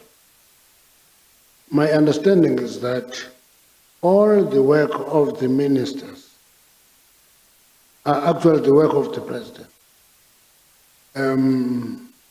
We had a discussion recently. Somebody said the economic reconstruction and recovery is not a plan, it's a vision.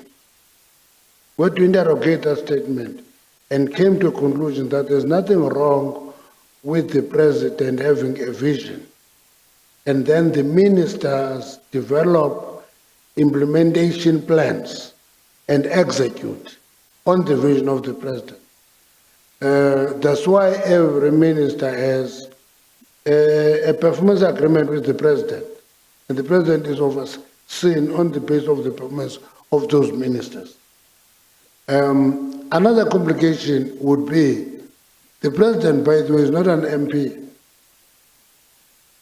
He is elected president, he is not a member of parliament. Therefore, the responsibility remains in parliament for oversight of the executive. And that executive is a collective description of all the work of the ministers under the supervision of the president. And the point I'm making is that if oversight is strong on ministers, you're going to see that there's no need to have as a committee overseeing the president, because it will have no particular responsibility to oversee. Well, apart from this, that Parliament has a constitutional duty to exercise oversight over the executive, Yes. and the President is the head of the executive. And our experience, I want to put to you for your comment, our experience shows us that sometimes problems can be particular to the President, and they do not get properly addressed precisely because they are particular to the President. And that's a gap in our oversight system. That's what I'm putting to you. I don't know if you have followed the practice in Parliament. One of the people who go and answer questions openly in Parliament is the President. Ministers have short sessions to answer a few questions, but the President is given the whole day of the sitting to deal with questions directed at him. That is the parliamentary oversight over the President. That is followed by other questions to the Deputy President, which is actually taking forward the oversight over the presidency. And if you look to those questions, they cut across the ministerial responsibilities. But after he has done that, ministers take up specific responsibilities that are relevant to the ministers. But that oversight role is clear of Parliament over the President, or deliverer of the State of the Nation address. It's a joint sitting. President gets someone to the Provincial Council of Provinces. That is the oversight of Parliament over the President. And the President cannot say, no, I don't want to come. He goes every time he's required to go and answer questions in Parliament. I guess But the proposal of having a committee for the President has been coming in and out of Parliament, particularly from the opposition. And our argument is that President, he has no ministerial responsibility. The responsibility is always all those ministers. I guess that the question that this question raises is the inadequacy or otherwise of the current oversight mechanism, parliamentary oversight mechanisms in relation to the President.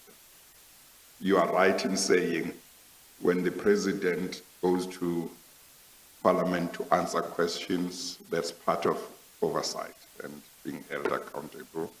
When he has given a State of the Nation address, and there are questions, that's part of that. But Ms. Modise told me, and you may have said the same thing also last time, that portfolio committees, that's where the real oversight work gets done. So the question then arises whether, if you leave out the presidency in terms of not giving a portfolio committee the responsibility to do what other portfolio committees do in relation to other departments, whether that doesn't have the effect that proper and effective oversight over the President doesn't happen. Ms. Modise herself took the position that she, in effect, had reservations about the proposal. She made the point you make also that that proposal has been, raised from time to time, and she made the point that, well, the work of the President is largely given to ministers, and then if you have a special portfolio committee relating to the presidency, there might not be much for it to do. So, but of course, one of the issues may well be whether the time that is provided in a big body such as the National Assembly, when the president answers questions, whether that's adequate or whether you might require a smaller body which is more focused on the president or not. So there are those questions. And I raised the question with Ms. Modise. I said, well,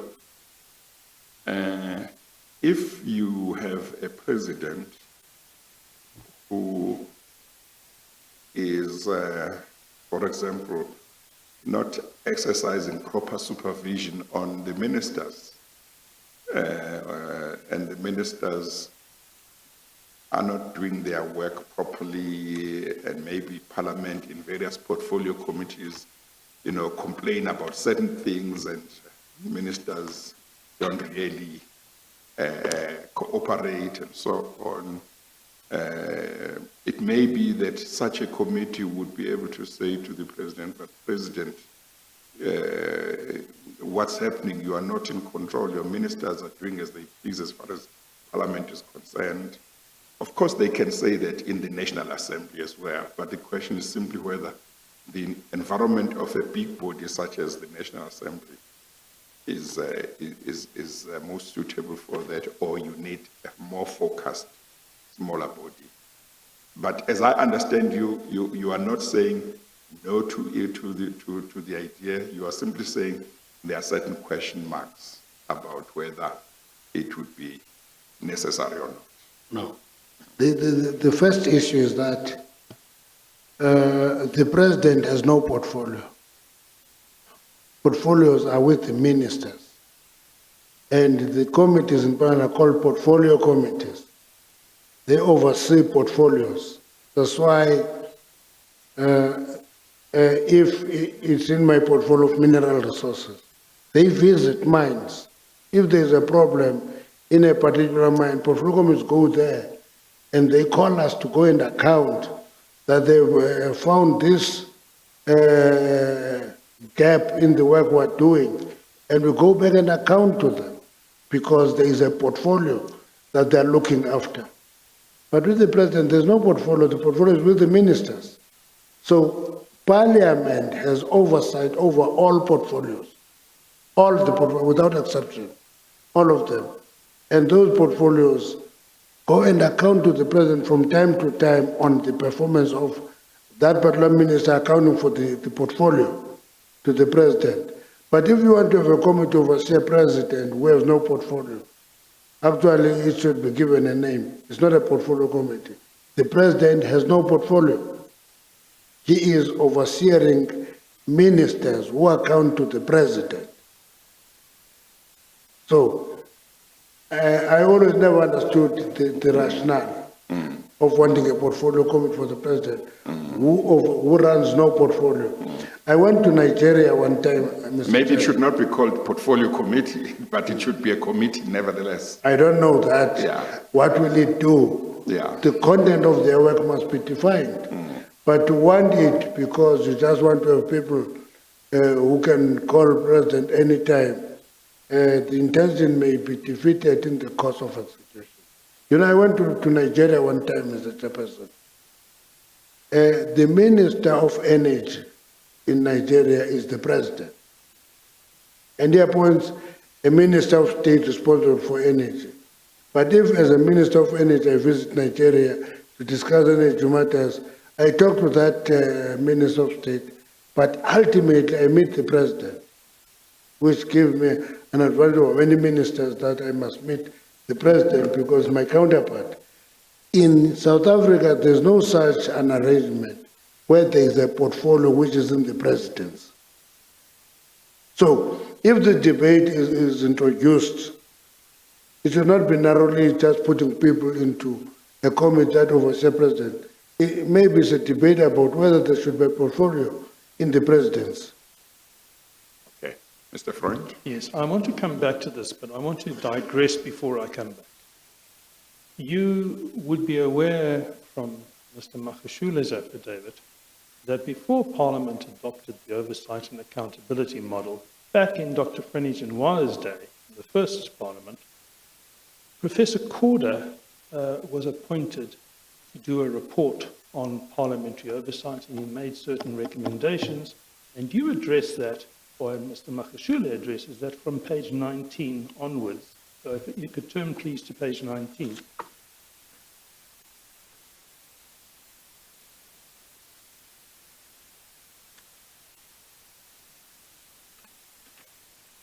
Now, Professor Corder has testified to this commission, and as is reflected in this affidavit, Professor Corder made certain recommendations which you see summarized in paragraph 67.1, legislation in the form of an Accountability and Independence of Constitutions Act, 67.2, amendment of the rules of the National Assembly and NCOP for regulation of reporting to parliamentary committees, 67.3, the establishment in Parliament of a Standing Committee on Constitutional Institutions.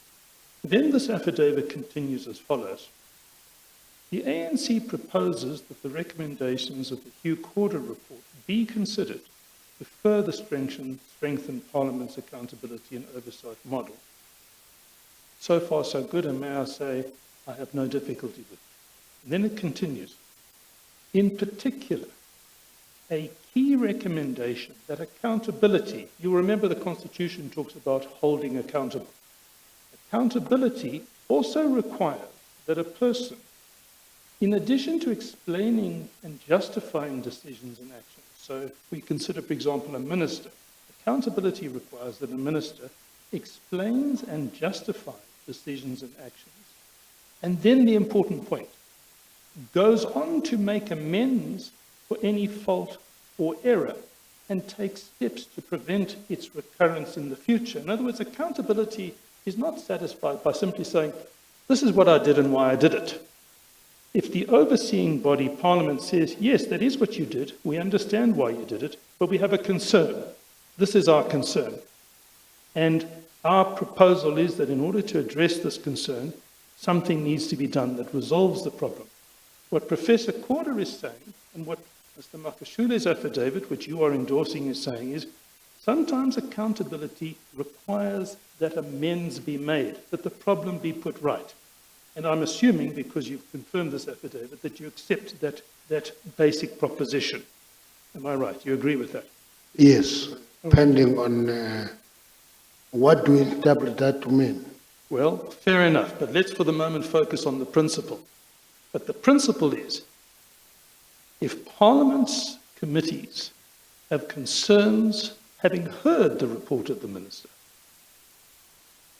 that there remains a problem that has not been satisfactorily addressed in its judgment, and it wants the problem resolved, and it makes recommendations. As I understand it, what typically happens is that portfolio committee's report is then referred to the National Assembly for consideration.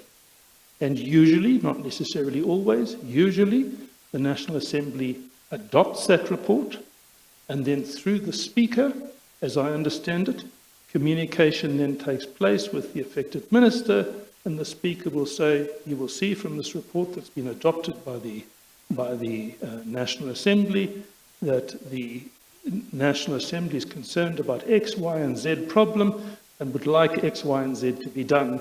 And please, can we have a report within X period on X, Y, and Z? Now, let's stay away from the problem for the moment of what X, Y, and Z is. That's a problem all on its own. But the point is, that's the way the system works. Now, against that background, if we can come back to the debate we've just been having. The debate we've just been having... Can I make a minor correction? Of course. The formulation assumes that ministers are not part of the National Assembly. When a report of a portfolio committee is tabled to Parliament, ministers are sitting in Parliament and actually are part of that report to Parliament. And half the time, whenever that debate is concluded, ministers are given an opportunity to react in Parliament, and then you respond to X, Y, and Z that was raised in the debate. Few minutes that you are given, because you will have another time to respond. Yes, and I don't take issue with what you've just said, but nonetheless, and I've understood this thus far to be completely uncontroversial if we go back, for example, to Mr. Gordy's evidence, but it's been explored with subsequent witnesses.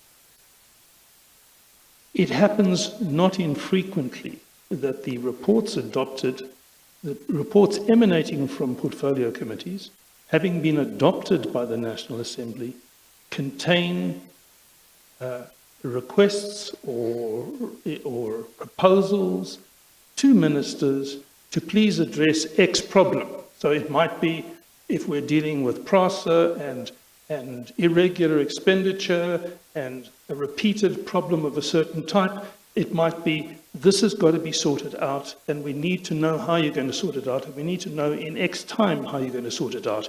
And I understand that it's not been controversial thus far, that type of thing happens from time to time. That type of communication from Parliament to the executive happens.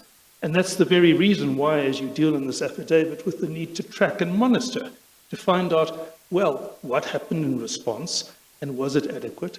And as I understand your affidavit, you accept that there does need to be some tracking and monitoring of whether there has been adequate response to these reports that Parliament have conveyed to the affected minister through the Speaker. Are we on common ground? Do you accept what I'm saying? Except that report goes to Parliament, but the actual responsibility to actually follow it through with the minister is the portfolio committee. That's why there is always a contradiction between the work of the portfolio committee and the executive. Because sometimes the portfolio committee wants the minister to go and account to the portfolio committee during the time of an executive meeting a cabinet. But I don't remember once a minister who says, my portfolio committee has invited me, told by the executive, you can't go.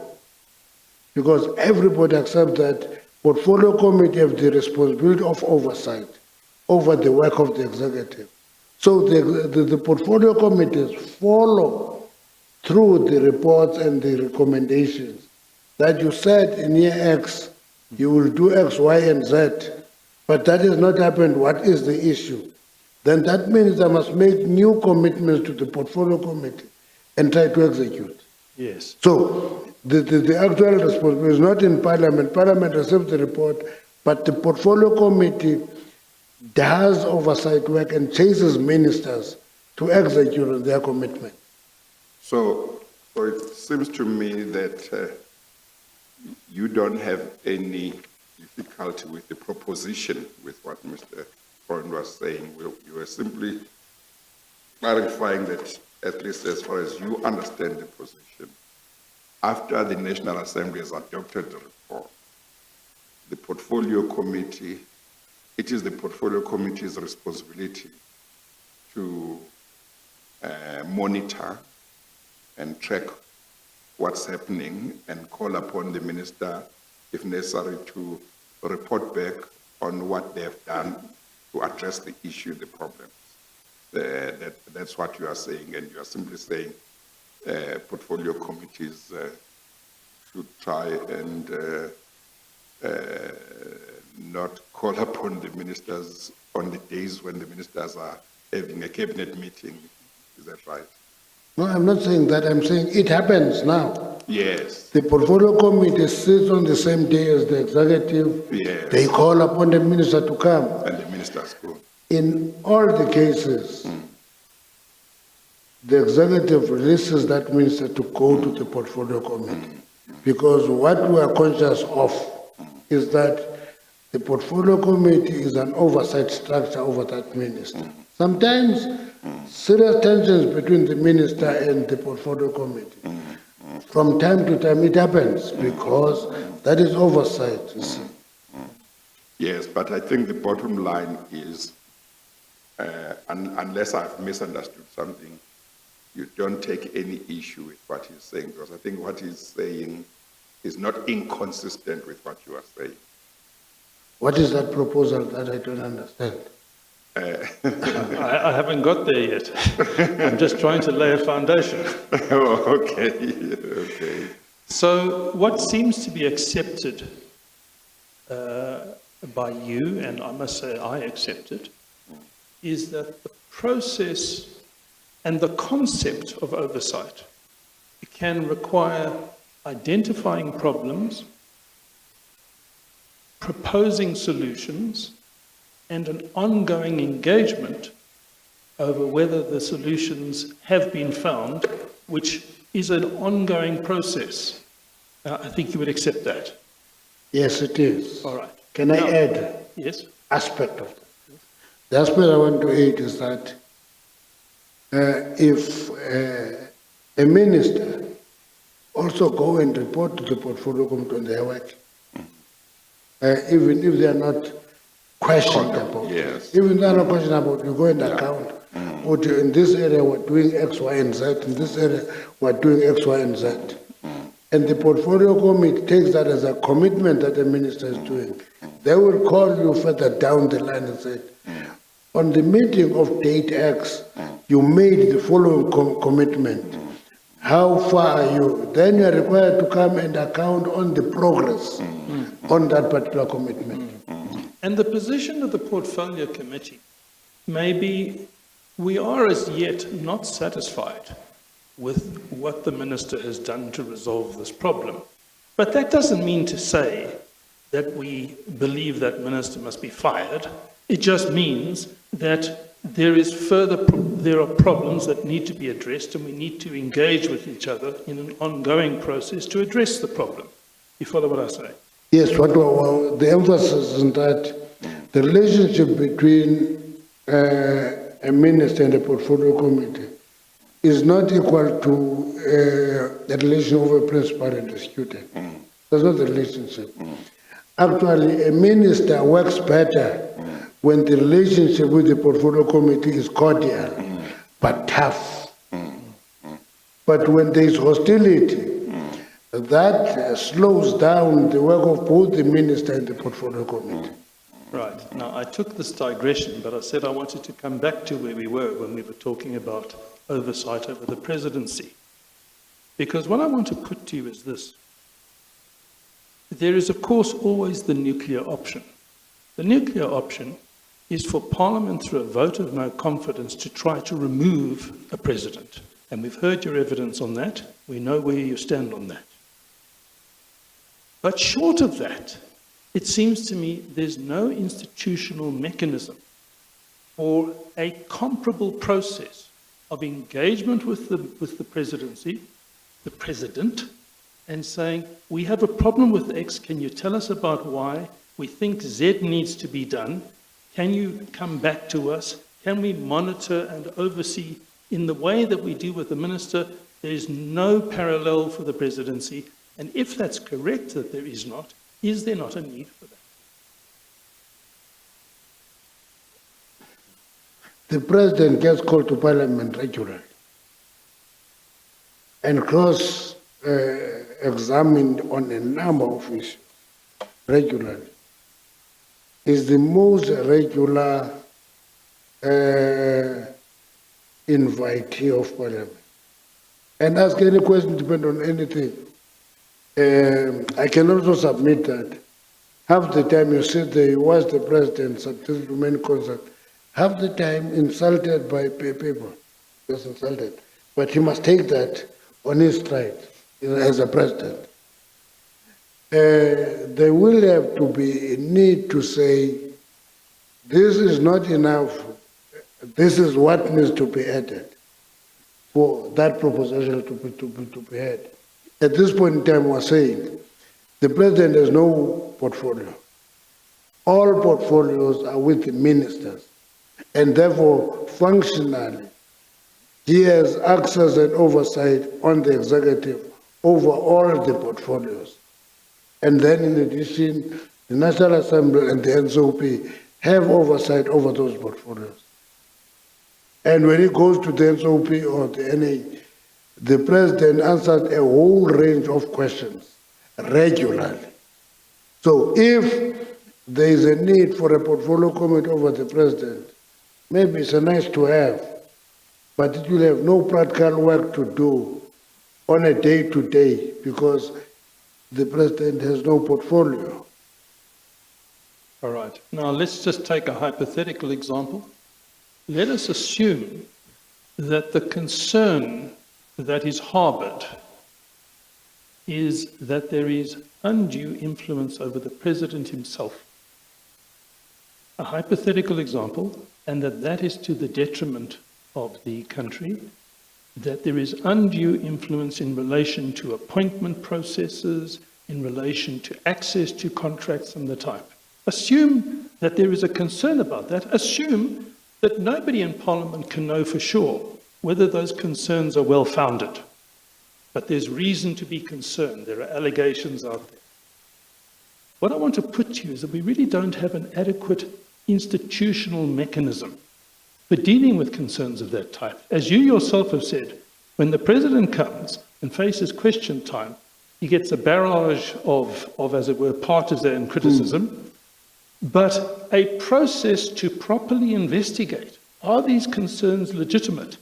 If so, we have a problem that has to be addressed. Does not seem to exist.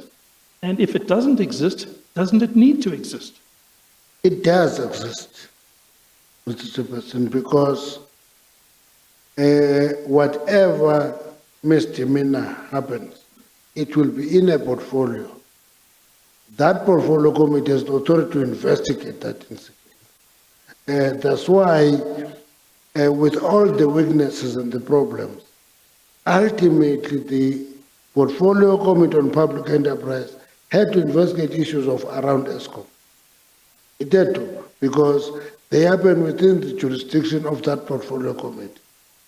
If there is something about PRASA, the portfolio committee on transport have the responsibility to investigate issues about PRASA. Can it call the President to their committee about PRASA? Yes, it can, because it will submit a report to Parliament. Parliament has the authority to summon the President to Parliament.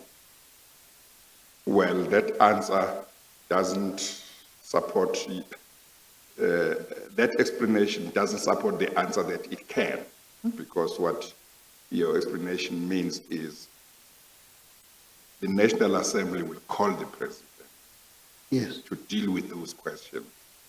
So it's not the committee, whereas when it comes to a minister, the committee can call the minister to the committee and deal with and ask him, why is this happening? Is this happening? Is this not happening? In the case of the President, where there are concerns such as the concerns that Mr. Freund makes, there are concerns all over in the media, and to say the President is being dictated to by people outside of government to make certain appointments or to fire certain people.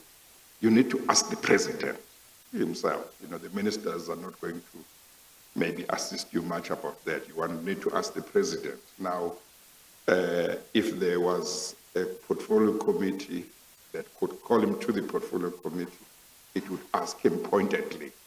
But what you were saying is, well, the portfolio committee, and I don't know whether there would be a portfolio committee for that kind of thing, in the National Assembly, he can be called and he can be asked the same questions. I'm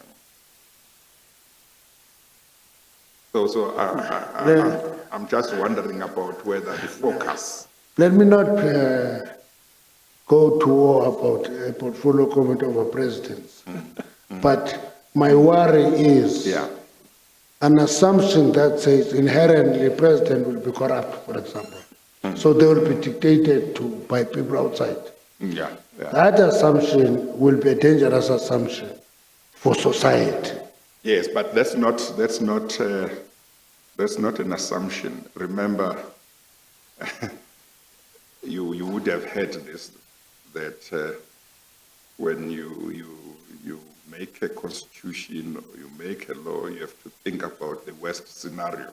You know? You mustn't think of the best president that you are going to have, because you could have the worst. You have got to say, in case we get to a really bad situation, in case we get a really bad president, if he or she tries to do this and that, which is against the interests of the country, do we have adequate mechanisms that will make sure that he will not or she will not harm the interests of the people.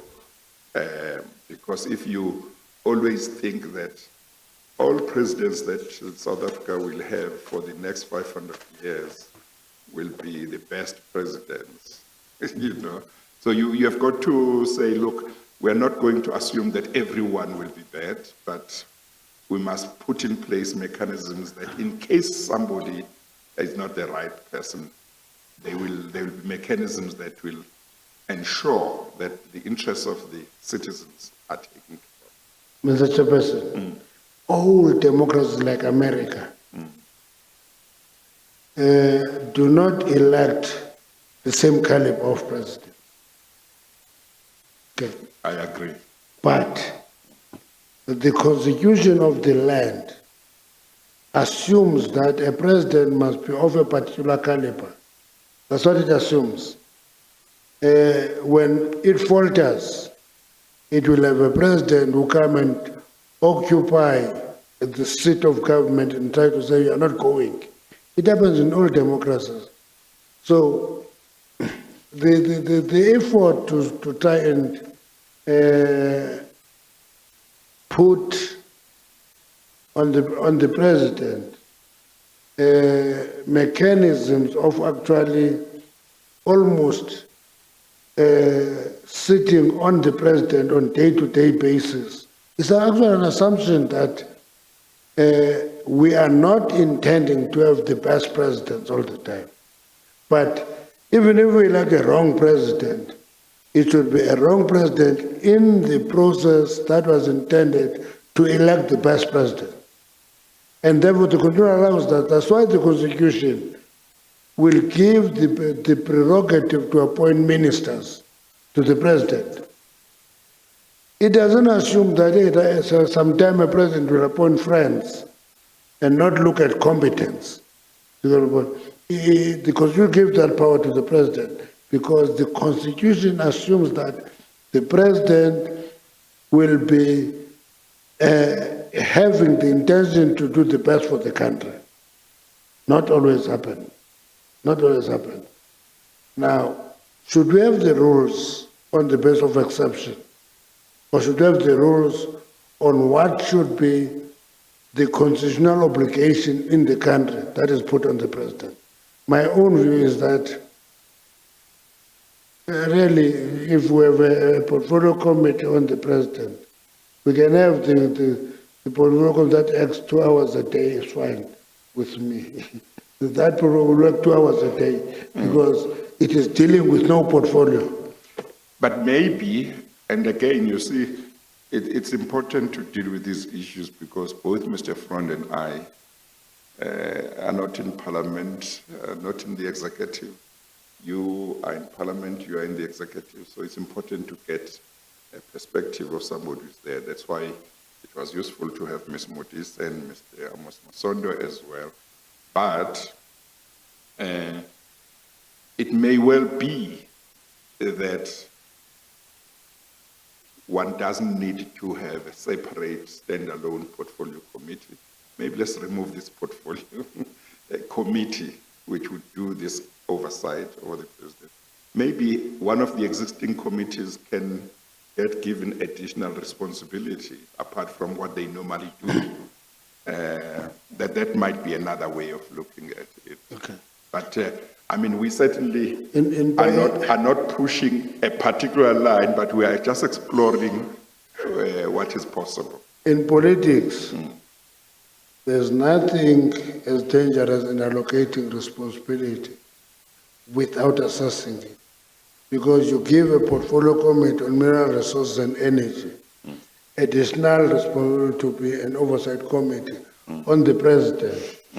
All the committees in power will see it as a super committee, and there will be tensions on day one.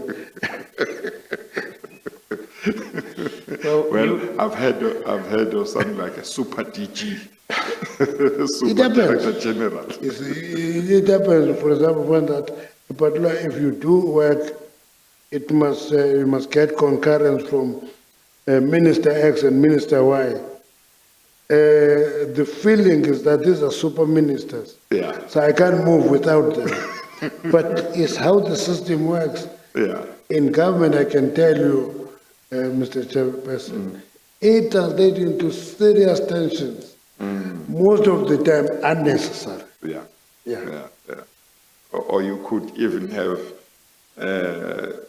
maybe a particular minister being seen as if he or she is de facto prime minister or something. Come on, a minister in the presidency deals with monitoring and evaluation. Man, you don't know what it does. Mr. Freund. Yes, I only have one final question on this line, because we spent a lot more time on this issue than I had expected. You will recall where I started with this conversation. I was at page 13, paragraph 38, and that was the paragraph where your party is proposing... Wait, page 13. Page 13, 13, paragraph 38. And you will recall that was where your party proposes, and it seems to me to have a lot of sense, the establishment of a joint parliamentary oversight and government assurance committee. And I just wanted to put to you again, and for a final time, that if there were to be any wisdom in allocating to some or other committee amongst its responsibilities, where necessary, and you would hope it wouldn't often be necessary, some oversight over the presidency itself, it might well wisely be located in this particular committee. Now, I did ask you that before. I think your answer was somewhat negative to the idea. I'm just wondering, in the light of the further debate we've had, whether you've shifted your position, whether you think there might be some wisdom in it. No, I've not shifted, but I support this, but it must be thought, there must be a well thought out concept. Otherwise, you will have it and it will create new problems that didn't exist before. That's all I'm submitting. All right, let me move on. I think we've explored this issue quite thoroughly. I want to move on to something much more prosaic, but important. You will see at the next page, page 14, there's a section headed Oversight Advisory Section. And what paragraphs 44 through to 50 really say is that there is the need for the establishment of a section within Parliament, an Oversight Advisory Section, which will have these functions of providing information and advisory support, tracking and monitoring executive compliance, assisting with coordinating all oversight-related information, monitoring and tracking executive compliance with House resolutions, and at paragraph 46, the affidavit says the ANC proposes that the Oversight Advisory Section be prioritised and implemented by Parliament within 12 months. There seems to be consensus. I don't think we've heard a witness yet who does not support this idea, and I presume you can confirm that this remains the position of the African National Congress. We need to do this. Yes, except that the devil is always in the detail of what you want to do. Because with good intention, you create a nightmare with good intentions. All I'm saying is that we have no problem with that. That work of Parliament must be scrutinized. That we accept, but the nature of the animal you put in place to do that scrutiny becomes very, very important. And I agree with that, and I also agree that this afternoon is not the occasion to debate the detail of that. That is a matter that will have to be considered by Parliament in its wisdom and work out how to do it. Now, you make certain comments, or Mr. Makashule makes certain comments in this affidavit about certain legislative changes which are aimed at, as it were, tightening up our laws on corruption, including where there should be unethical conduct by members of Parliament. I think these are sensible proposals. They're not controversial, I don't think. I don't propose to spend any time dealing with them now.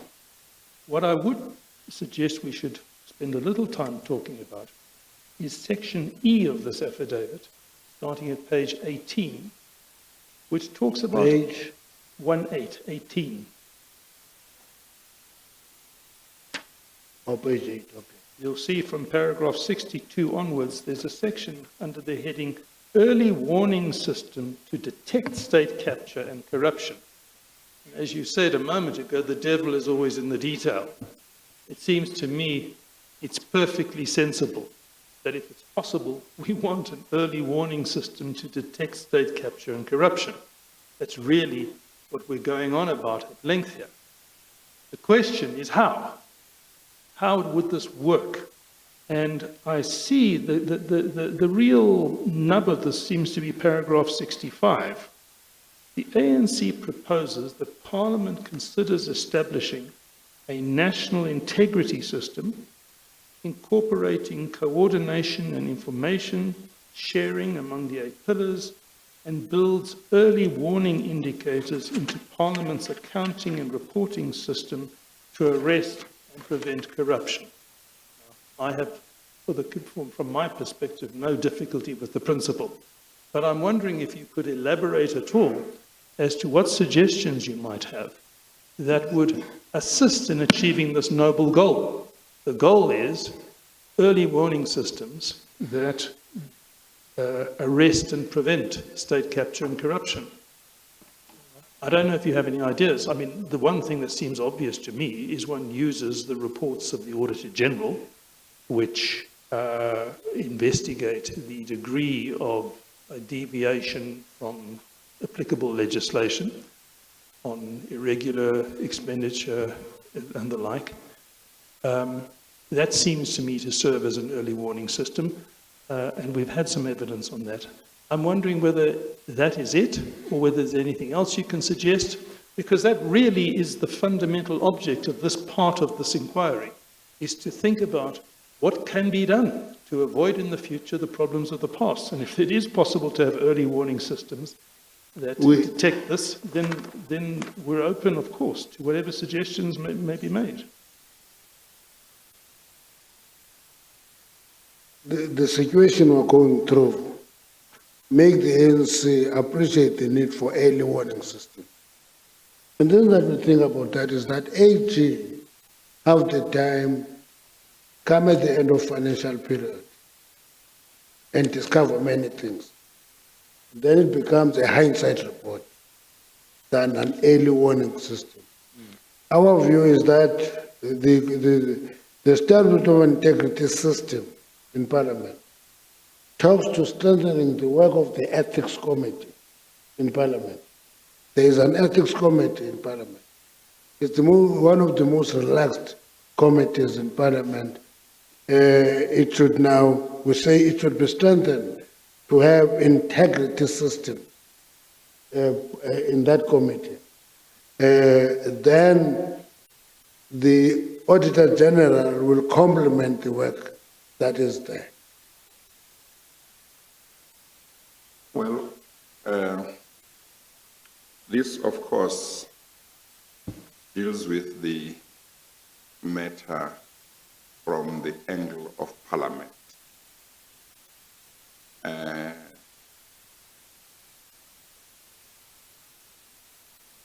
You are giving evidence on behalf of the ANC. The other question that may be asked is,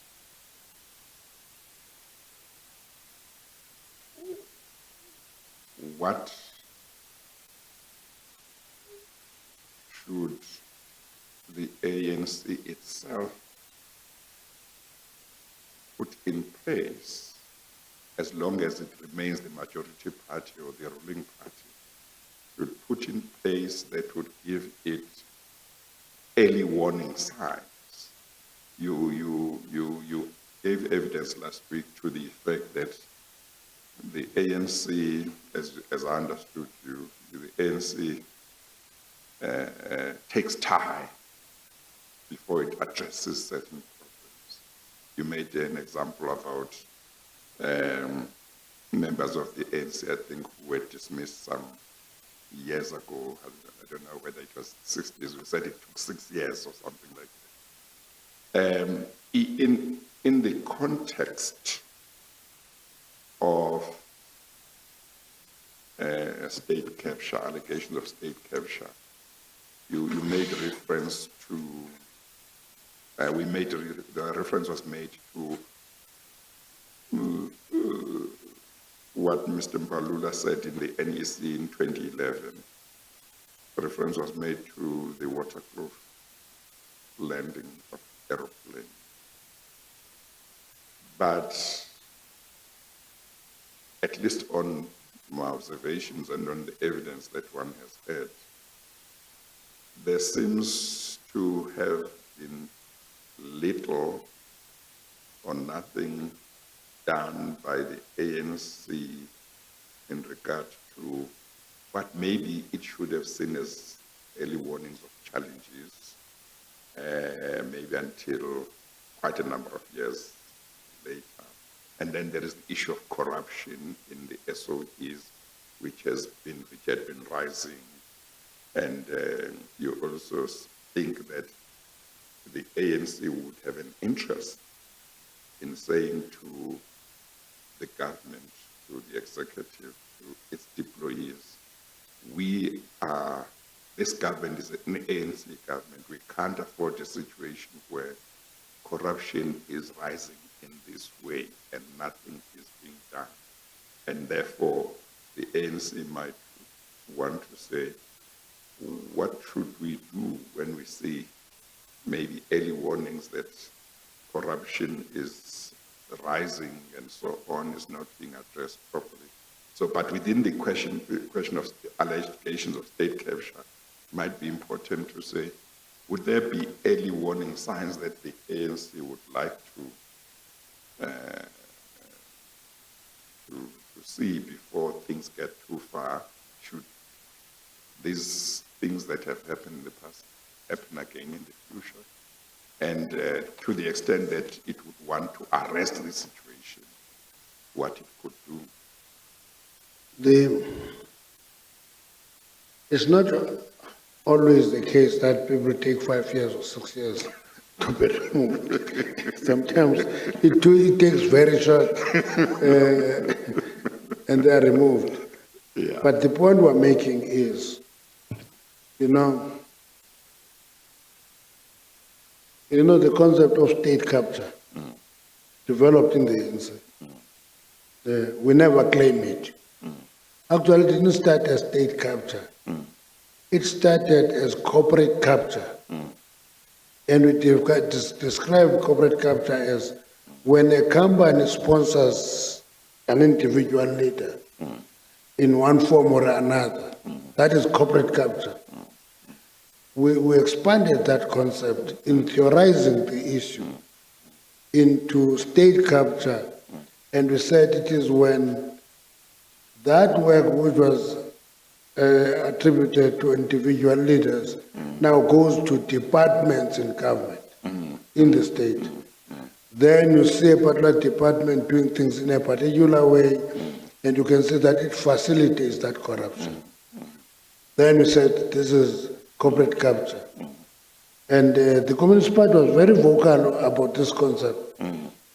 So it takes time because it is also important to also theorize the nature of the problem, so that theory must guide your reaction. And there is that the ANC, there's no other party that has a conference resolution for the establishment of this commission. The ANC theorized that and ultimately came to a resolution that there must be this commission into state capture. And many people came up and criticized the ANC and said this thing is going to weaken the ANC. In the ANC, the strongest view that has prevailed is that this exercise is going to help the ANC to come through, because you don't deal with debt unless you unearth it. So what happens here is actually unearthing that debt. It will make the ANC wiser in dealing with these issues into the future. But the importance of taking time is that you don't take decision on your feet, just on your hooves, and you take decisions. and to commit more serious mistakes. But now we're having a process that unearths the debt and the extent of that debt. There are people who have not come before here, before the commission, who have come across serious issues that are there. It will continue. And we see that process as very fundamental, because a country that is always cited as improving and growing, leaps and bounds, which has grown during the year of COVID by 18%, called China, will trace its problems from the Cultural Revolution, and it goes through up to a point where it is today. But the reason that it is where it is today, where it says corruption is an exception, factionalism is an exception, is because it has gone through a very long process with tensions, and unfortunately in some instances, with some people losing lives in that process, because that Cultural Revolution almost destroyed everything that revolution stood for. And in South Africa, sometimes there's impatience about addressing issues, and everybody, and one professor in UNISA described our society as very noisy and impatient. Maybe it's a good character, but sometimes it pushes institutions to commit mistakes, and those mistakes translate into more deeper problems than the original one.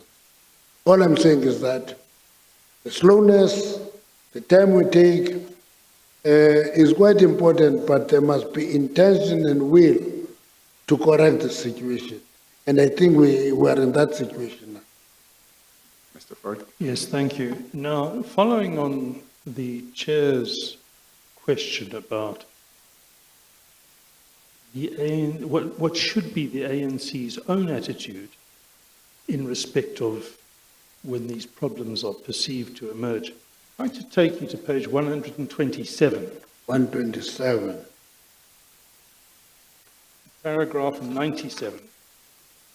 And you will Come again. Page 120, page 27, not 127, page 27, paragraph 97. And you will be aware, Mr. Mantoa, this is an affidavit deposed to by Mr. Makashule on the 8th of October 2020. Mr. Makashule says this: if credible information points to unethical behavior by a public representative, that representative should step aside from public office and prove his or her innocence in the ordinary course. You would support that view, I presume? That's a conference resolution of the ANC. Not once. One from one conference to the other. And then what he says and what you endorse. I'm sorry.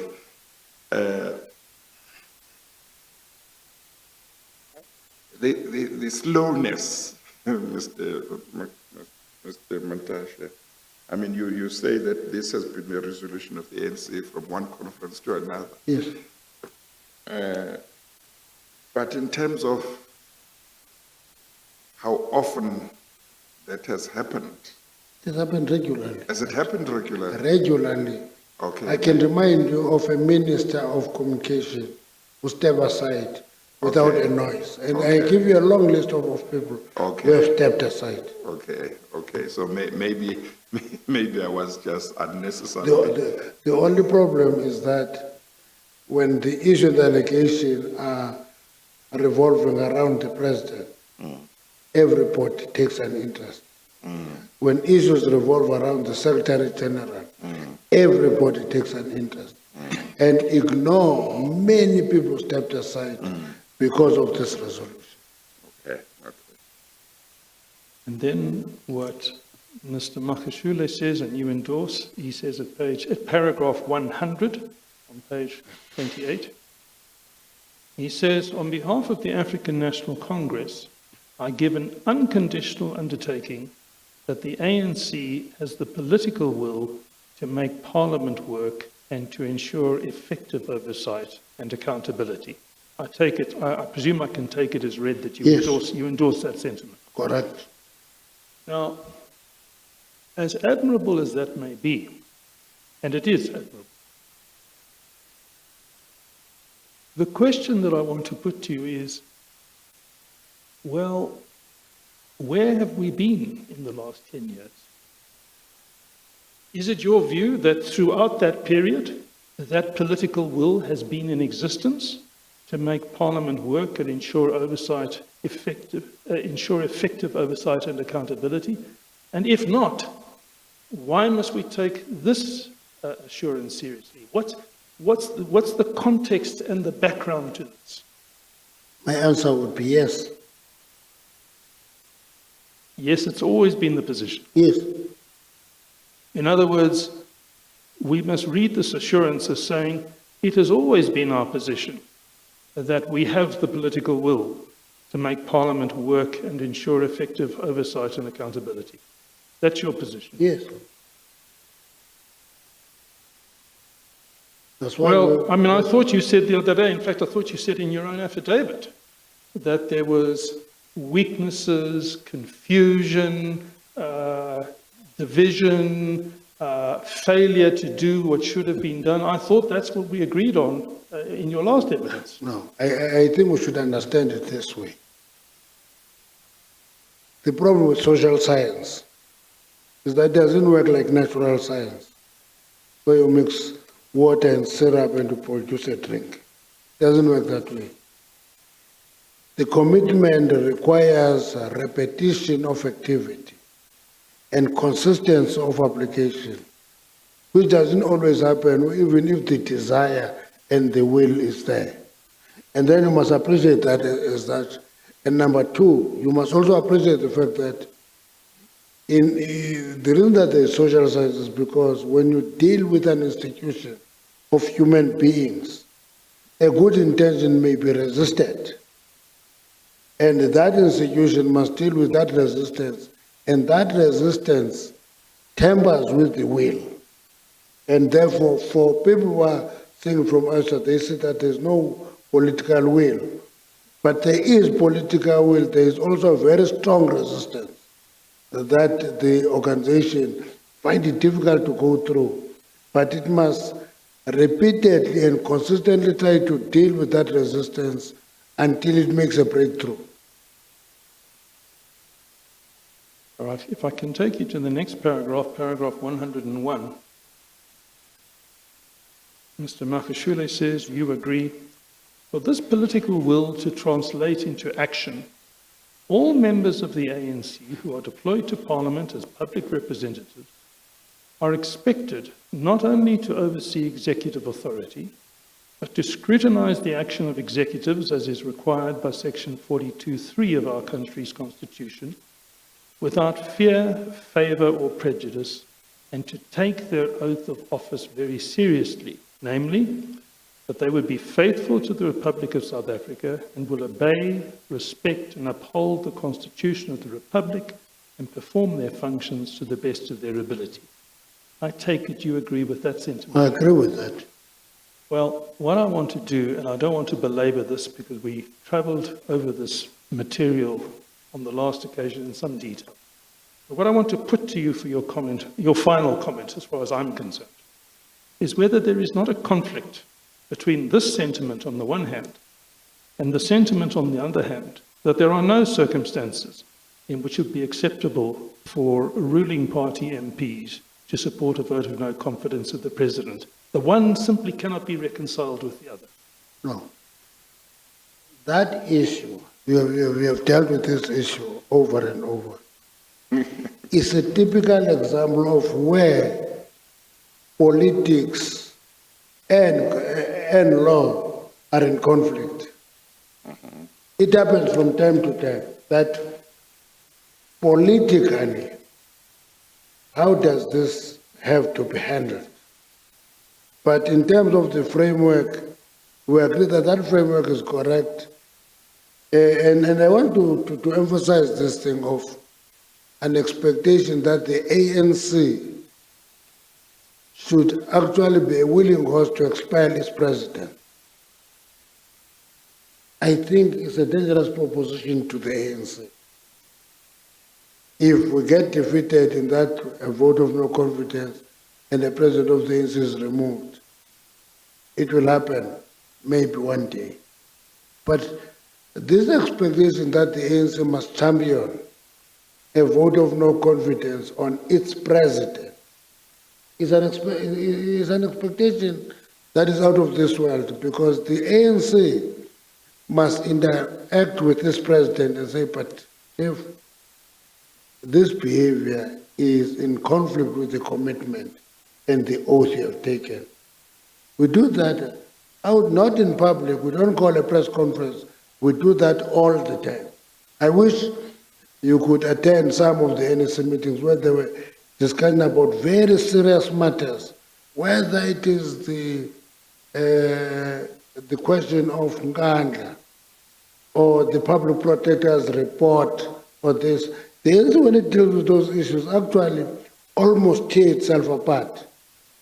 That does not reflect lack of political will.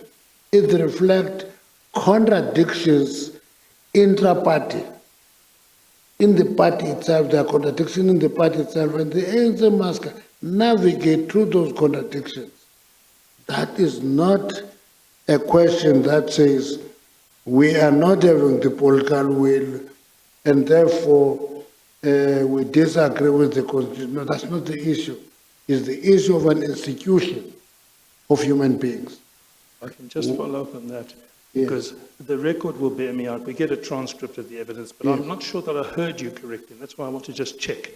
What I thought you said at the beginning of that quite long answer is that in this situation, the situation of a vote of no confidence and the alleged conflict between the Constitution and the oath, I thought I heard you to say that this is a situation in which politics and the law are in conflict. In the operation, yes. And what you really are saying is that politics must trump the law. That's why, at the end of the day, political contradiction ends in court. Political contradiction half the time ends in court, because sometimes political decisions that are taken are in conflict with the law, and we end up in court. And sometimes the court rules us that, no, listen, thou shalt do as follows.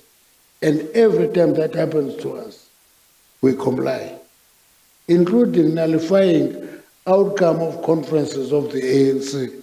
We comply all the time because the political process is in conflict with the law, and we end up in court and the court gives a judgment. And I don't dispute that what you've just said is factually correct. But I do have, and I have to put to you, a real concern about what you've just told me. Because what you seem to be saying is, well, let me put it this way. The Constitution Court has used a German term to summarize our Constitution. We are a Rechtsstaat. We are a state founded constitutionally in law. And what I hear you to be saying, unless you correct me, is that if there is a conflict between the political imperatives that deal with the interests of the African National Congress as an organization on the one hand, and the law on the other hand, we'll let the law take care of itself later. For the meantime, politics must be superior. No.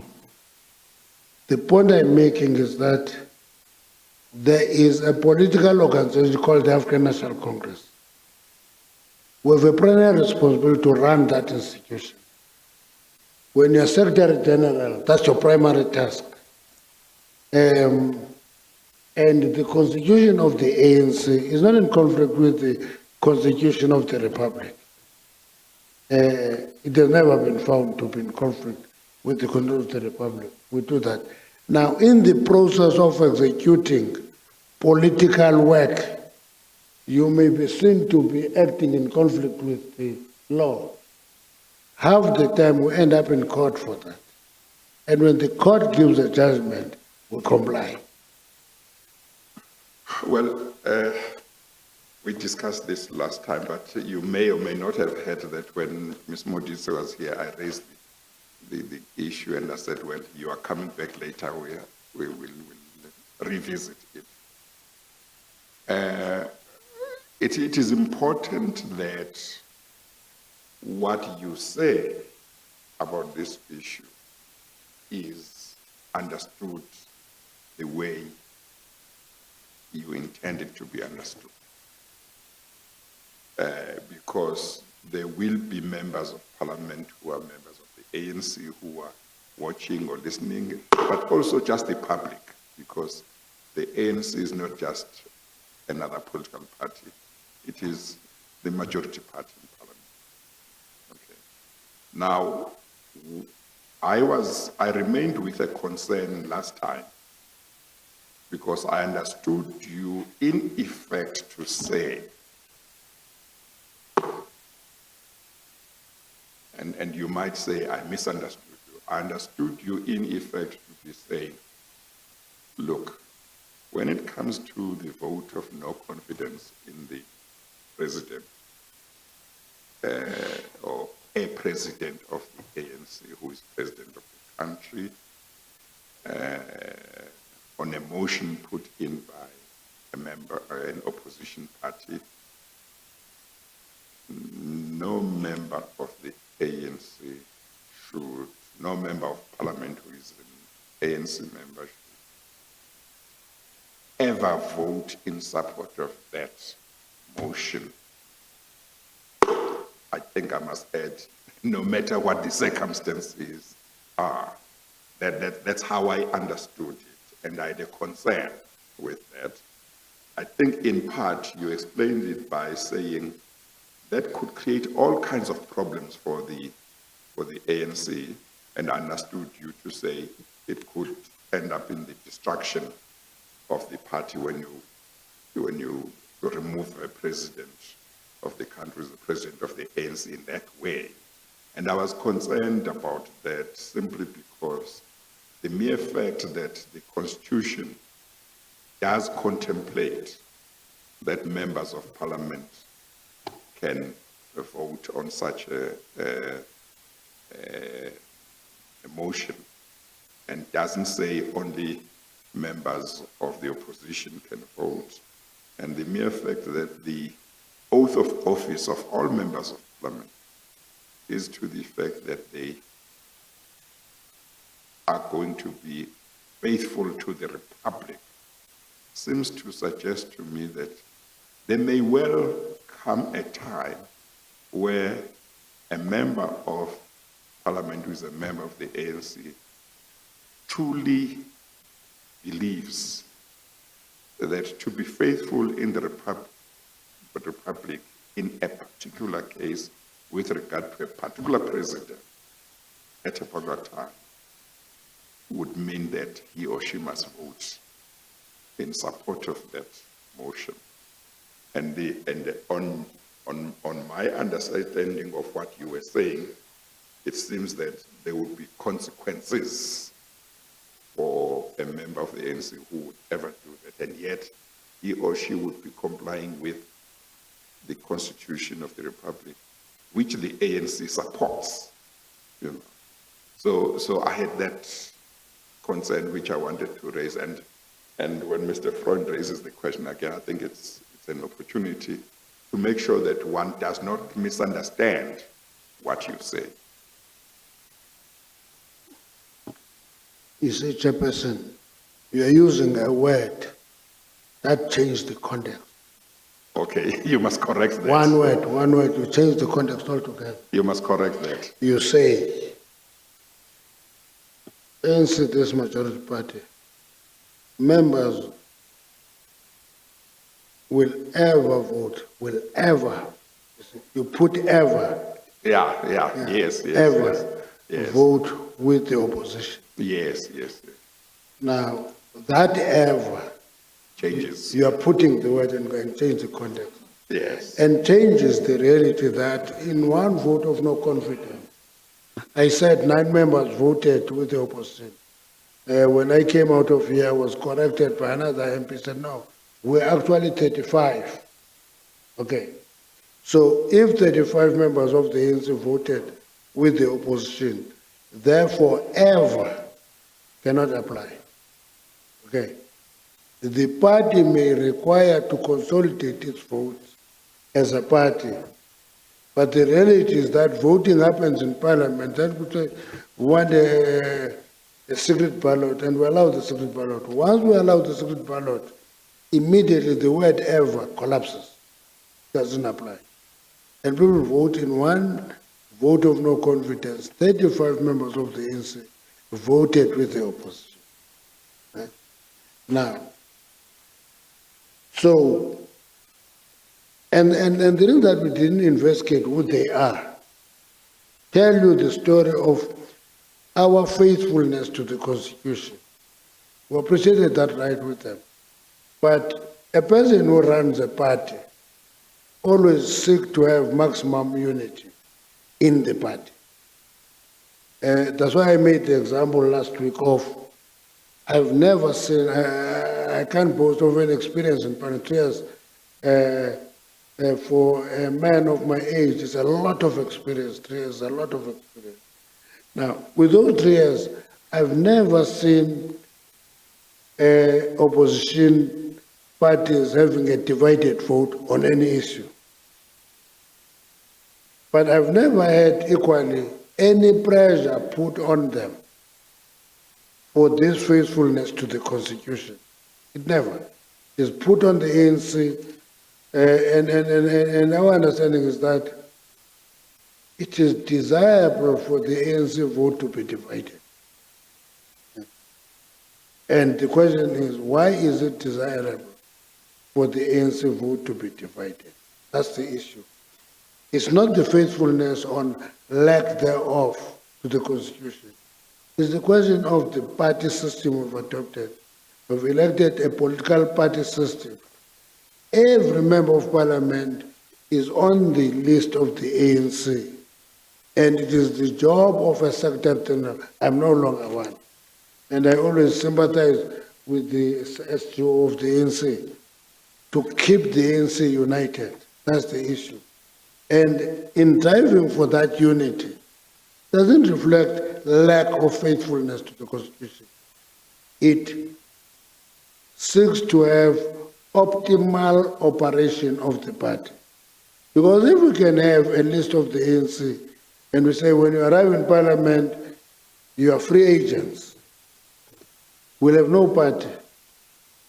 And therefore our role in supporting the Constitution will be much weakened when the party collapses.